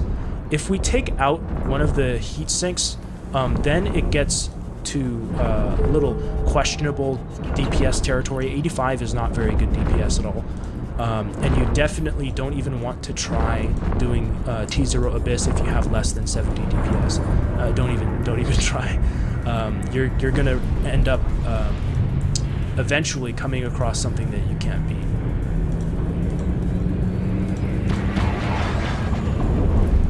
And so what are the things that are a little harder? If you have 70 DPS, what is an example of something that you won't be able to beat? Basically anything with the name Disparu in it. If you're not in Firestorm, like let's say you try Gamma or Exotic and you come across a Disparu in this exact fit with those very minimum skills, you're probably going to die. There are 2 different types that I've come across. There's attack pacifier Disparu troop and Skybreaker. Skybreaker is definitely the more... Oh my goodness, speak of the devil. Skybreaker Disparu troop is definitely... It's 100% the hardest in the game. Definitely pay attention. We are going to continue with light energy beams. We're going to turn off our capacitor. And I'm a little worried that our shield is so low. But this is the one where we do something a little bit different. So the Skybreaker's coming in real fast, and I should have done that a little while earlier, but we should, as soon as you can, start keeping distance at 20 kilometers. So the Skybreaker, okay, I'm already dipping into armor. I have to activate my armor module. The Skybreaker is a little special in that it has an electric beam, and it hits anything that's within 20 kilometers, or just short of 20 kilometers. I think it has a range of about 19.2 kilometers. So, yeah, so if you notice, as we're around 20 kilometers, it doesn't really hit us. So this is what we're going to do, and this is why we specifically have our DPS so high. So we have 2 compact heatsinks for this exact reason, and we have standard with dual modulated light energy beam ones, and no lesser for this exact scenario. So we want to stay at 20 kilometers and just whittle it down from this range of safety. So now that the shield is down, let me do something really stupid and go further into its range. See, immediately it starts shooting me again. 300 damage, really massive damage. 180. I don't like this at all. I'm going back out. I don't like this. Right. So that's the strategy. Once you get better skills and once you get more damage or stuff like that, yeah, basically better skills, like you can move faster or hit further or just straight up do more damage. You could approach and just switch to multi-frequency and just beat it down like that. I have done that before on other characters, but as a minimum fit, this is the reason why I fit it exactly this way. On a brand new character, this is the way to beat the Skybreaker. So I'm really glad I came across that. That's only the 6th time or so. Energy beams, we're going to turn off in the game. Definitely pay attention. We are going to continue with light energy beams. We're going to turn off our capacitor, and I'm a little worried that our shield is so low. But this is the one where we do something a little bit different. So the Skybreaker's coming in real fast, and I should have done that a little while earlier, but we should, as soon as you can, start keeping distance at 20 kilometers. So the Skybreaker, okay, I'm already dipping into armor. I have to activate my armor module. The Skybreaker is a little special in that it has an electric beam, and it hits anything that's within 20 kilometers, or just short of 20 kilometers. I think it has a range of about 19.2 kilometers. So, yeah, so if you notice, as we're around 20 kilometers, it doesn't really hit us. So this is what we're going to do, and this is why we specifically have our DPS so high. So we have 2 compact heatsinks for this exact reason, and we have standard with dual modulated light energy beam ones, and no lesser for this exact scenario. So we want to stay at 20 kilometers and just whittle. We're going to activate. Oh, before we activate it, it says activate for fleet, right? So we need to go into activate fleet, so we can right click the ship and pilot form fleet with, and so that'll form a fleet with just ourselves. We close this and we wait for the game to update and know that we're in a fleet. Now we can click it. We're just going to deploy. I'm going to stop the ship so I don't fly off into the distance.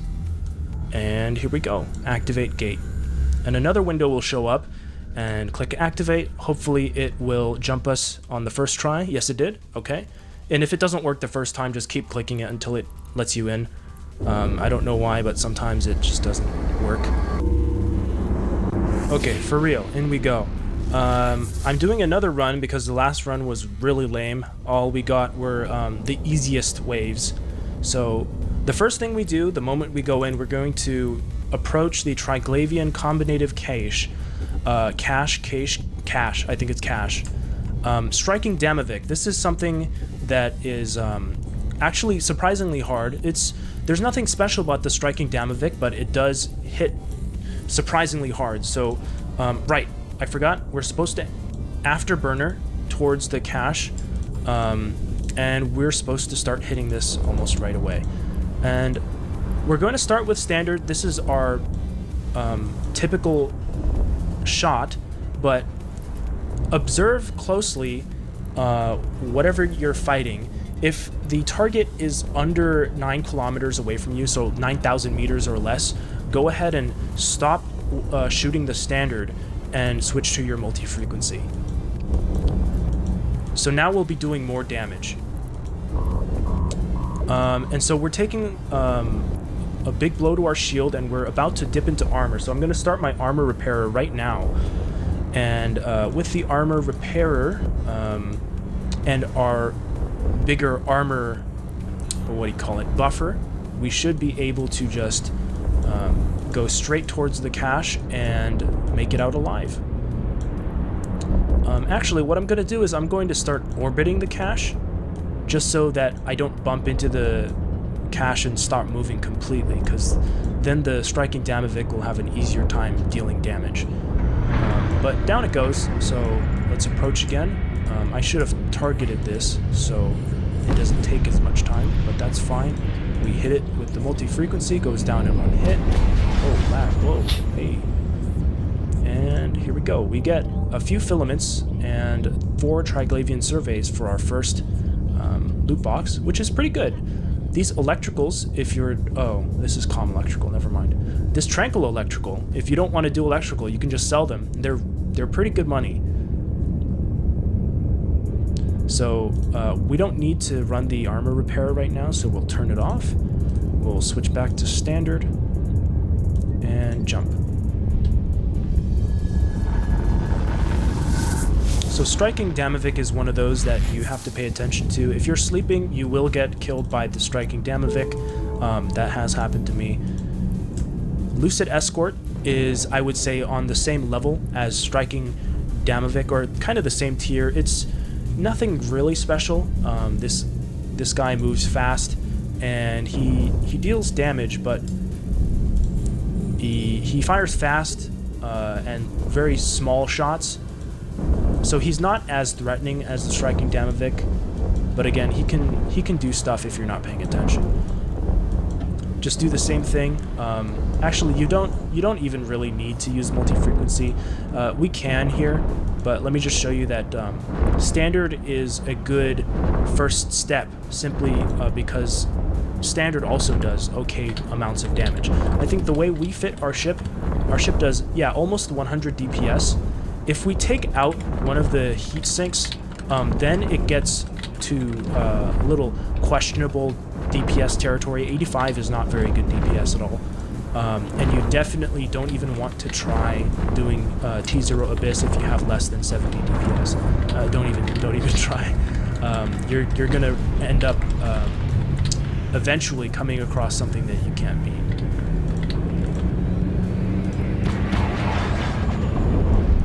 And so what are the things that are a little harder if you have 70 DPS? What is an example of something that you won't be able to beat? Basically anything with the name Disparu in it. If you're not in Firestorm, like let's say you try Gamma or Exotic and you come across a Disparu in this exact fit with those very minimum skills, you're probably going to die. There are 2 different types that I've come across. There's attack pacifier, Disparu troop, and Skybreaker. Skybreaker is definitely the more... Oh my goodness, speak of the devil. Skybreaker Disparu troop is definitely... It's 100% the hardest in the game. Definitely pay attention. We are going to continue with light energy beams. We're going to turn off our capacitor, and I'm a little worried that our shield is so low. But this is the one where we do something a little bit different. So the Skybreaker's coming in real fast, and I should have done that a little while earlier, but we should, as soon as you can, start keeping distance at 20 kilometers. So the Skybreaker, okay, I'm already dipping into armor. I have to activate my armor module. The Skybreaker is a little special in that it has an electric beam, and it hits anything that's within 20 kilometers, or just short of 20 kilometers. I think it has a range of about 19.2 kilometers. So, yeah, so if you notice, as we're around 20 kilometers, it doesn't really hit us. So this is what we're going to do, and this is why we specifically have our DPS so high. So we have 2 compact heatsinks for this exact reason, and we have standard with dual modulated light energy beam ones, and no lesser for this exact scenario. So we want to stay at 20 kilometers and just whittle it down from this range of safety. So now that the shield is down, let me do something really, really stupid and go further into its range. See, immediately it starts shooting me again. 300 damage, really, really massive damage. 180. I don't like this at all. I'm going back out. I don't like this. Right. So that's the strategy. Once you get better skills and once you get more damage or stuff like that, yeah, basically better skills, like you can move faster or hit further or just straight up do more damage. You could approach and just switch to multi-frequency and just beat it down like that. I have done that before on other characters, but as a minimum fit, this is the reason why I fit it exactly this way. On a brand new character, this is the way to beat the Skybreaker. So I'm really glad I came across that. That's only the 6th time or so out of over 100 runs that I've ever come across that. And that's definitely the hardest lows. So just about everything else, as long as you're looking at your range and switching to multi-frequency when you can, and staying in standard, making sure your capacitor doesn't run out, and you're running your armor repair unnecessarily, while also shooting multi-frequency. As long as you're not doing that, you should be fine. The only way to really die to anything below, say, a Disparu troop is if you're shooting your multi-frequency when you don't realize that they're outside of your range, so you're dealing 0 damage and you're running your armor repair, you find yourself with 0 capacitor, so all of a sudden your afterburner turns off, they catch up to you and they just shred you while you're desperately trying to get some capacitor back to do anything. I've died a couple times like that. As long as you're paying attention, you should be fine. So I hope that was exciting for you guys. It was exciting for me. I can't believe I ran into a Skybreaker as I was recording this video. That's wonderful. So let's take a look at our loot. So within 3 rooms, you're going to get an average in T0 of around 500,000 ISK.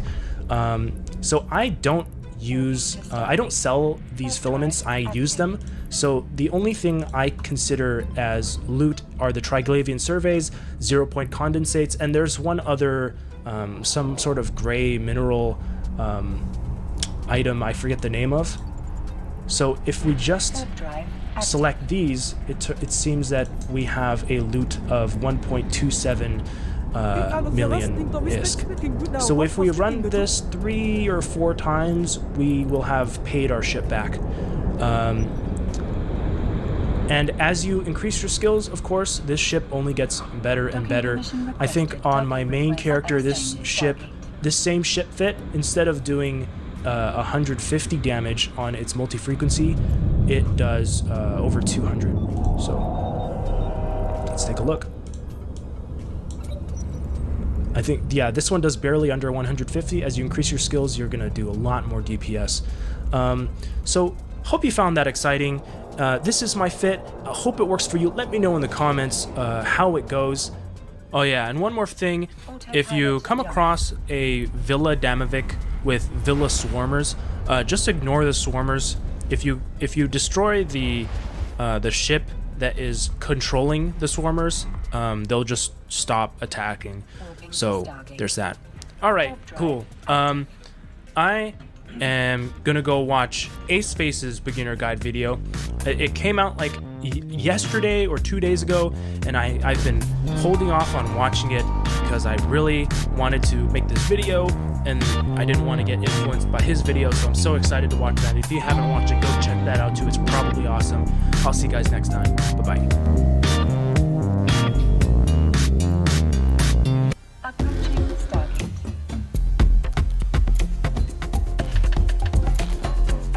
Daya Softagen Jeju Camellia dengan pati bunga camellia dirumus oleh pakar pewangi. Alamilah Daya Softagen Jeju Camellia. Tahukah anda, Daya memberi anda lebih cucian. Formulanya lebih pekat berbanding formula biasa. Satu botol deterjen Daya lebih cucian. Pilih Daya lebih jimat.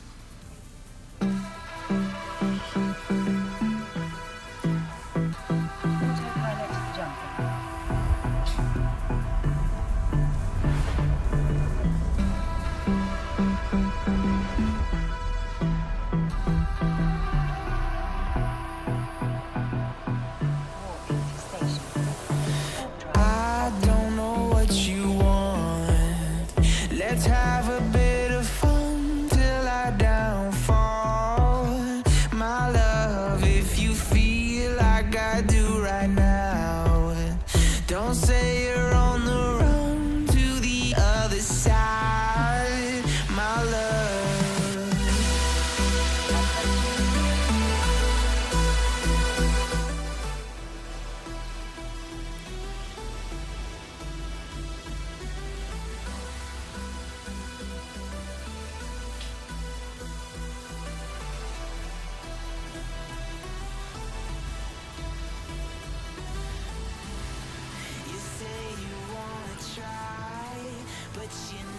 Docking permission requested. Docking request accepted. Docking permission requested. Autopilot disabled. Waypoint.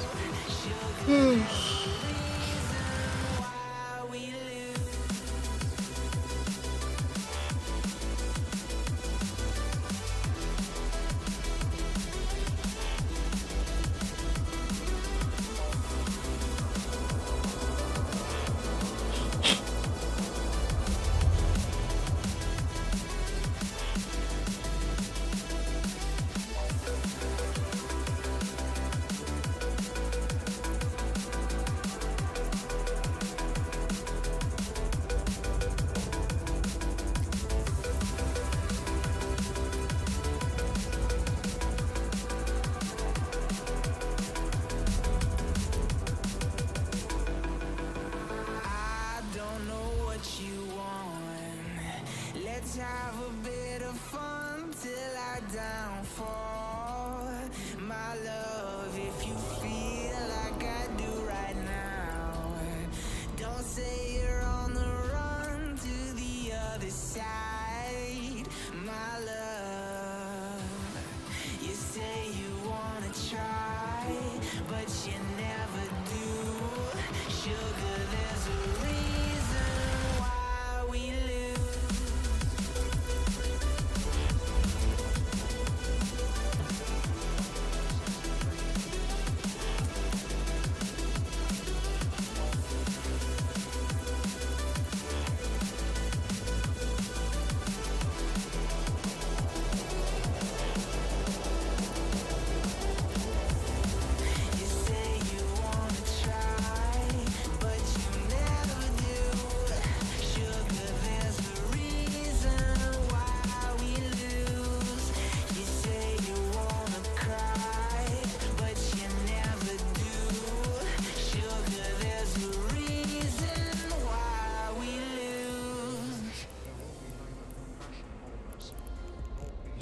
The best side hustle to do in 2024 is to get a fully remote online job that takes 2 hours a day to do and that pays $6,000 to $12,000 a month. Yes, an actual job. I know it sounds crazy because you've been bombarded with all these online business opportunities from all these gurus to, teach you how to make money on the side, on the internet.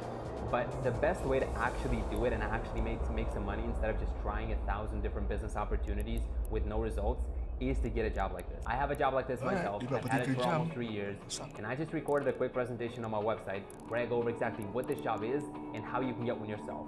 So if that sounds interesting to you, click the link below and watch the presentation. I believe you'll like it.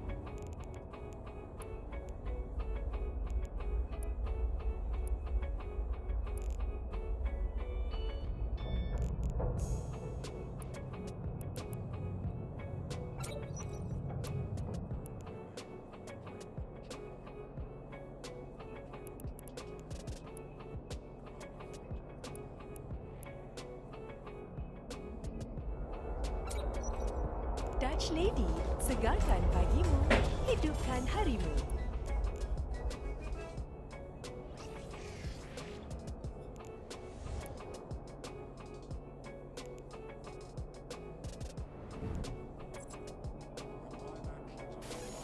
Greetings, fellow Empyreans. I am Ashtarothi, the voice of New Eden, and it is February 17th, YC125, and this is the Eve Universe Show. How's it going, guys? It is good to be here. I will say, off the cuff, I woke up this morning, and now I'm the one that's feeling not that great, but just barely. Like I'm just a little bit congested. I'm coughing a little bit, but it's okay. We're gonna get through this. I'm here for you guys. We have things to talk about. Hi!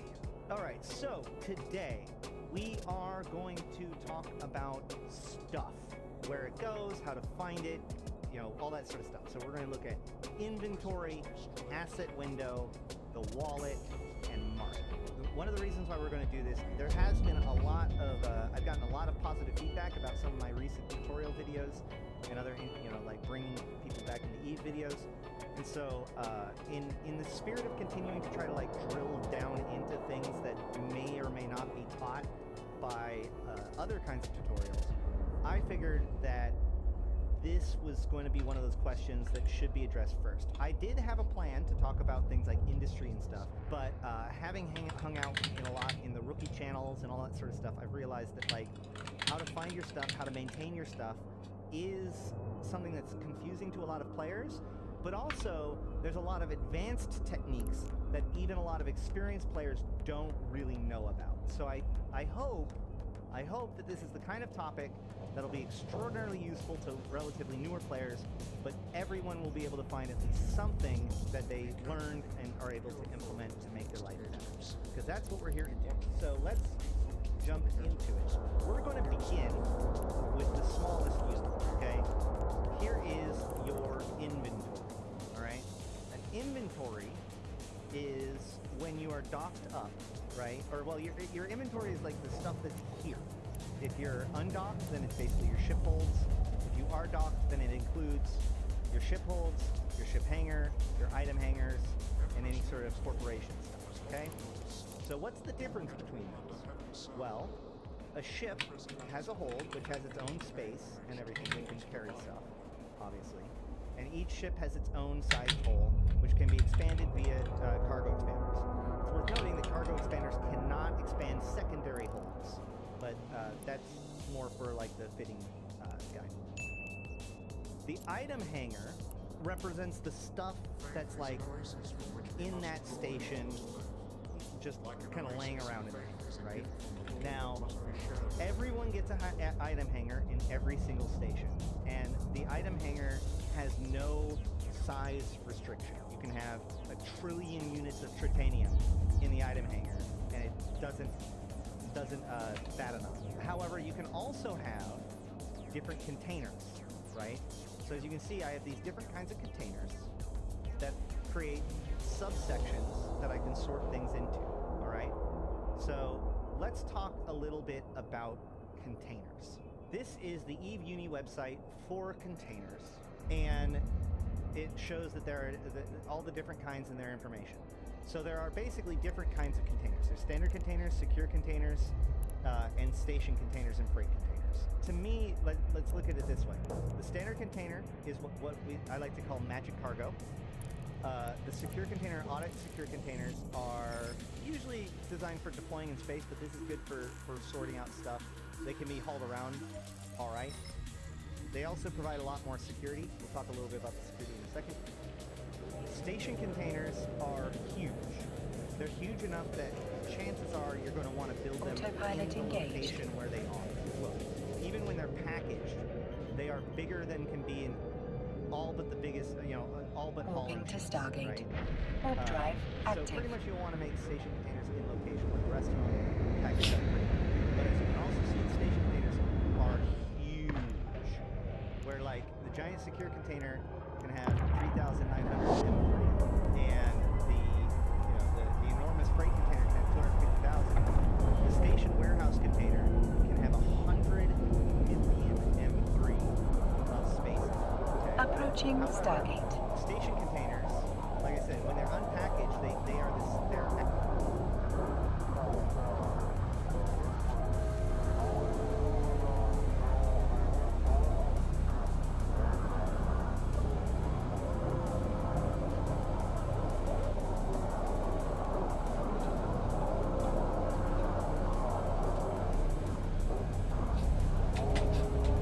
autopilot jumping.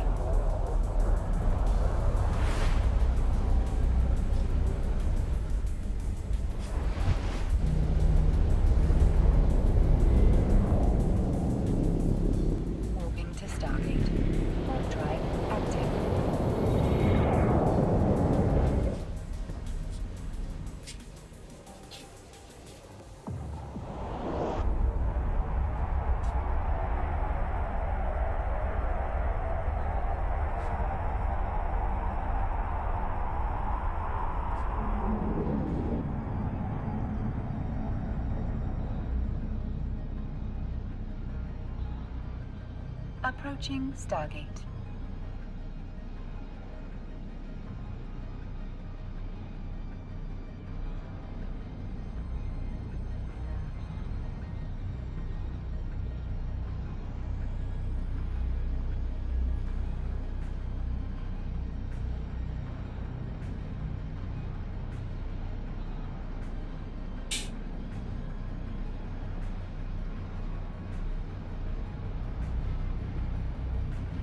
Autopilot jumping.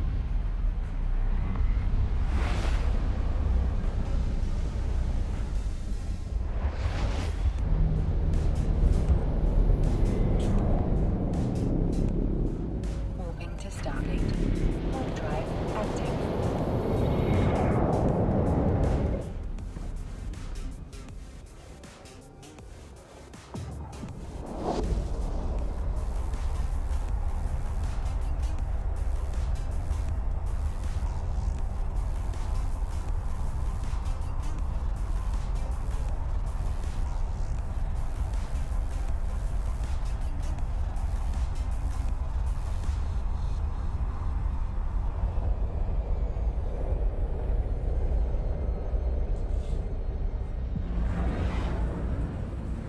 Approaching Stargate.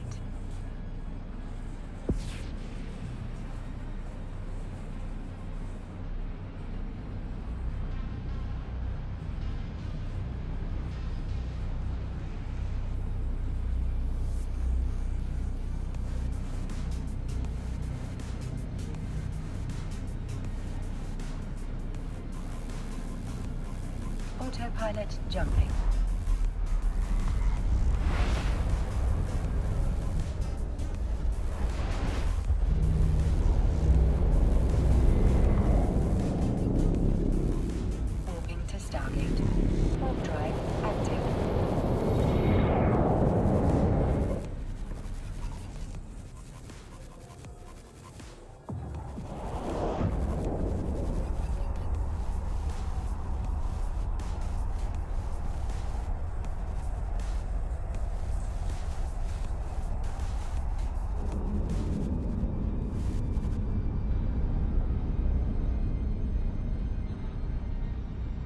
Approaching Stargate.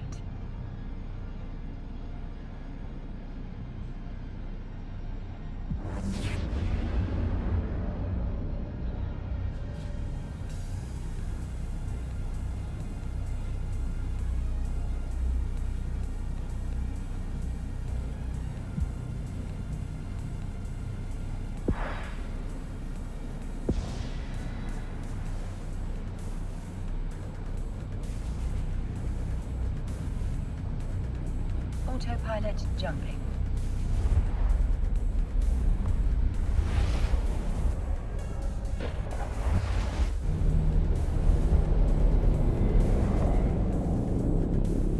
Warping to Stargate. Warp drive active.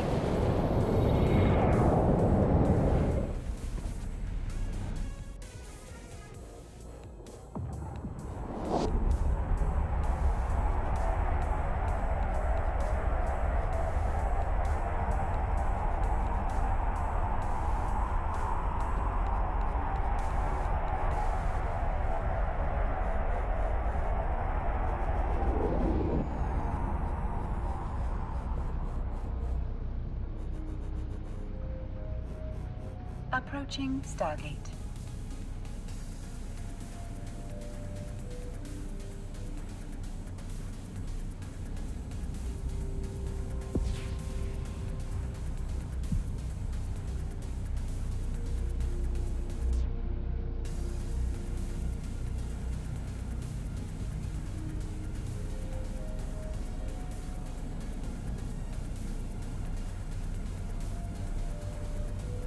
Autopilot jumping.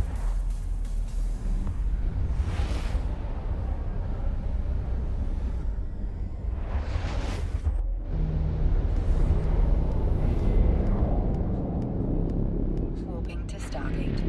Warp drive active.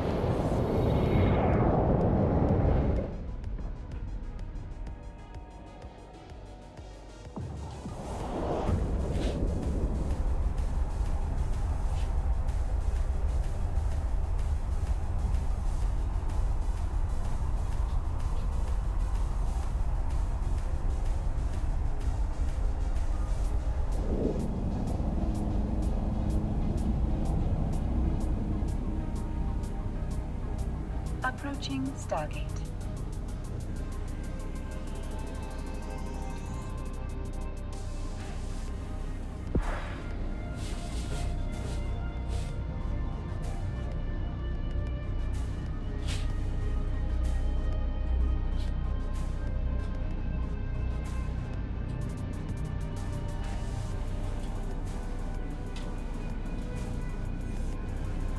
Autopilot jumping.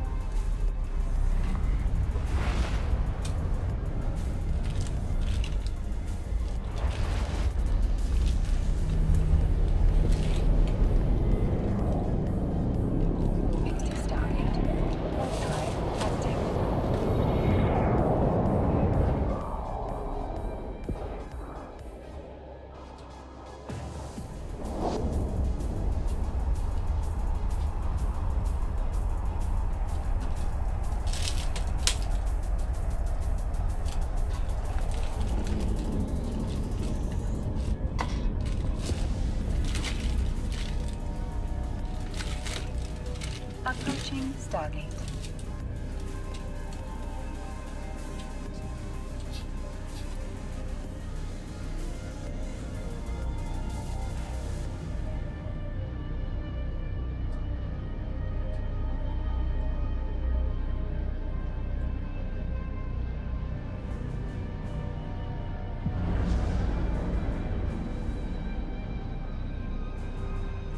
Autopilot jumping.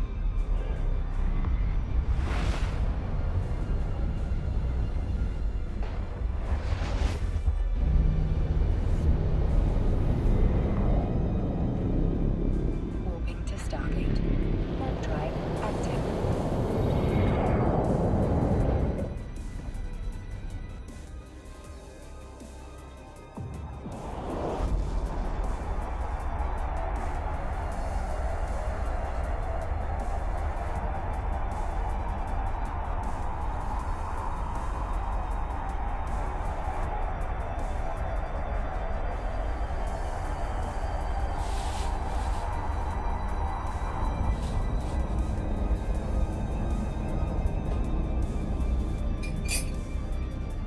Approaching Stargate.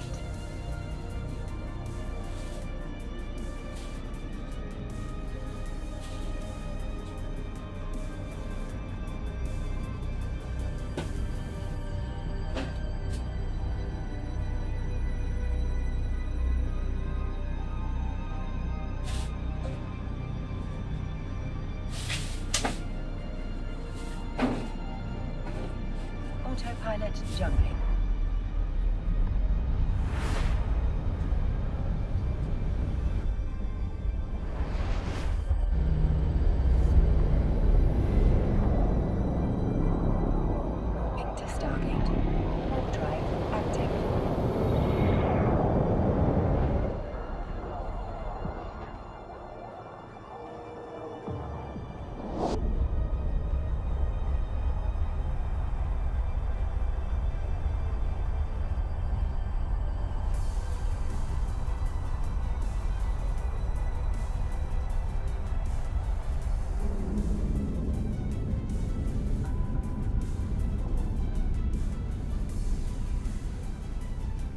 Approaching Stargate.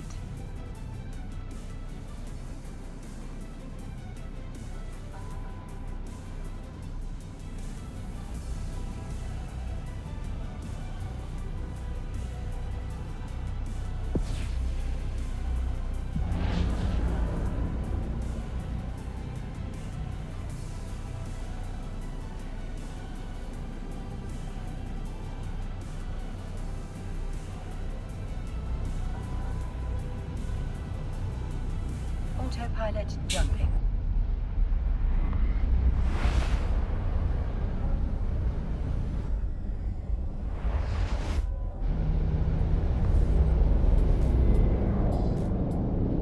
Warping to Stargate. Warp drive active.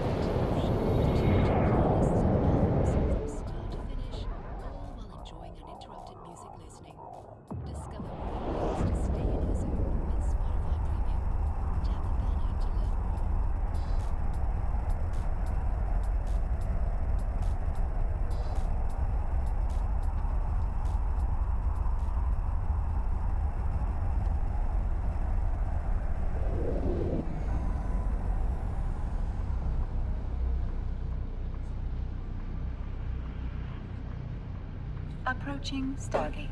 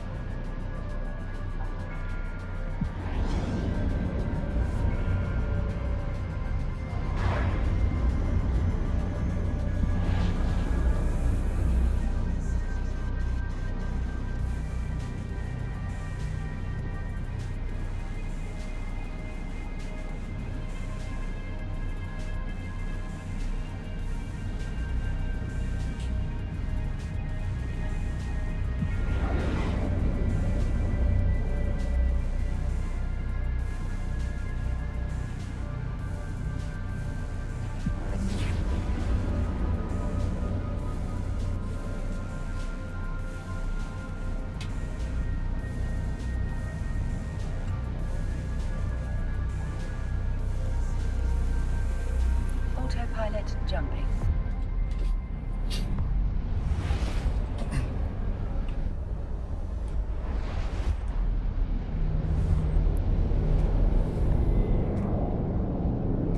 Warping to Stargate. Warp drive active.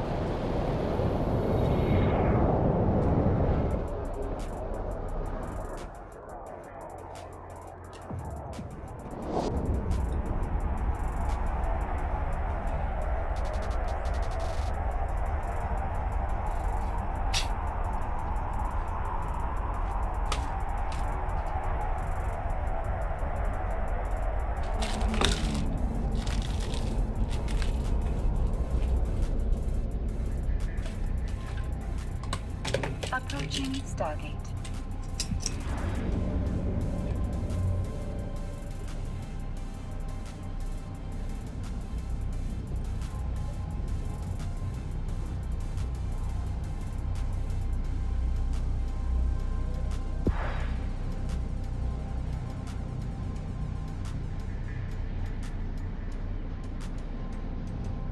Autopilot jumping.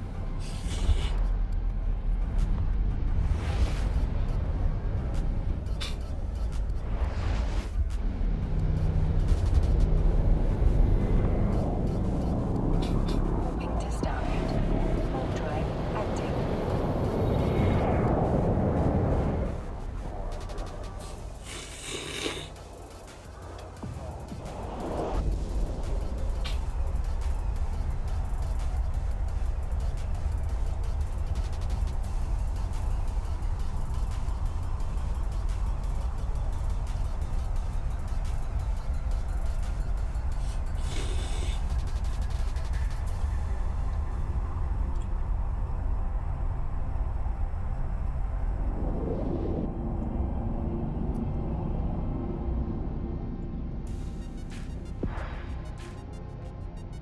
Approaching Stargate.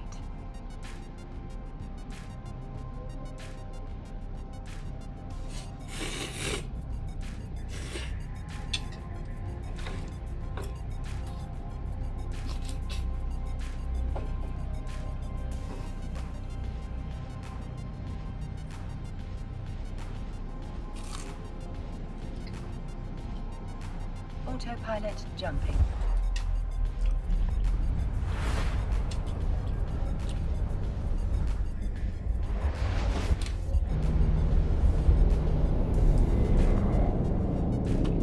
Warping to Stargate. Warp drive active.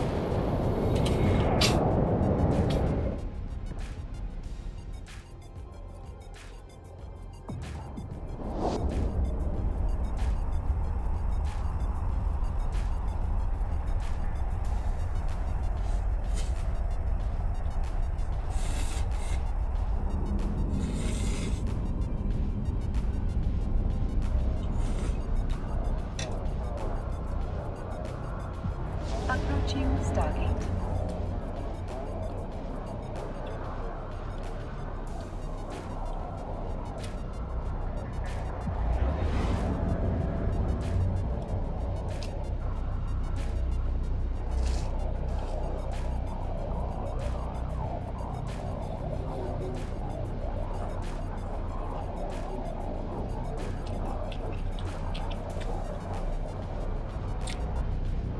Autopilot jumping.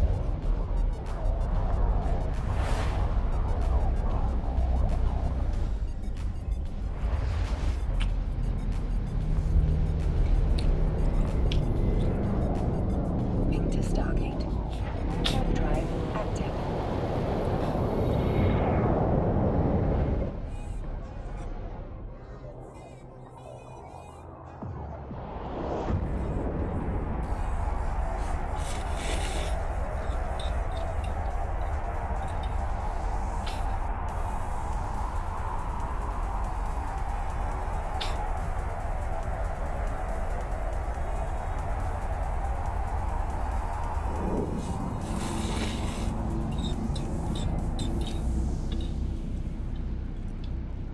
Approaching Stargate.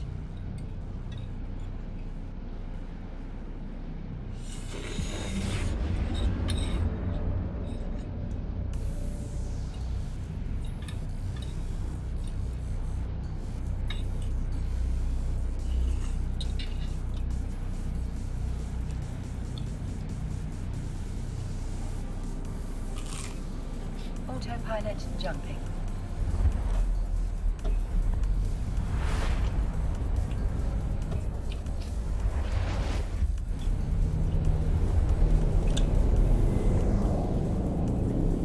Warping to Stargate. Warp drive active.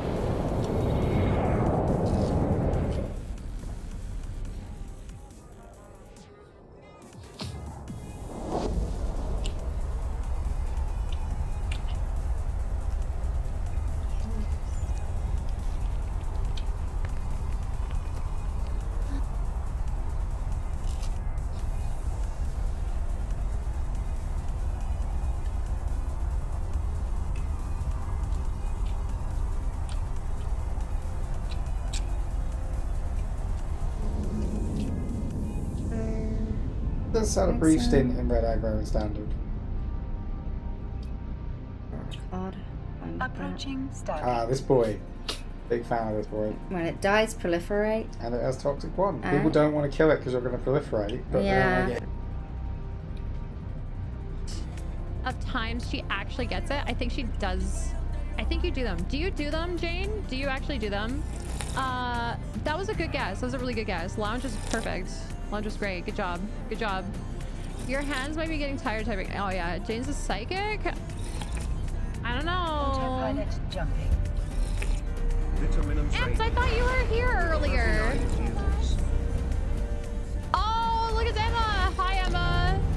Be sure to take your daily vitamin M's. I'll eat you. I'll eat you. No, I do not. Okay, Jane. Okay, Jane. That's totally fine. You might be psychic then. We're Pitbull, guys. We're just waiting for something to happen.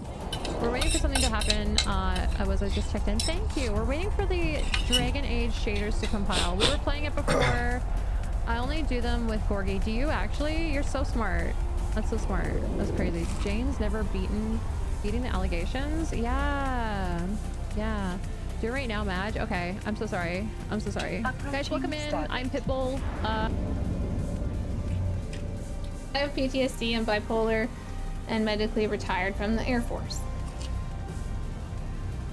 I also have, I have PTSD. I have CPTSD. I have anxiety and depression. And one thing with like the PTSD stuff is it's called spiraling. And when I spiral, I disappear. Like I won't be on the internet and I won't talk to anybody. I just kind of lock myself in a dark room and like stare at the wall.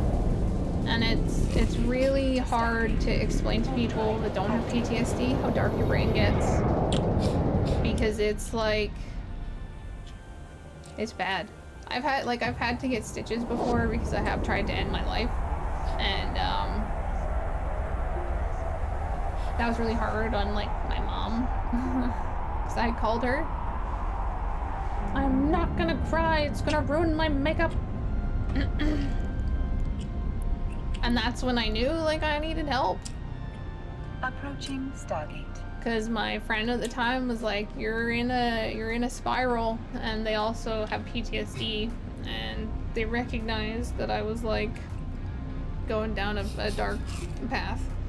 I was very blessed that the doctor I had in the hospital was like not an asshole and was like, hey, like, we're gonna stitch you up, and then, you know, hopefully you can like get some resources to like help you and stuff. And starting down that therapy journey was so hard, but I'm so fucking grateful I did. I'm allergic to like all of the medications they could give you to like help you with that stuff. Because they tend to push me over the edge. So I have to do talk therapy for the rest of my life and like learn different kinds of coping mechanisms and that kind of stuff. That's why I rant and rave about art all of the time. That's why I'm like making coloring books, because it's like, here, you know, here, have this, like color something pretty, or like outline my spooky stuff or whatever, like, you know, like hopefully those things can help people, right? Because art and therapy can work together so great. I love how they made CPTSD its own label now. Me too. DSM-5. is ever changing now, which is also good because it should be updated. Back in my day, we only changed stuff every 20 years. Well, I think they're learning a lot more about the human brain and that kind of stuff now. Like the vasovagal nerve stuff, I have some really good books about the vasovagal nerve and how when you have like PTSD and CPTSD, that kind of stuff is out of whack, and there's ways to like heal that. And then there's books on neuroplasticity and how you can basically like grow new brain stuff, essentially, like increase your neuroplasticity and change your brain essentially. So very fascinating books. If you guys want to know any of the stuff, I can post books in my Discord. I have a lot of physical books, so, and comics, but I do really enjoy reading about like how to fix myself, because when I even have like CPTSD workbooks, I have a CPTSD insomnia workbook, because when I went to the sleep clinic and had like them tell me I had insomnia, which I already knew. They're like, we think your insomnia is probably caused by like a mental disorder of some sort. And I was like, no shit, Batman. Like, I figured that out. So, yeah. And then shortly thereafter, I was diagnosed with the stuff. No, I do consulting work, but I can't openly discuss. Oh, totally understand. And I understand that. In this way, I find people to sponsor. Oh, that's neat. I refuse to prescribe meds.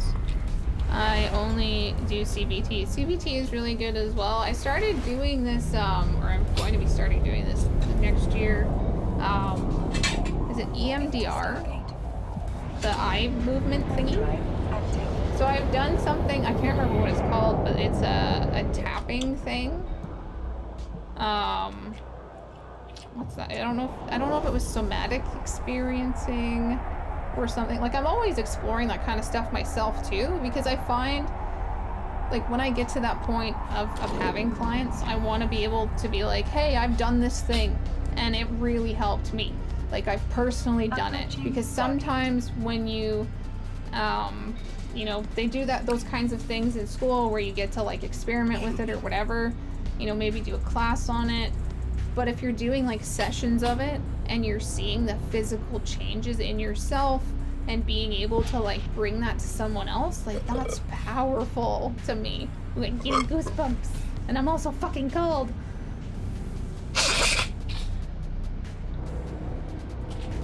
And I can understand that it pushes people to the edge. That is true. I need to join Discord. If you've got good recommendations for books, I have tons of books. I have tons of books. I will gladly share books. I think I posted some stuff in there before. There's The Body Remembers. It's a really good book. I'm sure you're all about that one. Where the body keeps score. Is it Facing the Tiger, I think, is another one, which I could be wrong with that title. There's a tiger on the cover, unless that's The Body Keeps Score. EMDR is amazing. For insomnia. Oh, well, great. I'm excited to start it in the new year then.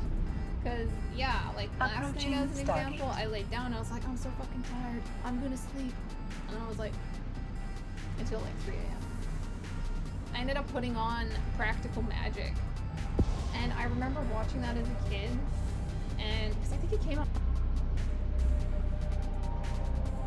And, they kill that guy, and then they like bring him back, and I was so scared because he's just like, he's choking out Nicole Kidman. He's like, I want to marry you, I want to marry you, and I was like, yeah, that scared the shit out of me as a kid.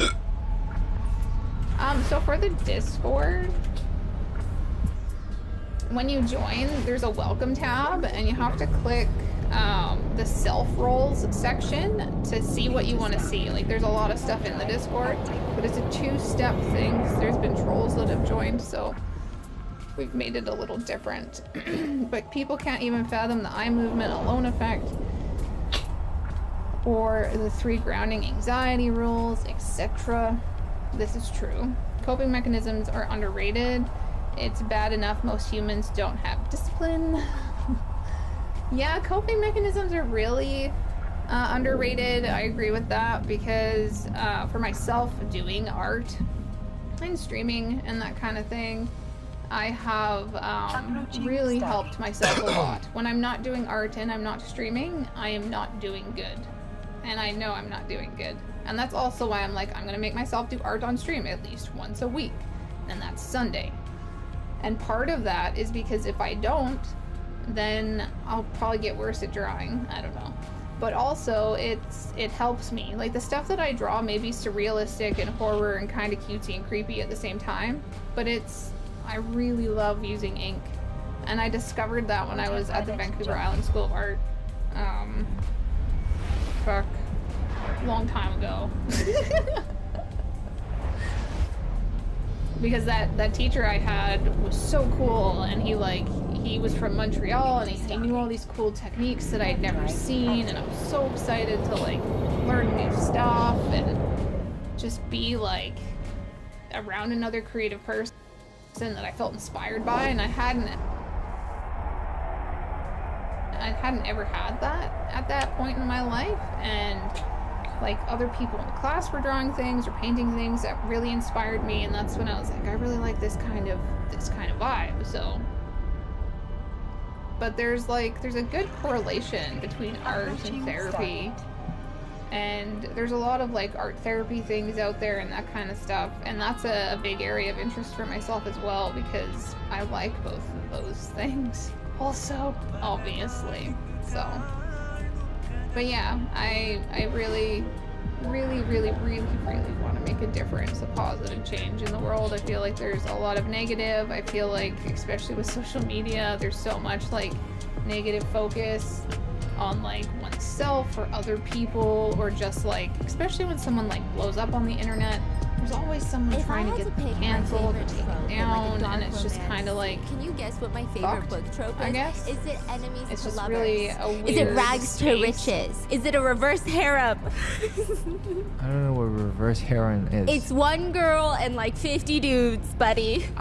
It's when the whole motorcycle gang is obsessed with one girl, and somehow all the motorcycle gang members are kind of related, and it's kind of incestuous, but like maybe it's not. Listen, that's not even my favorite trope. I have one singular favorite trope of mine that beats every single trope in history, and it is the trope of, just imagine this, there is a room full of people. It's the conference of rulers. They have something very important to decide: who is going to be the next king? And usually you know exactly who it's gonna be. It's gonna be this guy that's sitting right there, that's been a prince for all his life, and then you're like, okay, well obviously he's gonna be the next king. But then the door slams open and a man walks in, and he's unbelievably attractive. That is very important later on, okay? And he slams open the door and he says, I am the next king. And you're like, who the f is that guy? Who let him in? And you have to wonder, you think to yourself for a brief moment, is that mental illness? Because like, why does he think he's king? But then you find out he is the child of the former king who is now gone, and now it's a fight to the throne, reclaiming the throne decades later. Something about that trope, I don't know what it is. It's like the future king being in a position where he's never experienced these types of things, and like rooting for the underdog, but also that is royalty blood that is pumping through his veins. Something about it just knocks my socks off. This case is the real life case? Yeah, no, really, is the real life version of that.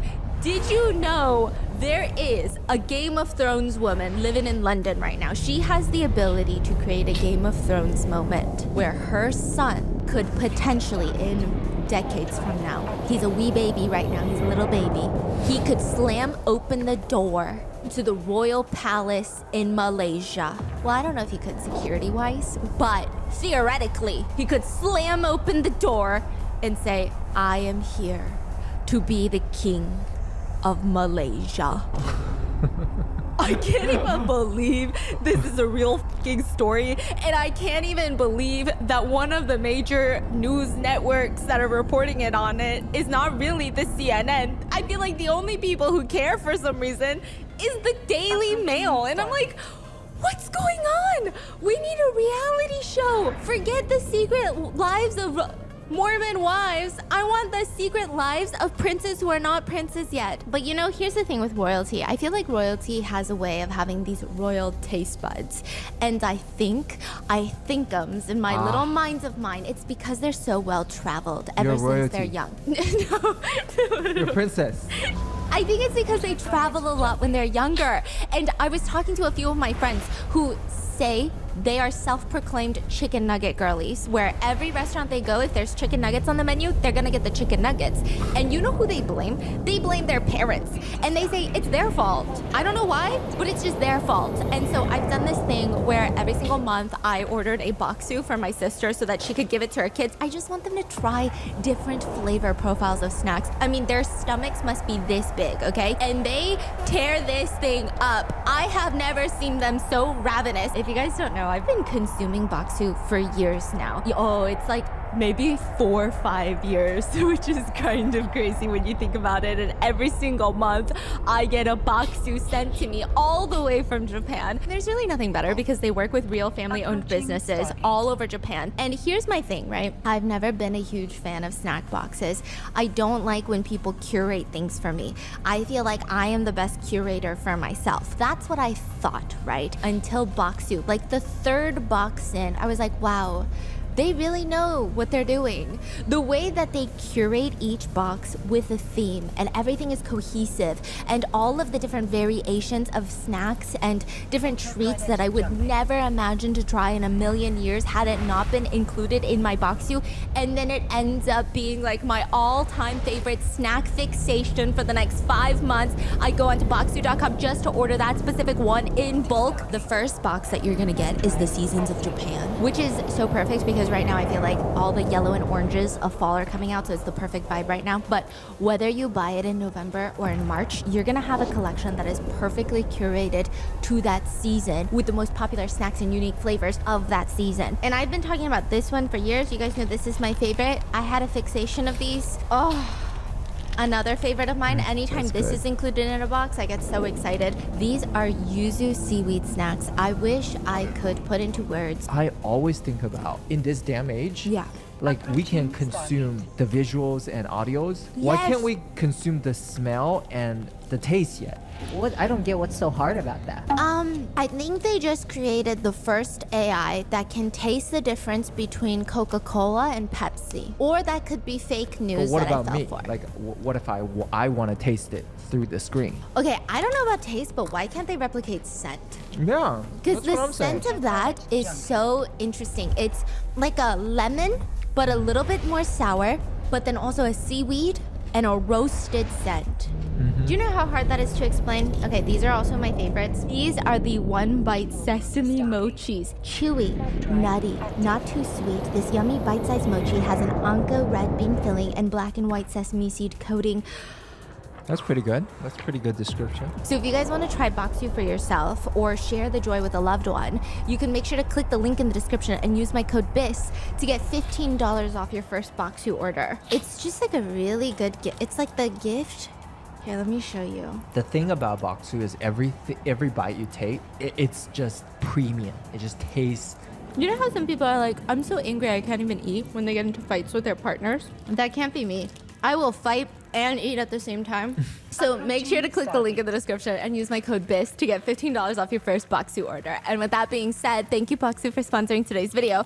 And let's get into it. There is a woman living in London and she's actually a model. She has a whole Instagram page and she posts a lot on Instagram. And recently, there has been a lot of drama over her Instagram page. Normally, she'll post pictures of herself with Louis Vuitton and all these luxury goods, living that high, fast model life. But then at the same time, she's posting these pictures of her son and leaving to an outsider who has no idea of what's going on, very interesting Instagram captions, talking about how she's so happy that Malay blood runs through the veins of her son and how he is just ready to take on this life and this role, and his father is this amazing person. And everyone was like, what is going on? Like, who is this model? Who is her son? Who is this son's father? And she claims that the son's father is Sultan Muhammad V of Malaysia. Okay, Now, if you're like, who is that? He was the former king of Malaysia. He is royal blood. And if she is accurate, if this story is correct, her son could be the next king of Malaysia when he grows older. Wait, where are they right now? In London. And the Malaysian government don't seem to like them. It's a whole controversy. Is that actually his son? Is that not his son? We don't know what's going on right now. So let me explain first who Sultan Muhammad V is. And honestly, what the whole Malaysian monarchy is about. The Conference of Rulers in Malaysia decides the future king of Malaysia every 5 years. I think the Malaysian monarchy is one of the more interesting monarchies because it's so civil. Like, I don't know how to describe. It's so nice. Like, you have royal families and it's like, I am royal, this is my royal blood, and nobody else is royal. The Malaysian monarchy is like, well, I guess we could share the seat. Nobody has to be king until they die. It's kind of wild. The concept is interesting. So Malaysia is made up of 13 states, which only 9 states take part in the monarchy. Right, the other 3 states have governors that will actually vote on who the next king is gonna be. So it's called the Conference of Rulers. Every 5 years, they get together in the royal palace in this room and they cast a secret ballot, a vote. Yes or no, do you want this to be the next king? Because everything is very civil. It's not like you sit there and you decide, is it gonna be him or is it gonna be him? Who's the next king? Let's have them compete and fight to the death. It's actually very organized. So the 9 states, they each have a royal family, if you will. And every 5 years, each state gets a rotation. So like, let's say the state of New York gets 5 years where the royal family of New York gets to be king for 5 years. And then the next state in line is California. Now the voting comes in when it's California's time for the slot. They're like, hey, this is our nominee from the family, the royal family. Do you accept? And they just say yes or no. Most of the time they accept. It's just to make it seem more amicable and harmonious, right? Wow. Yeah, very it's nice. So fascinating and nice. Yeah. So there's a set turn and then there's a set order that people go by. Okay. Like which also means that you already know who could be the next one, right? Yes, if you calculate the ages and stuff.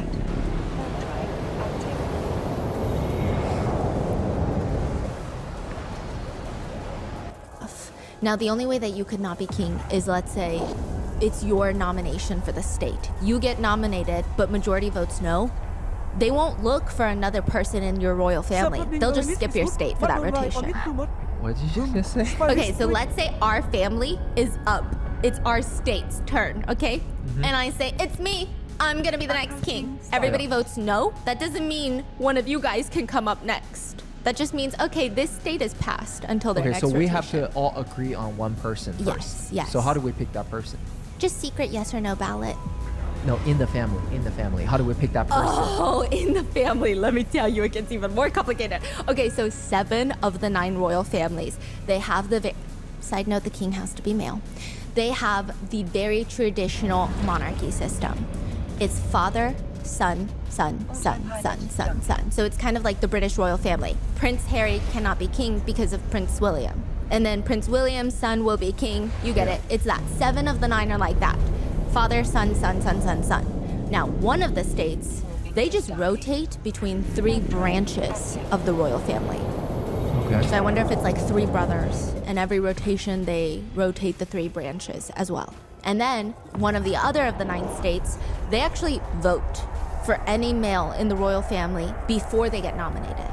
I see. So they have like a preliminary voting, and it could be like an uncle or the son or the dad. It could be anybody. As long as they're in the royal family, they could get voted to be nominated as the king of Malaysia. So technically there's like 9 families. Yes. And then they all take turns to become the king for 5 years. And then like my book talk, my booktube brain was like, there's got to be some interroyal marriages or something. Come on, overthrow the government. No, I'm just kidding, don't do that. But think about that.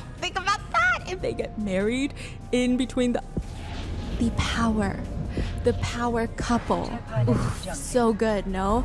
And then it's like, I don't even want to go down that route, but so good. And then once you're voted in, you are king. You must move to the Royal Palace of Malaysia in Kuala Lumpur. Your title is now changed from Sultan to, I'm gonna mispronounce it, and I feel like that's a royal misservice if I mispronounce it, but it translates roughly to he who is made supreme ruler. The king has very important functions, including appointing the prime minister, giving royal assent to legislation, representing the nation in ceremonial duties. I mean, depending on who you ask, some say the role of the king is largely ceremonial. The main power of the country of Malaysia lies within the parliament and the prime minister, but the role is still held with very high regard. Like high respect, high prestige, especially for the Malay Muslim majority, because the king is seen as someone who upholds the Malay and Islamic traditions. And now, Sultan Muhammad V, the former king of Malaysia, he is in a whole scandal because a model in London is saying, hey, that is my baby daddy. And everyone is like, ooh, that's not really abiding by Islamic laws and traditions, is it now? What's going on? What's happening? Let's break it down. At the age of 10 years old, Muhammad V becomes the crown prince of his state. The crown prince means like you're gonna be king one day. Like just imagine that burden at 10 years old. You're gonna be king one day. And his dad is the sultan of that state. So when that state's rotation comes into play, he's gonna be the king. You get it. Now in 2006, it's their state's rotation. At this point, Sultan Muhammad V is 36 years old, but his dad is still alive. So his dad is the one that's nominated, but his dad is too sick. So he cannot be the next king of Malaysia. So they actually skip that state's turn. Ah, so the dad couldn't just say, son, you be the king. Yeah, maybe he wasn't ready, you know, because he hasn't been sultan yet. So after that, the rotation passes on. The crown prince, Muhammad V, gets appointed as the regent of Kelantan in May 2009. So his dad is in Singapore receiving health treatment, and he immediately, Muhammad V, he's making money moves. He becomes regent, and he says, hey, younger brother, you are dismissed from the Kelantan Council of Succession, which means his younger brother can no longer be in line for succession and can never be the sultan of his own state. Wait, I thought he is the next one. He is, but his brother could if they wanted him to. Oh, so he did something? Yeah, he was just like, you're not gonna succeed as king. Okay. And so this was like a largely controversial move. People felt like it was very Game of Thronesy. Like, why'd you do that? Was there a specific reason you did that? Or like it just feels a little like your dad is sick. You guys just skipped your rotation. You're the regent, and now you're like, hey, you're gone, brother. Then September 2010, the title of Sultan gets passed on to him, which starts a whole nother drama because immediately his dad objects the decision. He carries out a whole petition against his own son's appointment as the Sultan of that state. He's in Singapore, he's getting health treatment. He states he had no idea that he was no longer the Sultan. He had no idea that his son was suddenly the freaking Sultan. Okay, so they're not that nice. They still fight for it. Yeah. Okay. Got it. So then through his lawyers, he's challenging the legitimacy of this appointment, but the council states that the decision is based on the circumstances of the man's health because there's just no way that he could continue and carry on being the sultan when he's sick in Singapore and the state needs a sultan. So they're gonna stand by that decision. Which means? He is gonna be the next king of Malaysia when his state's rotation comes around. And it's interesting because after he becomes the Sultan of Malaysia, people actually end up liking him a lot. People said that you would see him at the local mosques just blending in. He didn't have a whole entourage of photographers making a whole scene about like, oh my gosh, is that the Sultan? He would just blend in without protocol. During Ramadan, he came up with these initiatives to get people to get to know him, where they could just join him for early morning prayers, and people thought that was really sweet and really nice. Even the Royal Walkathon, he turned it into this huge event that everybody looks forward to, which by the way, I did run these through our Malaysian researcher, but like please, if there's any more information, let me know in the comments, or more so like misinterpreted information. Anyway, there were concerns about the country's debt, so he decided, you know what? I'm gonna go ahead and just cut my own salary by 10%.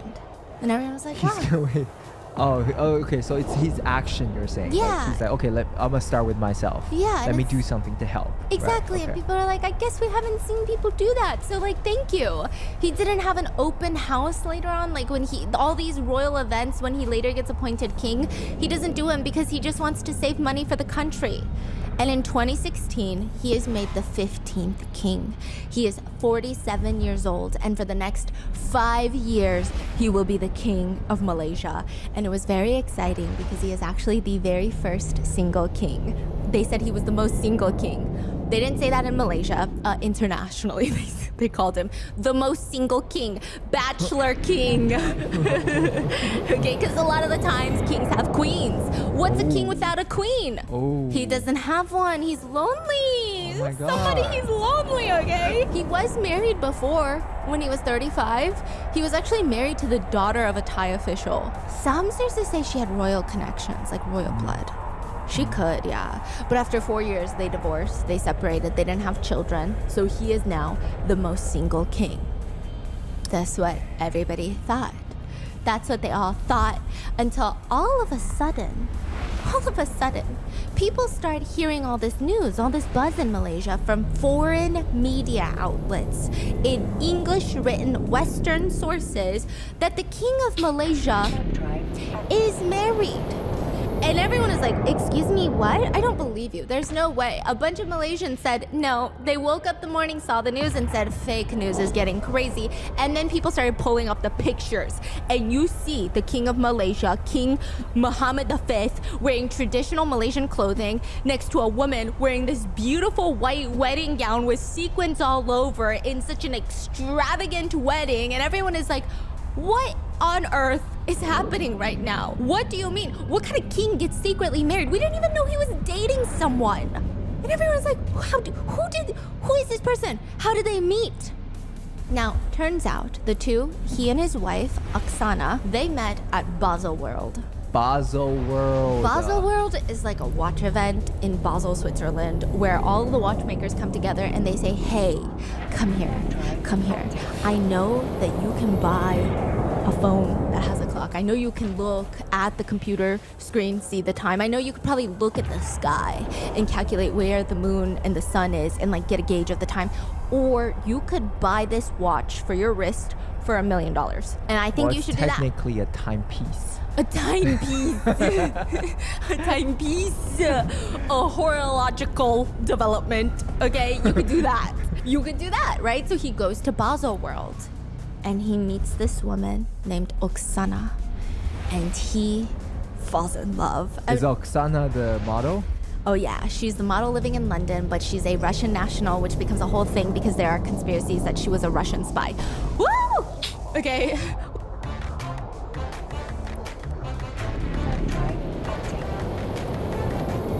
Stop. Give me a few seconds of your time, please. Don't be surprised that there is no life. This is how our life has no life. I am in... Woo! I'm stressed. Anyway, her family is quite wealthy. Her dad is this famous plastic surgeon. Her mom is a pianist who won beauty pageants when she was younger. Everybody says Oksana inherited her father's intelligence and her mother's beauty. She's stunning. She went to Oxford University to study for English, which people thought was interesting. Guess who also went to Oxford to study? Muhammad? Yeah. Okay. But they're like 20 years apart, so they just missed each other at the campus. Okay. Wait, so he was 49, you said? 47, I think. So she's like 27? Oh, she was 25. 25. Yeah. So they just missed each other. They could have been at the same. They could have been colleagues. They could have been peers. She had won Miss Moscow in 2015. She has a master's degree in management. She calls herself a specialist in international marketing. And during the Miss Moscow pageant, she said, I do not have a boyfriend, and I think that it would be harder for me to win if I had one. Because every boyfriend, if he lets his girl go to the beauty contest, she will not be his girlfriend anymore because she will get lots of attention. She doesn't have any time for her private life, and finally, I think it'll be a distraction. I will have the relations when my heart tells me. So far, my heart is silent. Wait, so she was in a beauty pageant? And she said she's not in a relationship because her heart tells her no.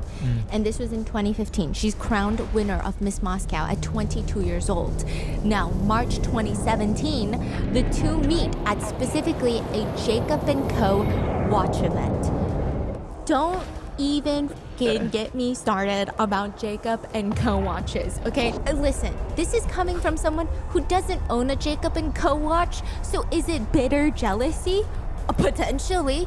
Is it idiocracy? Potentially. Is it because I know nothing about class and designer?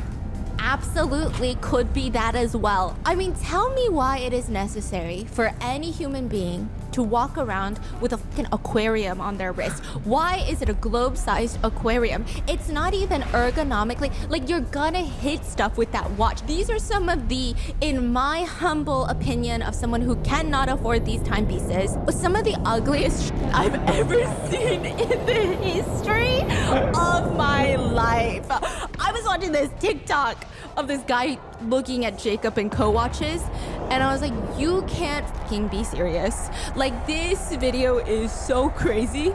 It is so wild. I never want another man to make fun of a girl for her interests ever again, because if you are sitting there seriously stroking your ego talking about This is a one-of-one. I'm like, yeah, because nobody wanted another one. Okay, that's why. I'm so sorry. I know you like watches. Yeah, but it's Jacob & Co. You're good. Yeah, Jacob & Co. is okay. He's so talented. Yeah, no, he's good. Yeah. He's very innovative, creative. He's very controversial of a human being, but I do think just like take him out of it, take life out of it. It's just not my vibe. The watches are just not my vibe. They're huge. So he sold they call it the billionaire watch to Mayweather. Oh, yeah. He sold a couple of those to him, which is crazy. Just all like diamond, the whole thing out, like cost like $20 million. Oh my god. Yeah, and then a lot of these like really like a big like it reminds me of those like Power Rangers. It's like you have like a wristband with a little ball attached to it, and you press it and you transform. You know what it reminds me of? Those like blood pressure monitors, but you wear them on your wrist. Okay. Jacob & Co. watches are very interesting. I think it's definitely like a very ultra rich type of thing. Like maybe one day we will all experience the joy of having a terranium on our wrist. But today's not that day. Now, Oksana gets hired as a watch model at Jacob & Co.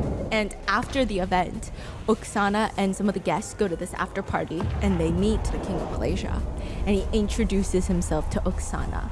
And he's like, hi, I'm, Sultan Muhammad V, King of Malaysia. And she's shaking. Is that really? Like, that's really how he introduced himself? And she's shaking his hand and she goes, and I'm the Queen of Moscow. She thought he was f***ing around.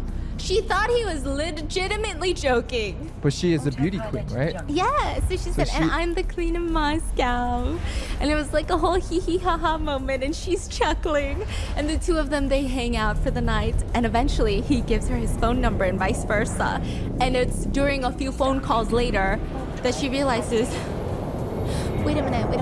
This guy is actually the King of Malaysia because I Googled it. And like, what do I do? So she visits multiple times. She flies to Malaysia from Moscow. And slowly, she falls in love with the country. She falls in love with the king. He confesses her feelings for her. And she moves to Malaysia. I mean, it's escalating so quickly. It's like happening in the span of a few months. Oksana's father meets the King of Malaysia and said, if I had any doubts whatsoever about the decency of Muhammad, I would not have approved the choice for my daughter. He fully supports them despite their 23-year age gap. Yeah, which, I mean, to be fair, he is the King of Malaysia. Yeah. Like, I would and find now she's the queen. Yeah, but also imagine being like, the king is not good enough for you. Like, that's a lot. That's a loaded statement. No, April 2018. A year after meeting, Oksana fully converts to Islam to fully embrace Sultan Muhammad's life and culture. Also, typically in Islam, if one picture is Muslim, it's generally necessary for the other partner to convert for the marriage to be recognized. So she even starts wearing a hijab, and 2 months following her conversion, the two get married in secret. Nobody knew, not even his ex-wife. Not even the government, it seems. Okay, they had a wedding in Malaysia. They had another ceremony in Moscow. And later, all of these pictures get leaked. One netizen said he was casually scrolling on his phone and the pictures popped up of this extravagant wedding that appeared to be halal. So there was no pork, lard, or alcohol. But still, very strange. And he remembered thinking, what the hell? The king of Malaysia is married? Some Malaysian news sites, they tried to cover the news of like, oh my gosh, the king got secretly married a few months ago, and they quickly took down their footage with no explanation, acted like they didn't just post that, which people thought was strange.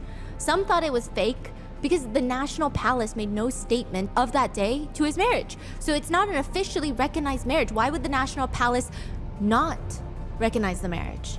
Is he hiding it? It seems like it. He's hushing, right? Yeah. Like removing like articles and stuff? Yes, and it's just, well, I don't know if he was doing it, I don't know who was doing it, but they were just removed, right? I'm not alleging anything against the former king of Malaysia, okay? But many Malaysians were very confused. First, they felt disappointed. There was no national announcement. They had to find out through foreign media outlets that their king got secretly married. It's a little bit of a sense of betrayal here. And also, people were very disappointed that he married someone much, much younger than him. And additionally, she's Russian, because, you know, a monarchy is a symbol of the people. Right. And I'm not saying anything is wrong with marrying someone Russian, but you get the idea. They were just a little bit upset. And many netizens felt disappointed, and they wrote, I guess he's like any other man, driven by lust. And people said, you know, let's give her a chance. Maybe she's a great person. So they start Googling Oksana. And this is where things start going downhill. In all of Oksana's past photos, everyone thought, yes, she has converted. Yes, she has since changed her attire. It's said that she wears a hijab now. But the king is the reason she changed. Because if you Google her name, you're gonna get back a lot of bikini photos. But she was in the beauty pageants and stuff, right? Yes, but lots of like selfies and bikini photos. But even the beauty pageants, even her being in bikini photos, it technically is not the ideal for Islamic traditions and beliefs. Right. So there's a cultural clash. Yes, Yeah. which they're not shaming her for that, but they're just saying if the king is a representation of many of the Malay Muslim majority, then shouldn't his wife also be someone that is, you know, inspirational, an idol of what people believe in and what they stand for. And yes, she has converted to Islam, but it feels like she converted so that she could marry the king, and not because she herself had found faith and found the religion prior to the king's influence. Got it. So a lot of Malaysians felt this was not very halal, is how they stated. So they just were a little bit upset. Someone commented on Reddit also, we have a Russian queen, LOL, to which someone responds, meddling in our erections. Meddling? Yeah, like, because, you know, meddling in our elections. So they're saying they could be meddling in our elections, but also our erections. Yeah, people are being very mean and very wild in the comments. Now, the problem with this also is that when their photos were leaked of their very extravagant wedding, one of Malaysia's largest financial scandals had just taken place. So there had been allegations of embezzlement, mismanagement of billions of dollars from a state investment fund. This is the 1MDB scandal. So this fund was established in 2009 by then Prime Minister Najib, and the whole purpose was being long-term economic development through global partnerships and investments. But in 2015, it was revealed that large sums of money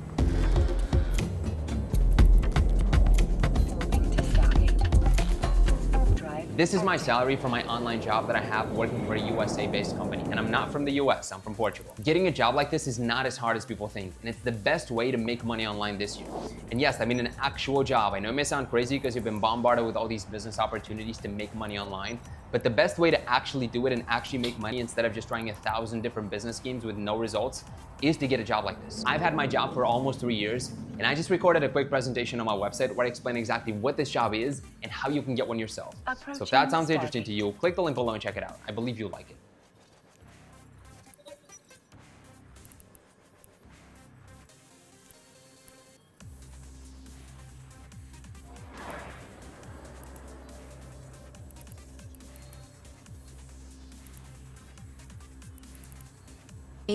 had just been siphoned off into private accounts, including that of the Prime Minister. I think they found like hundreds of millions of dollars were siphoned off. Not even like $1 million, which is already crazy, but like hundreds of millions is insane. The funds were reportedly used for luxury real estate, artwork, and they even helped finance and produce the Hollywood movie Wolf of Wall Street. Just ironic. So the wedding is allegedly in November of 2018, when the scandal is at its height. So people are I like- see. So people are saying the country is in crisis, and our king is having a secret wedding. Yes, so it's like multiple back-to-backs. Country is in crisis. The country is in debt. The scandal is taking place. Corrupt government officials. The king is secretly getting married to a woman who does not fit the Islamic ideals, or at least her past, even just like a few months before she met the king, was not, fitting the Islamic traditions and ideals. So it's just like a mixture of everything. It was not a good look. Comments read, I guess he's being careful not to give people the impression that he's having an extravagant wedding while our country is suffering from piles of debt from the 1MDB fiasco. There goes our money, people. So this breaks. And there were some people who are trying to be neutral about it. They say things like, I saw it in the news. She said she fell for his sense of humor. I somehow doubt that.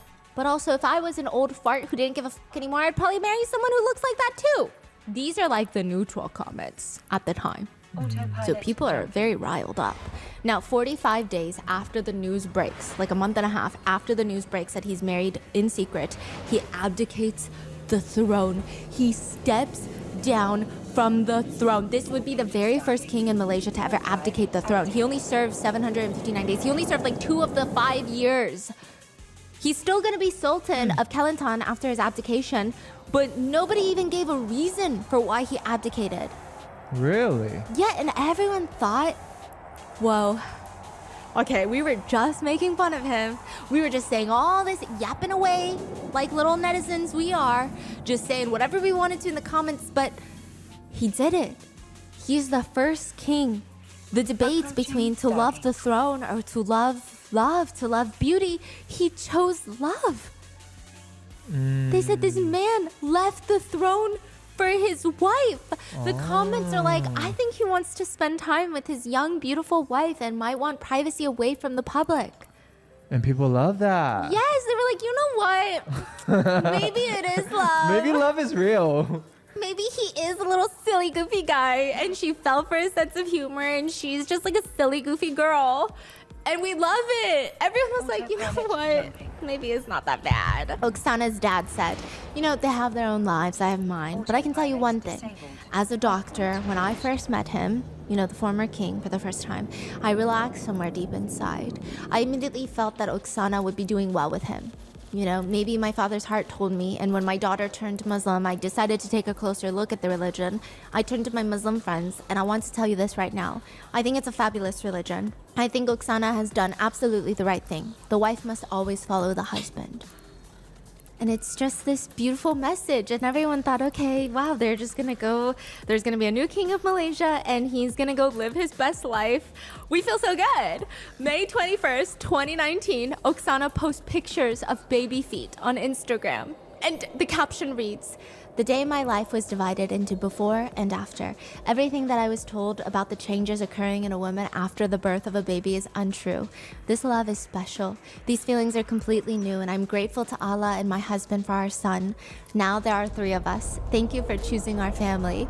She also posts pictures of herself pregnant with the captions, it was the most important and at the same time the most difficult period in my life. The last 3 months of pregnancy I spent in hospitals, staying in beds with drips in both hands.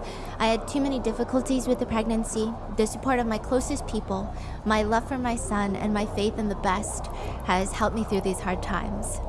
And she also posts about her marriage in Moscow, writing, the caption is more so for her son. One day you will see this photo, son. You were not born here yet, but I already love you unconditionally. I want to say thank you to the people who shared this happy moment with us and were together with us this evening. It was a wonderful wedding. And in another caption she writes, so people are just like, okay, we're only getting these updates from Oksana's Instagram. She writes another photo. Wait, she's posting all of these after she gave birth? Yes. So the baby came out. She's posting about the baby, the wedding, Yes. all of that. She's Okay. like going through memory lane, and she's like, it's crazy. She gets married, and she has this baby now, and she writes, "I am so proud that Malaysian blood flows through my son's veins.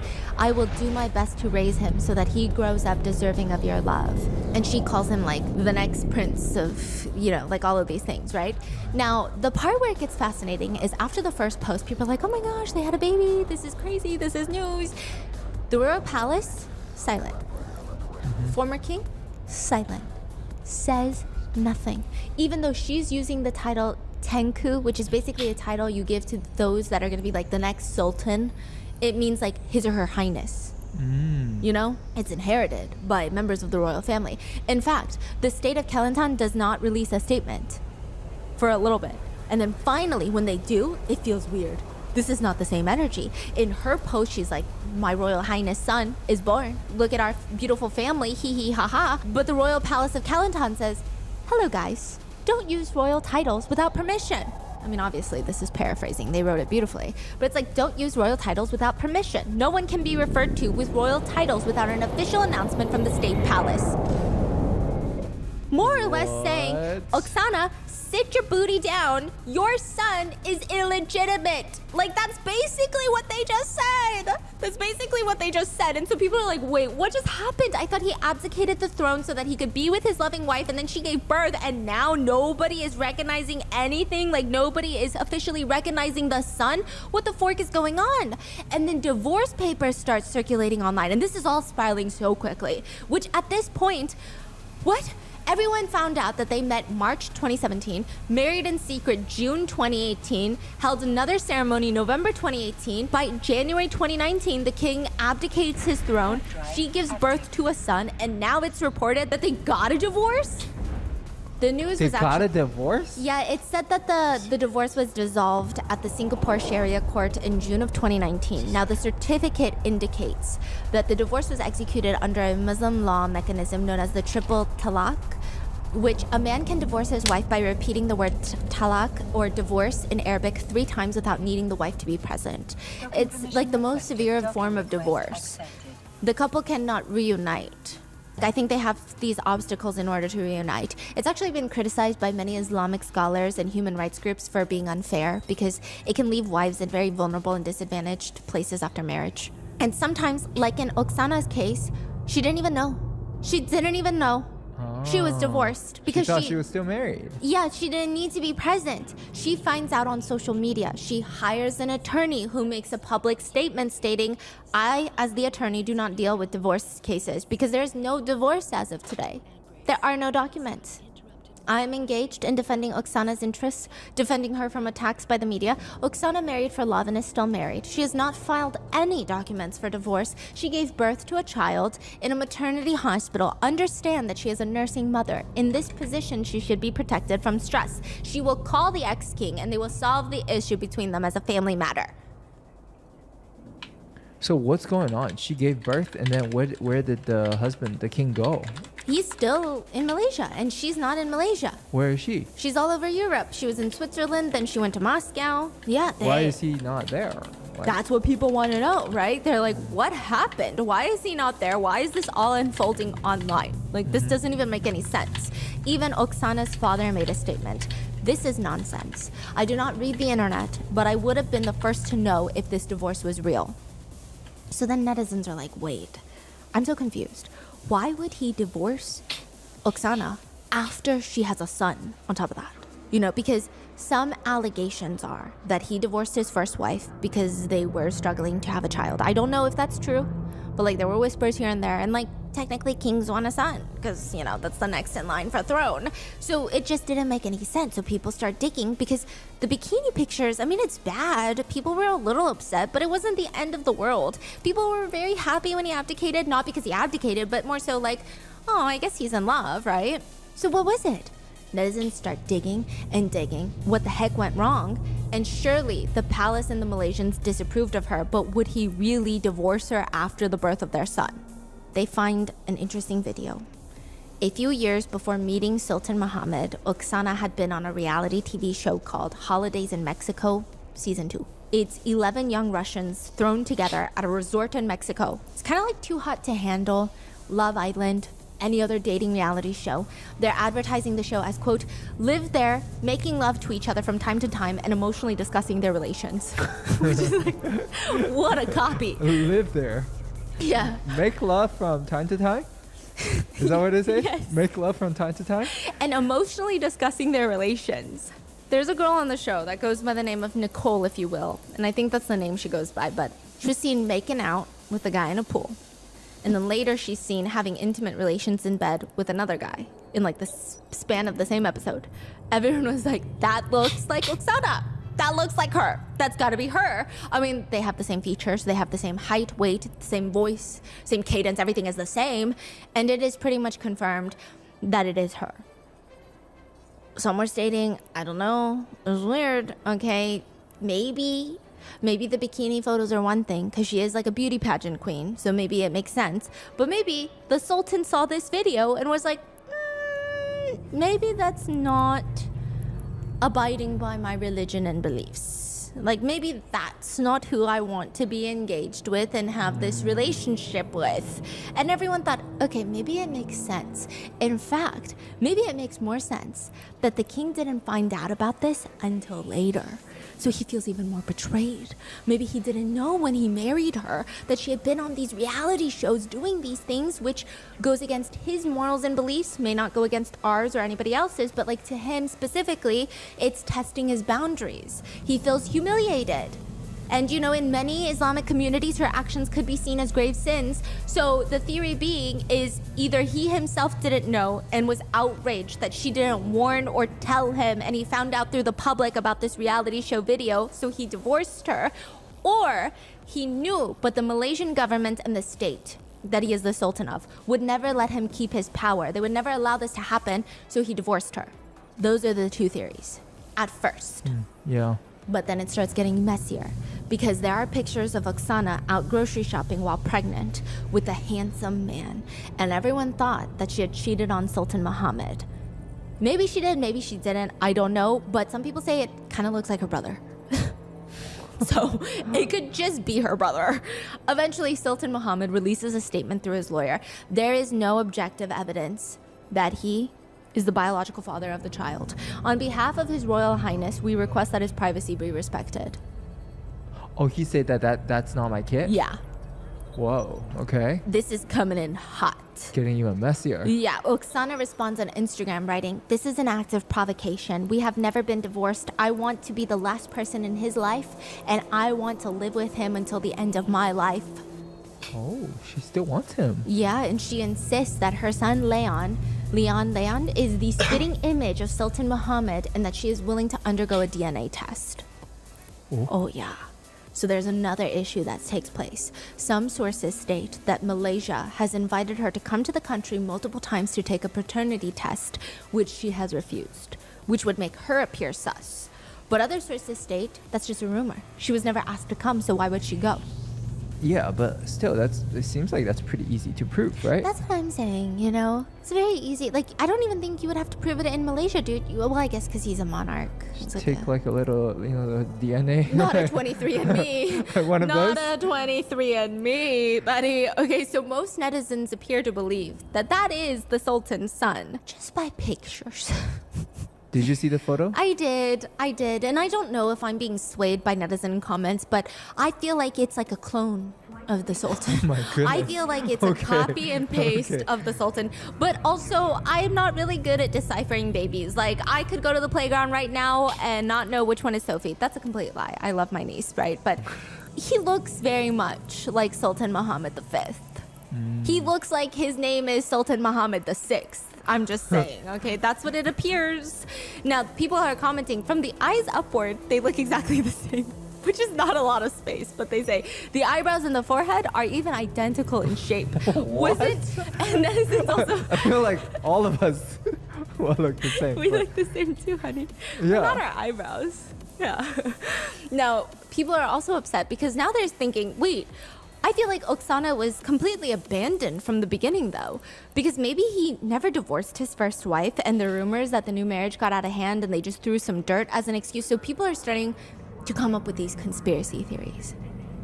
They're stating maybe there's another reason why he divorced Oksana that we don't know about. Maybe it's not the reality TV show. Maybe it has nothing to do with her past and her reality past and the modeling and these bikini photos. So what would the reason be? It doesn't even make any sense. At this point, it seems like the relations between Oksana and the Sultan are getting worse.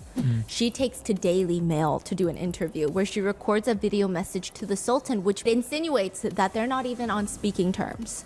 That she has to like reach out through the media is what it appears. During the interview with Daily Mail, she's asked about her wedding day and she says, "It was like a fairy tale. You know, my husband did it for me as a gift and everything was done according to Muslim practices." And they asked her, and then exactly what went wrong in the marriage then if you had this fairy tale beautiful wedding? When he left in December and never came back. I actually don't know what happened because everything was okay. We were expecting our first baby, but till now, I still don't know the real reason. The last message we had was on the day of his abdication, January 6, 2019. He messaged that he missed me a lot and that on this day he was leaving his job. After his abdication, he just vanished. My friends supported me a lot at that moment. My close friend was simply living with me over the remaining 5 months of my pregnancy, and it was rough. When did you discover that your husband wanted a divorce? I hadn't spoken to my husband since the abdication and had no opportunity to discuss or clarify our relationship. I tried to contact him, his friends, his relatives many times, but I couldn't reach them. Did he abdicate his throne for you? I think it's a bit political. I'm out of politics, but I don't think it's because of me. Now, about her son, Oksana says he's growing so well, he's developing faster than his peers, and the older he gets, the more and more he's starting to look like his father. But as to the paternity test, she says, I have nothing to prove to anybody because he is his son born in a legal marriage. So she's saying that he quit his job and then ghosted her. Quit his job, honey. Honey, abdicated the throne. No, but that's what she said. She said he Yes. left his job, right? Yes, and then Yeah. just went AWOL, And disappeared, ghosted the wife. left his job in his marriage, just like a double whammy. That is crazy. Yeah, she also states that Leon, her son, was planned. So I don't know why Sultan Muhammad is behaving like this. Now, side note, they were spotted at a fertility clinic in Germany prior to all of this. Those photos were taken, I think, after their wedding. So I don't know why else you would be at a fertility clinic. Well, I'm sure there's a lot of reasons why someone would be at a fertility clinic, but I'm speaking about these two specifically. I doubt that the king of Malaysia is donating sperm. Oh, so you're saying that he knew that she's pregnant with his kid. That's why they went there together, is what you're saying? Yes, is the Okay. feeling that I'm getting for all of this. Now, her video message to Sultan Muhammad is, wake up. You have a son. You are a father and you are a royal. Of course, think about your son. What will he think of when he sees all of this? She also states that because her husband left her completely, just abandoned her, she had to sell her engagement ring to make by. She said she got a Jacob & Co. engagement ring that was $350,000. Wow. Yes. She had to sell it to pay for her hospital stay in Switzerland. She said, I won't disclose the amount I sold it for, but it was 3 times less than its value. wait. Yeah, okay, So that was she a sold little- this for 100. That's not a good marketing for Jacob and Go, though. I'm just No, saying. it's not. Like, Yeah. Jacob. Come on, Jacob. Did Yeah. you, come on. Did Jacob you the overcharge? jeweler. Did you overcharge? And she says, I used that money to cover my medical bills in Switzerland as I was at risk of losing the baby. Now, the normally quiet Sultan Muhammad's lawyers hit back with, he did not abandon his wife. She left on her own accord to return to Russia. His Royal Highness made a proposal through us to Oksana between May and June 2019, offering her a substantial and generous sum of money. Which, side note, people think he offered her millions to state that her son is not theirs, never to have the child contact him, and never, in a lack of better phrasing, never try to be the king of Malaysia. But I don't know how true this is. But that was a rumor at that point, okay? It said that she declined. We're gonna get to it later because another proposal comes up. Proposal? That's similar, yeah. So the lawyer continues that Oksana and her attorney refused the proposal and instead informed him and his attorneys that a UK tabloid was willing to pay handsomely for her story. So she's like out here trying to get money for interviews, is what they're claiming. They're trying to make it seem like she's, you know, very excited about the money opportunities. They also stated that throughout the marriage, Oksana received not just the ring, but a Porsche, other jewelry items, Cartier items. They allege Sultan Mohammed was paying her $20,000 for her pregnancy and medical bills. I don't know if that's a month or if they just have better health care. That's not the United States, because look at how much labor cost is to deliver a baby in a United States hospital. I think it's like $30,000. So maybe it was per month. I don't know. So for a minute there's silence after this statement. She's saying all of this, like, well, look at what you're doing. Look at our son. How will he feel? How do you just abandon us like that? And then he's saying things like, I don't know what she's saying. That's not my baby. And by the way, she's like threatening to get interviews with UK tabloids. And she's saying all this nonsense. And for a minute, it was very silent. Sultan Mohammed goes back to his duties as Sultan. Oksana would just post about her life. She's living in London now as a model. And it seems like she's living a pretty luxurious life. She still posts about her son here and there. And yeah, like I said, he does kind of look like Sultan. Not to dwell on that topic, but truly, he looks like the Sultan. Some kids, you're like, yeah, I could see why you would want a paternity test. But some kids, you're like, hey, come here. I need to unlock your dad's face ID. Give me your face. Like, I feel like that's the kid. Like, you could get Sultan Mohammed's phone and he could unlock it with his face. Then why is he okay? Yeah. Okay. So regardless, September 2019, Oksana goes on to post on Instagram of her and Sultan Mohammed throwback pictures. The night they first met, memory photos of when they were dating, and in the caption she talks about going to Malaysia for the first time, and after she moved to Malaysia he was in his traditional attire, and for the first time she saw a Muslim prayer mat and Muslim prayer, and he had opened up to her that women always wanted him for money, but family was his top priority because children can carry on your legacy or your kingdom, right? Which is like, what are we hinting at here? The Kelantan Palace did not like this post. They urged Malaysians not to be swayed by false and untrue information of social media about royal households. They urged that only the palace and Sultan Mohammed could be the only ones to state accurate factual announcements in reference to their family and private lives.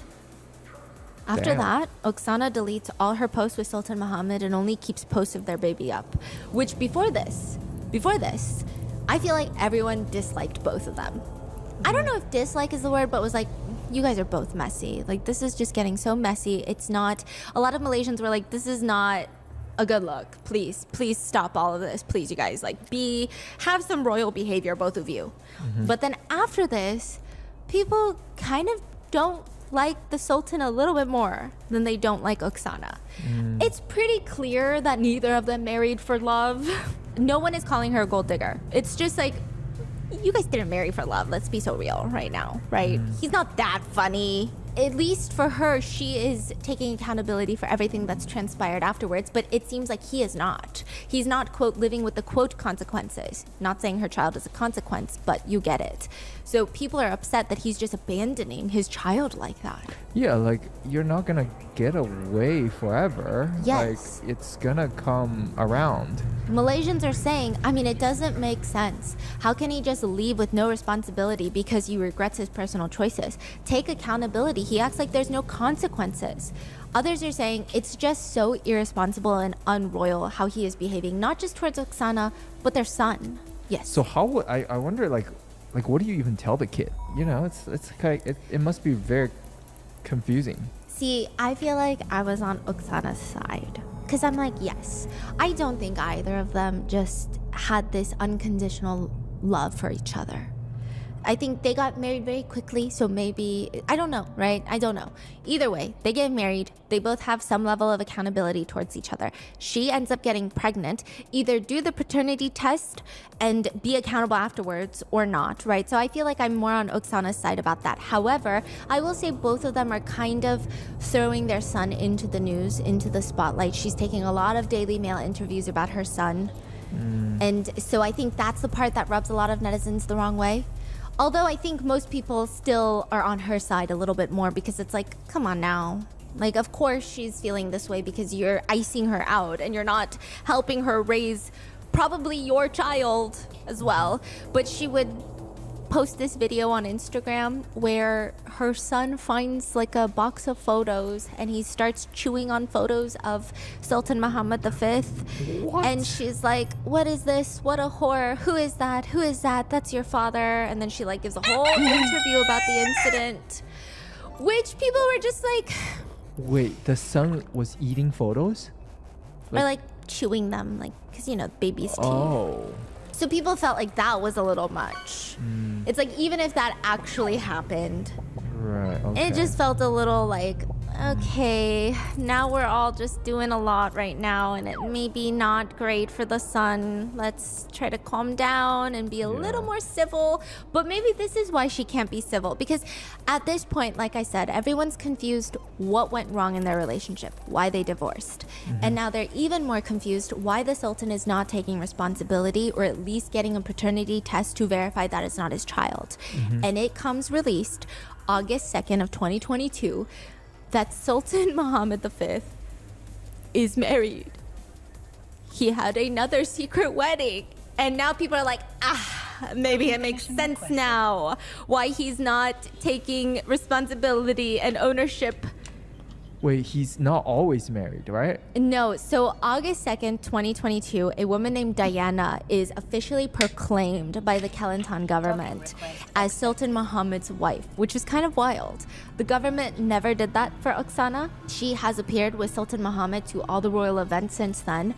She's been recognized by the state of Kelantan, which this would be Sultan Muhammad's third marriage. Right, okay. Yes, but some believe... Okay, it's like very confusing. Some believe could be second marriage, could be third marriage. Oh, depending how you feel about Oksana, right? No. Oh. Okay, some people think. There are some people who think. So he got married to the daughter of the Thai official, right? Okay. Gets a divorce. Some people think he marries Diana next. Uh-huh. Never divorces her, but marries Oksana in secret. Uh-huh. Thinks he can get away with it. But then it becomes public. So then he divorces Oksana and is still kind of married to Diana. Others believe that he married the daughter of the Thai official, then married Oksana, then married Diana. But I don't know, because Oksana talks about how when she first went to the Malaysian palace, she would have to hide. She was like hiding. That is weird. Yeah. You know, like that's what I'm saying. Why was he like everything hush hush, knowing like it's gonna come out? And people were saying that she said that even the staff weren't allowed to see her, and which is very sus, because a lot of people are like, yeah, probably because the staff know Diana and are all close with Diana and would tell Diana. But that also makes Diana's situation weird, because then why are you hiding Diana? Yeah, there's so much going on. That is so bizarre. Yeah. Please let me know if there's more information, because I was really trying to dig into all of like the forums as well. But some people were saying, no, I'm pretty sure Diana is the second wife. So I was like, wait, what? This is like a Netflix show. So after their marriage news is announced, Oksana goes to a Russian TV show to share details about her marriage. And I think she's like, burn the bridge, I'm upset now. And she said that when she went to the royal palace, like she said, she had to be hidden. Even from the palace aides. They were forbidden from seeing her. And throughout the entire relationship, Oksana was never publicly acknowledged as the wife. So what does that mean? You put two and two together. But she also shared messages that Diana would send, allegedly, to Muhammad. She said that she found these on Muhammad's phone under the name Bob. Which... Wait, so he's talking to Diana at the same time? It seems like it. That's what she's alleging. I don't know. I'm not alleging this against the former king of Malaysia. I love Malaysia. I want to go to Malaysia. So please, I'm not alleging anything against the former king of Malaysia. But she is alleging, yeah, she was alleging just that, okay? What does that mean? That's why people think she's the second wife? So it's kind of unclear exactly how it plays out. But she's saying that she found messages on his phone under the name Bob, which I find to be a very strange thing. Because imagine I'm in Korea, and instead of the name Hyunwoo, I put the name Hank. Like, that makes it more weird. Like, Bob? Even here, if I had someone in my phone named Bob, it'd be like, that's a fake name.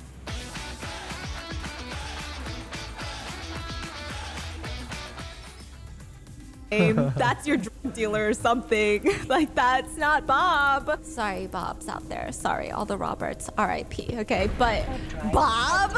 So then she's like, I found these messages. And she starts posting these messages. And allegedly, Diana had sent them under the name Bob. It reads, please tell her to come soon. I will throw Oksana into the lion's cage. Simba is very hungry.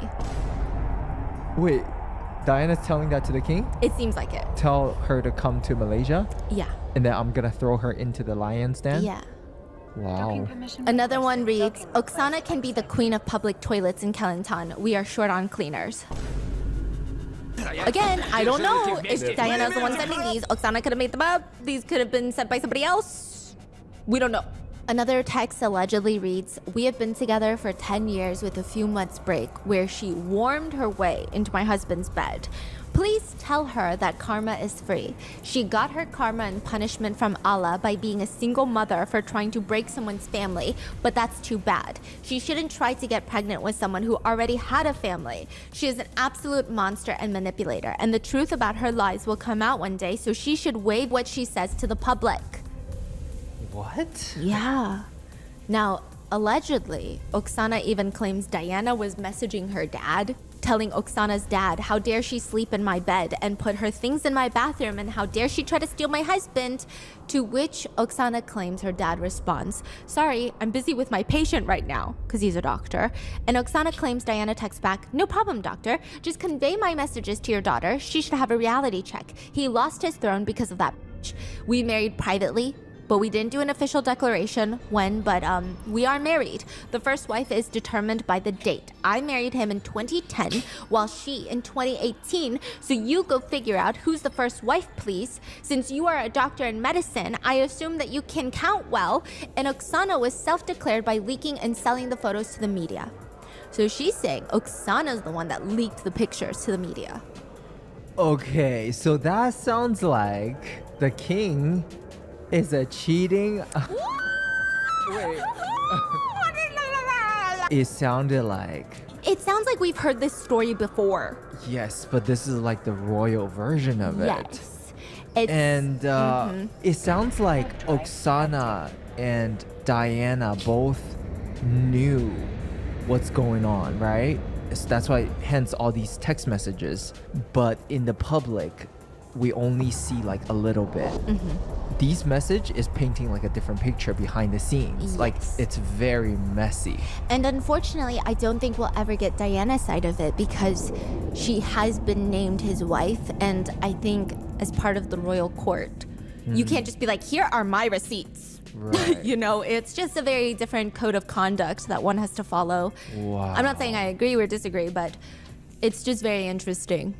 So, okay, there are some ways that this could play out. I mean, some people can see Diana's perspective of, I'm the wife, but I had to lay low in secret because he is a royal highness. And now this woman has wormed her way into my husband's bed, leaked the photos of their marriage to try and discredit me as the wife and take over my position and all of these things. Maybe that's how she feels, I don't know. And then Oksana might feel like, no, I didn't do any of that. In fact, I was abandoned and now I have this child to take care of that nobody is taking responsibility for when I just thought I was in love and got married and hee hee ha ha, everything was great. Which one is the truth? We will never know. Wow, this is. Whoa. Whoa. Whoa. Like, I'm like filling in the blank in my head.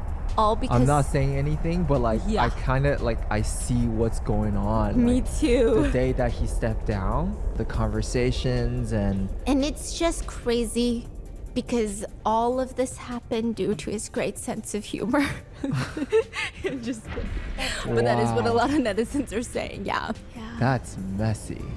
So, like I said, it could be from Diana, it could not be. These could be made-up messages, we don't know. But regardless, Kelantan has decided to decline to comment about all the text messages and things that Oksana has brought up about Diana, which Oksana states she's only doing this now because she's terrified for her life.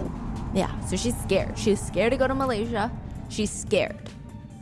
The whole thing is sad. I mean, just the whole thing is kind of depressing. I don't know which version is true. I mean, maybe it's a mixture of both. It could be none of the above, all of the above, one of the above. I don't know what happened behind closed doors, but it is pretty depressing for the child. Yeah. According to some sources, it's stated that initially Oksana requested $20 million along with a villa in Spain, but she later asked for an additional $30,000 a month in child support, as well as a home in London worth $9.8 million. Sources say that Sultan Mohammed, when he got her final demands, he was pacing around asking his aides, "Who does she think I am? Bill Gates?" No, you're just the king. Yeah, you're a king. How could you be an entrepreneur when you're the king? Okay.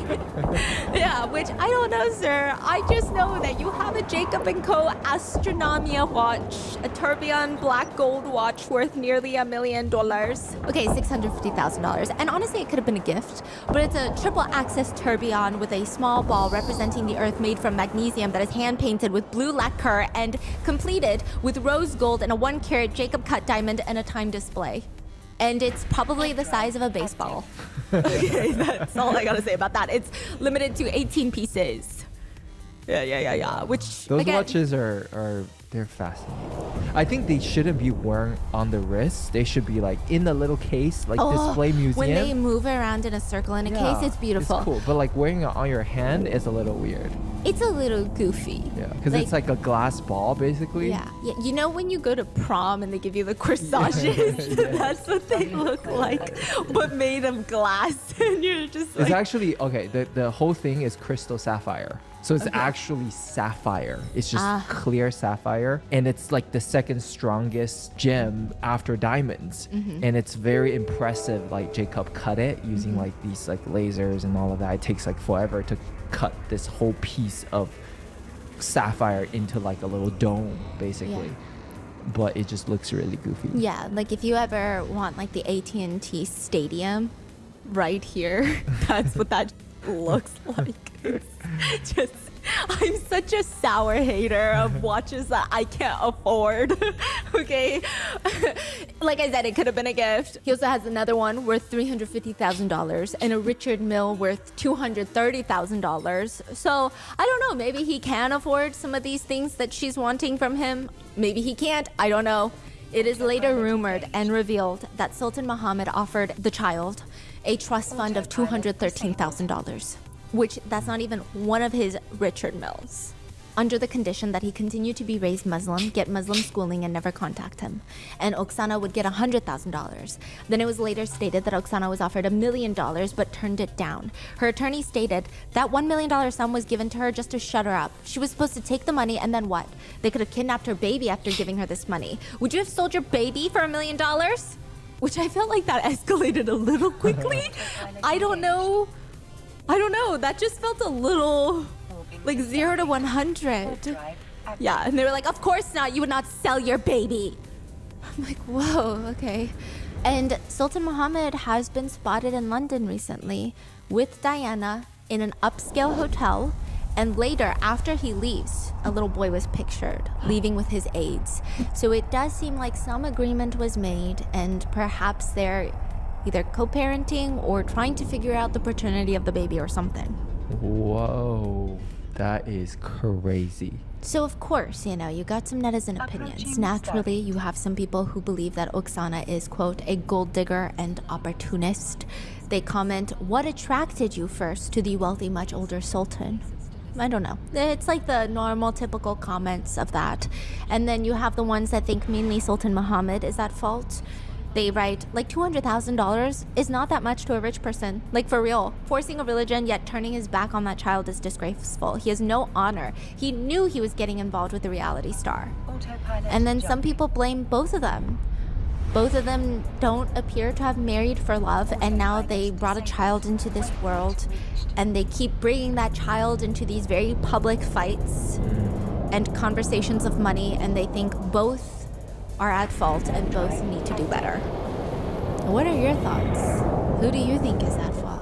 I just feel like this is not the end of it. Like, oh I feel no. Like it's gonna be like... He's gonna slam open that door and say, I am the next king. I'm like, okay, I don't know if he's gonna do that, but that would be crazy, wouldn't it?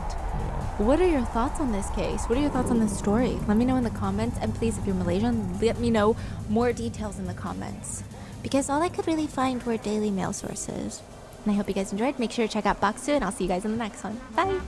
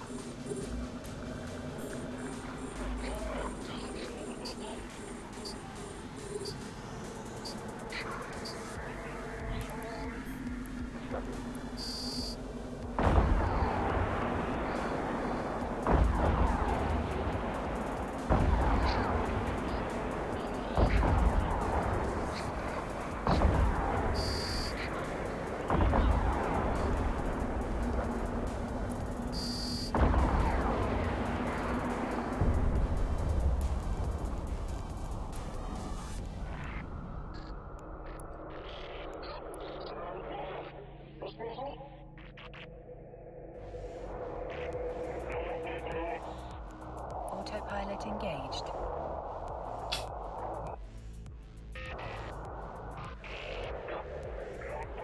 Warping to Stargate. Warp drive active.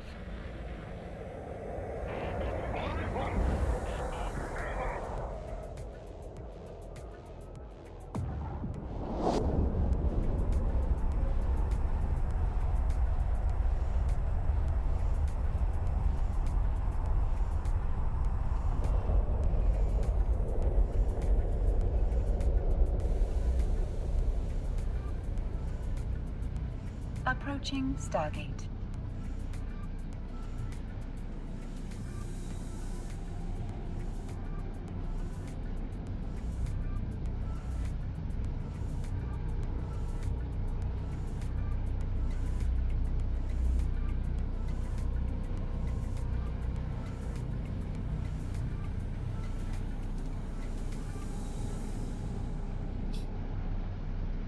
Autopilot jumping.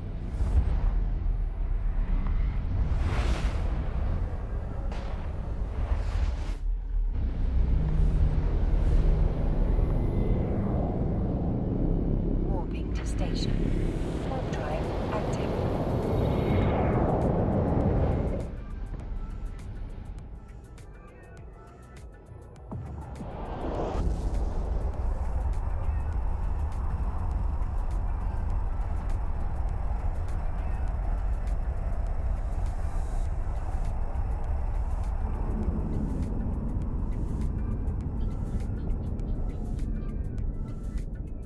Approaching station.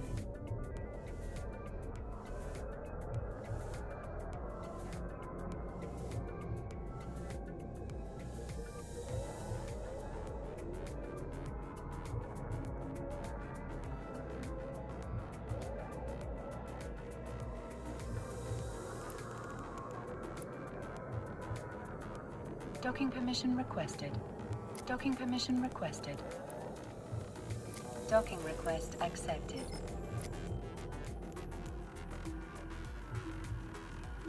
Autopilot disabled.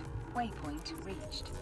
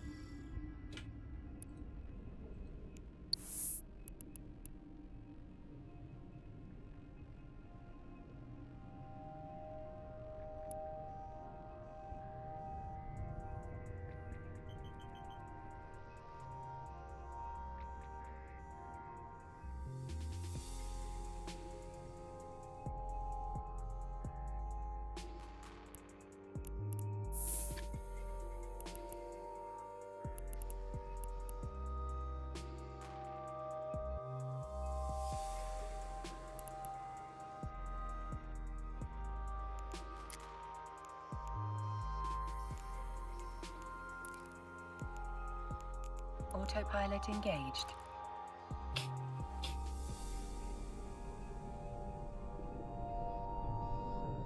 Warping to Stargate.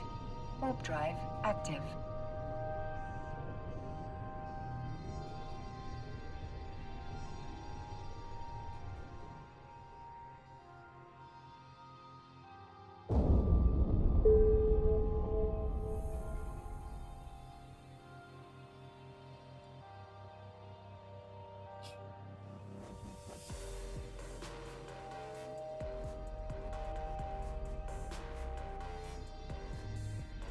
Approaching Stargate.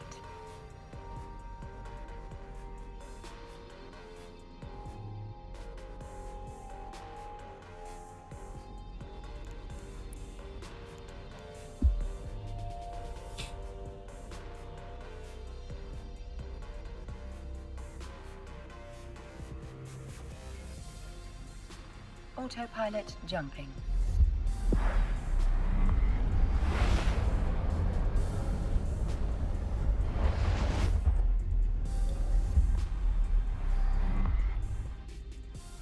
Warping to Stargate. Warp drive active.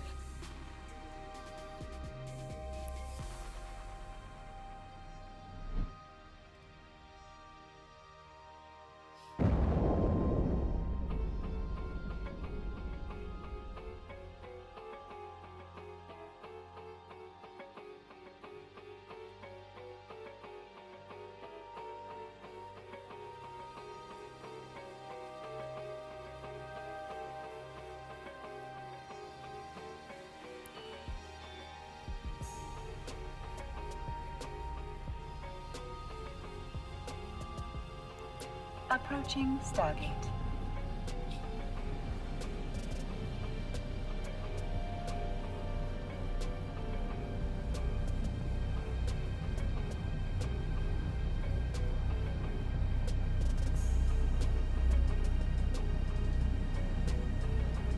Autopilot jumping.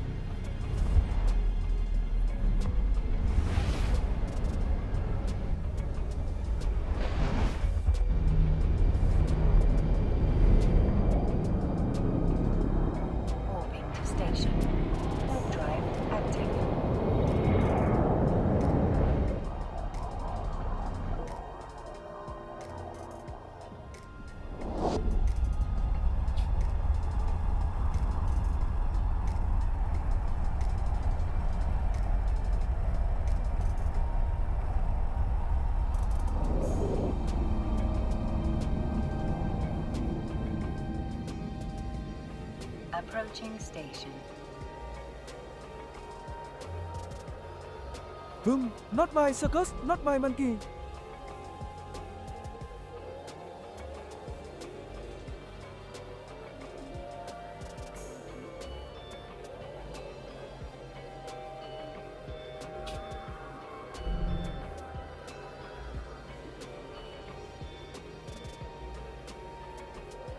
Docking permission requested. Docking permission requested. Docking request accepted.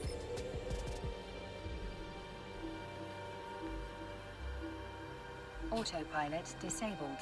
Waypoint reached.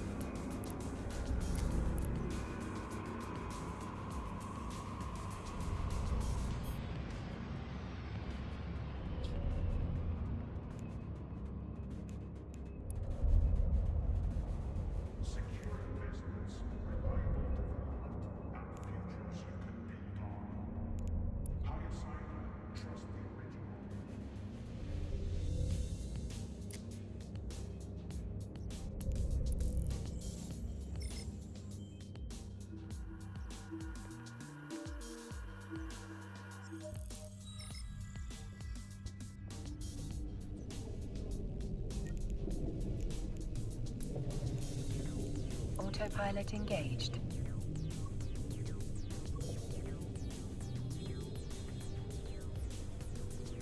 Warping to Stargate. Warp drive active.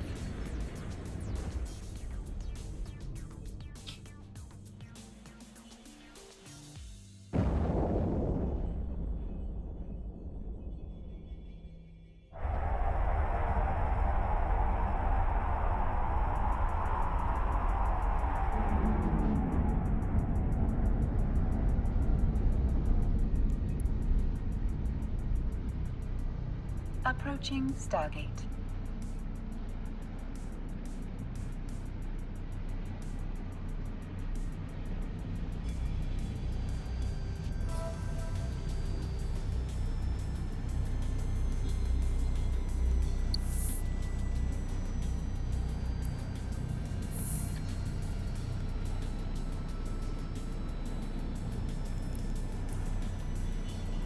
Autopilot jumping.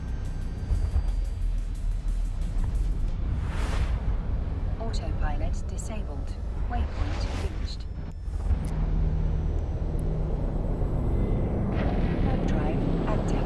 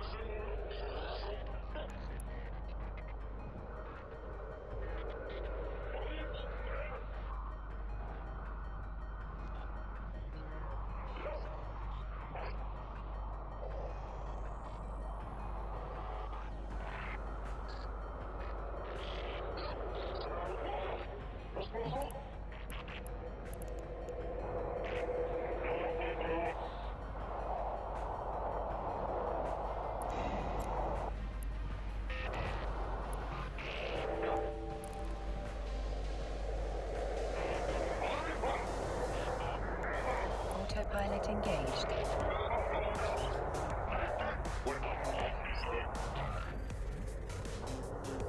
Moving to Stargate. Warp drive active.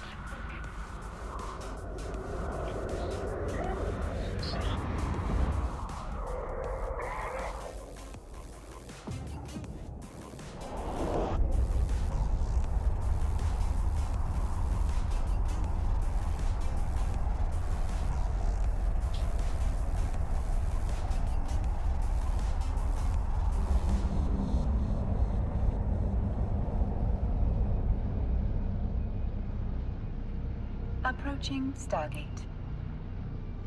Right, I'm going to end my stream.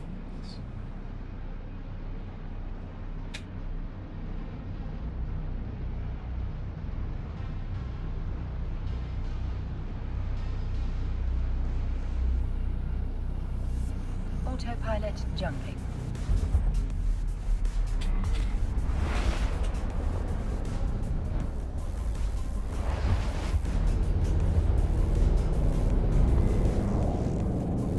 Warping to station. Warp drive active.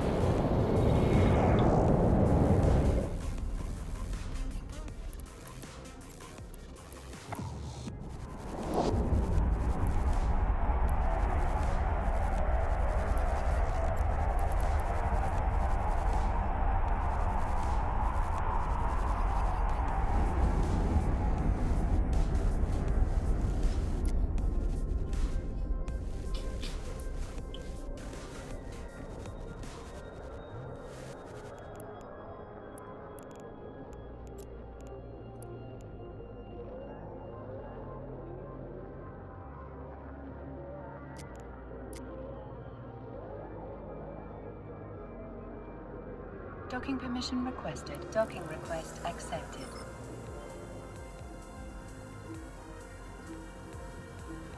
Autopilot disabled. Waypoint reached.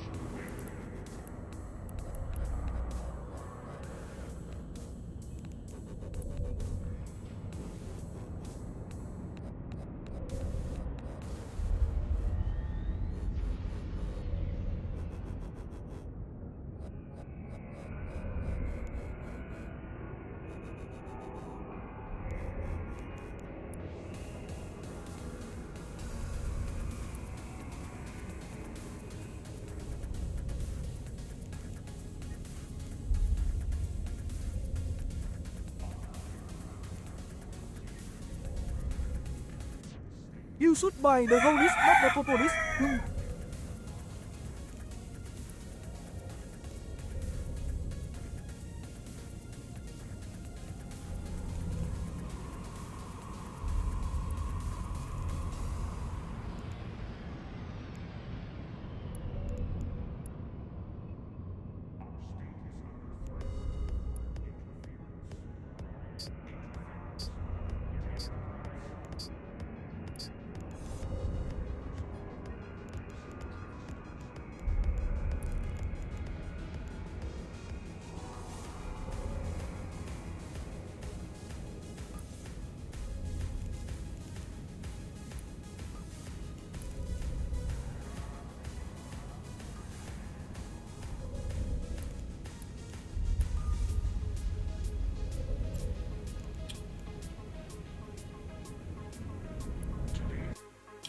I'm ready. I have to go now. Thank you very much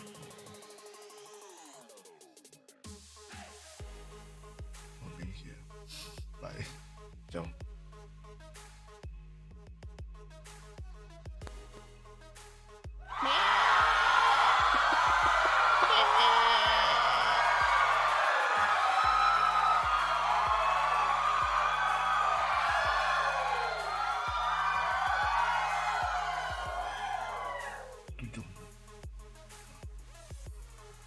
Bye guys. Happy November.